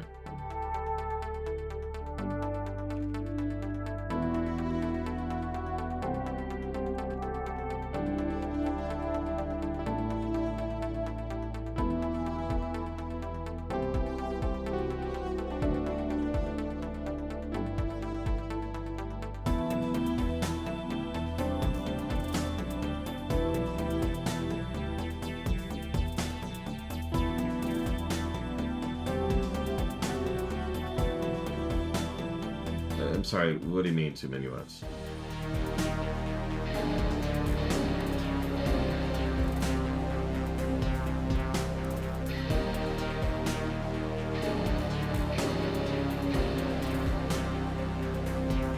I mean, if you're saying I want the genre, then yeah, that's exactly what I'm saying. Because yeah, Code Vein is a Souls-like, through and through.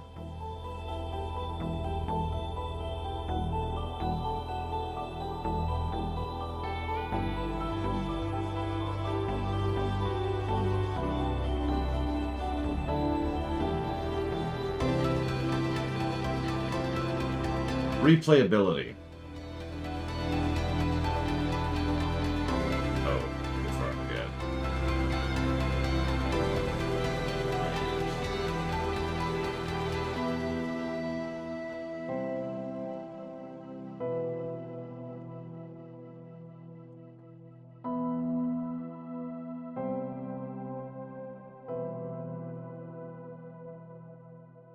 Anybody?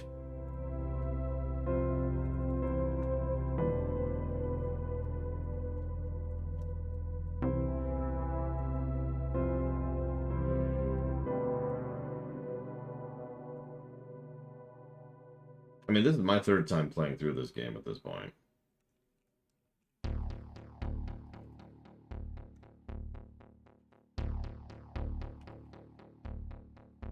That's kind of what I was thinking, Black Malkin. And yeah, Shadow Machine kind of is linked to the same. Like, one way or another, I think this game is probably getting the second replay positive, the replayability positive. What I'm debating is if it gets the first.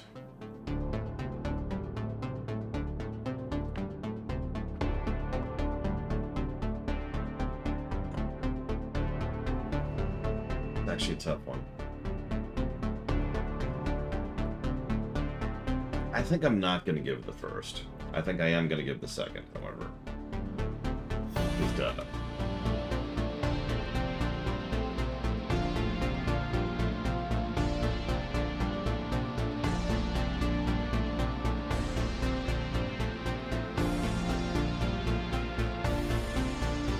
that everything? There's something else I was looking at. Oh, right. Right.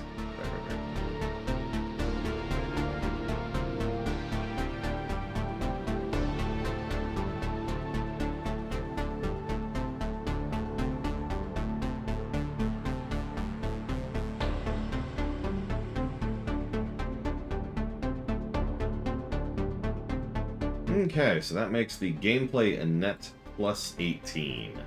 Still pretty good, but much lower than I was expecting. I expected the gameplay to be where this game absolutely crushed it. Speaking of which.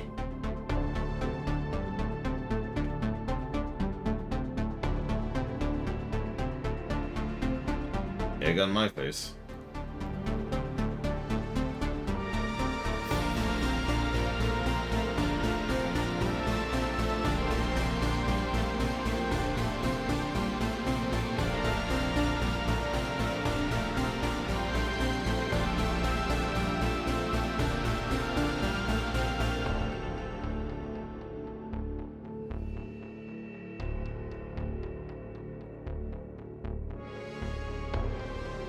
Story.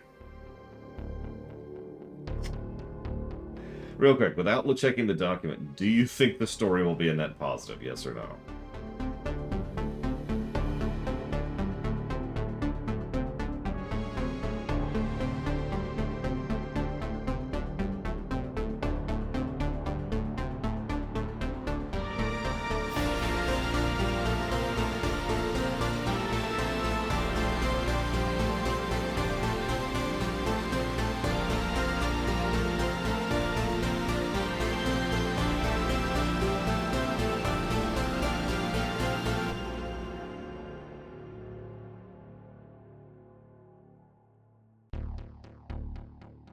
Now, if you checked the list right now, you'd be like, oh, of course it's going to be a positive, net positive. And that's because you'll notice I haven't given the outro negatives yet. Yes, plural.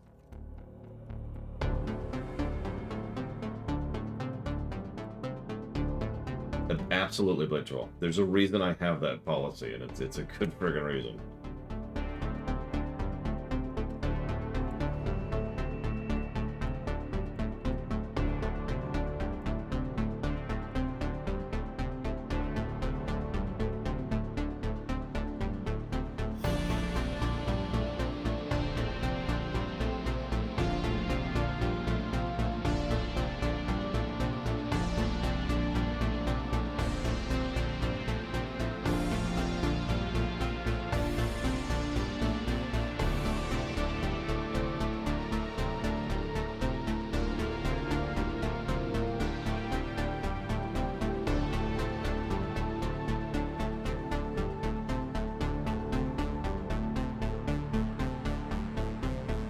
Yeah, so let me double check, but I'm pretty sure we're actually going to be barely, admittedly, at a net negative on story. Honestly, what I was predicting, even remembering some irritations with this game, was going to be like 120, maybe 130. That was my own mental prediction.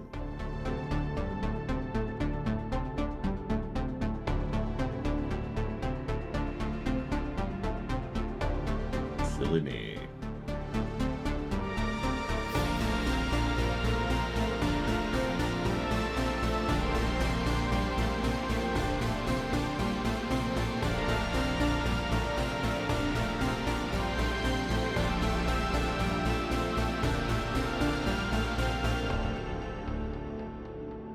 I've been sort of mentally presuming this game doesn't even get an external continuity, positive or negative, because this game functionally doesn't connect to the first to Enemy Unknown.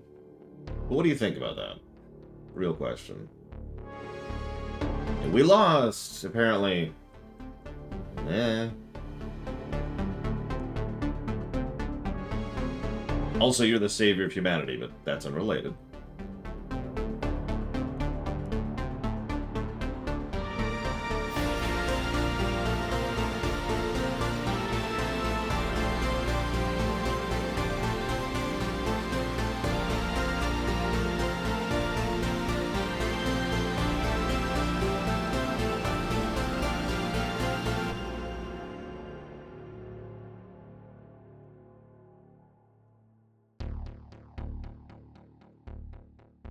I mean, let me phrase the question the way it really needs to be phrased.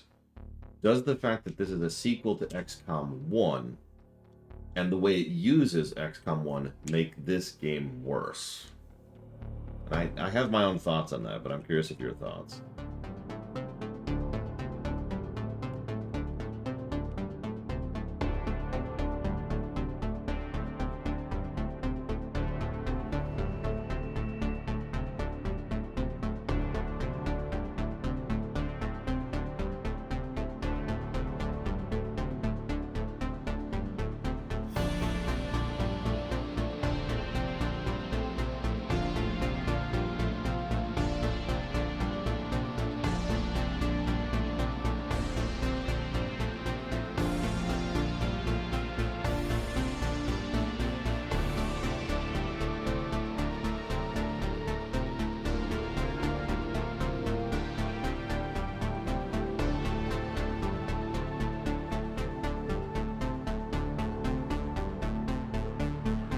I think I'm actually going to agree with the wash. It absolutely is not a good thing, even though there are connections to 1. But I can't in good conscience think that it's necessarily a bad thing, because most of the things that are bad are over in their other things, right? Oh, you and me both, the Green Line. This has been an eye-opener, to say the least. Which leaves us with a story score of -2. Let's do some math.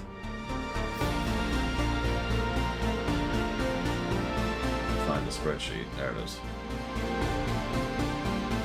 What a disappointment. I was really looking forward to this, too.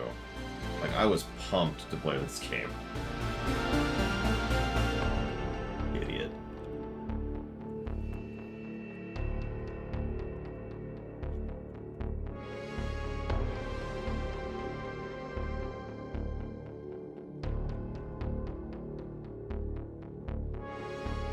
Until I'm done, Crazy Horse.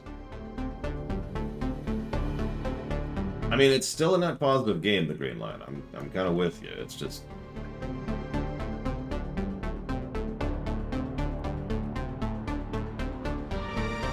It's a good question. I'm having trouble thinking of a game that has disappointed me that much. I've had plenty of games that didn't turn out to be as good as I thought they would be. But, yikes.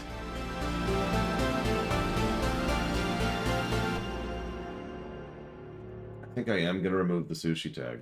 I hate to do that, but I think I am going to pull that trigger.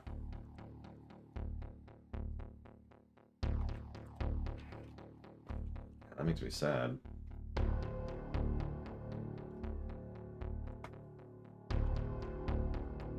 Oh, there have been plenty of games that have surprised that. Plenty of games that have surprised the hell out of me for how good they are.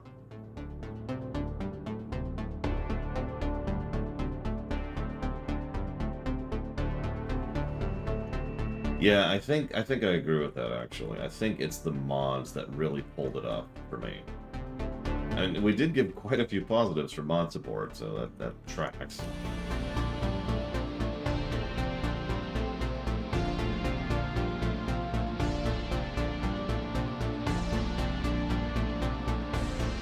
I mean, that's true, Evo. Games drift in and out. I mean, I'm going to be 100% honest with you. I am legitimately scared that when I finally get back to FF6, at this point it's been a few years now, I'm not going to like it, or perhaps not like it as much. We'll see. Obviously, I have no way of knowing until we get there. That's how that works.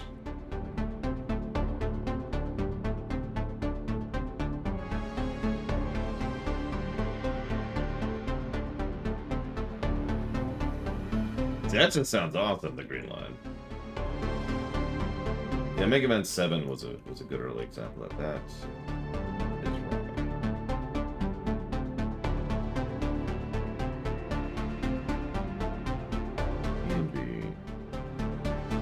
Oh, whoops.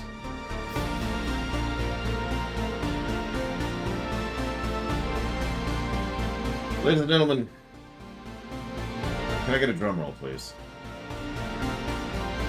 And I don't think that's true, Mike Romano, because this year I have reviewed the highest rated game I've ever reviewed, Mike Romano. It actually did surprise me in how good it was. So, no, I don't think that's the issue. Ladies and gentlemen, this game had -2 to net to story, which is a fraction of negatives per hour. It had +18 to gameplay, which is about half a gameplay point per hour, or every 2 hours, 1 gameplay point. That's a 45% ratio on story positives and a 62% ratio on gameplay positives, giving us our final golden number of 39.27.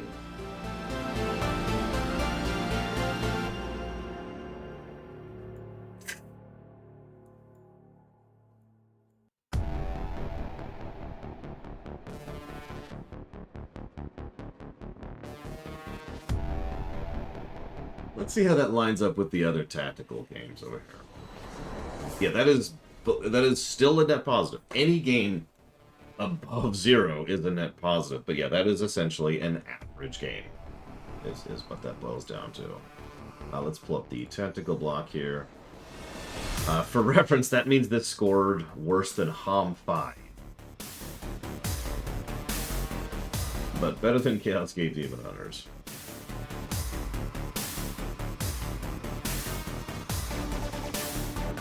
Honestly, at this point, I wouldn't be surprised if XCOM 1 actually beats this, and I kind of anticipate that Mario Rabbids is going to beat this. Which is just weird to think about, but there it is.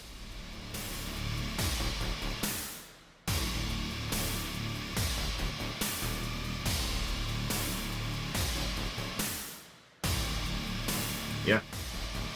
Honestly, my final thoughts before I look at the who won. Play it with mods. And that's my thoughts in a nutshell. Play it with mods. There's a lot of mods. There's a decent amount of mod support. Turn the game into whatever you want to. Have fun with it.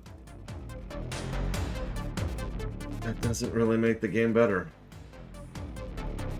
It kind of does, but you know what I mean.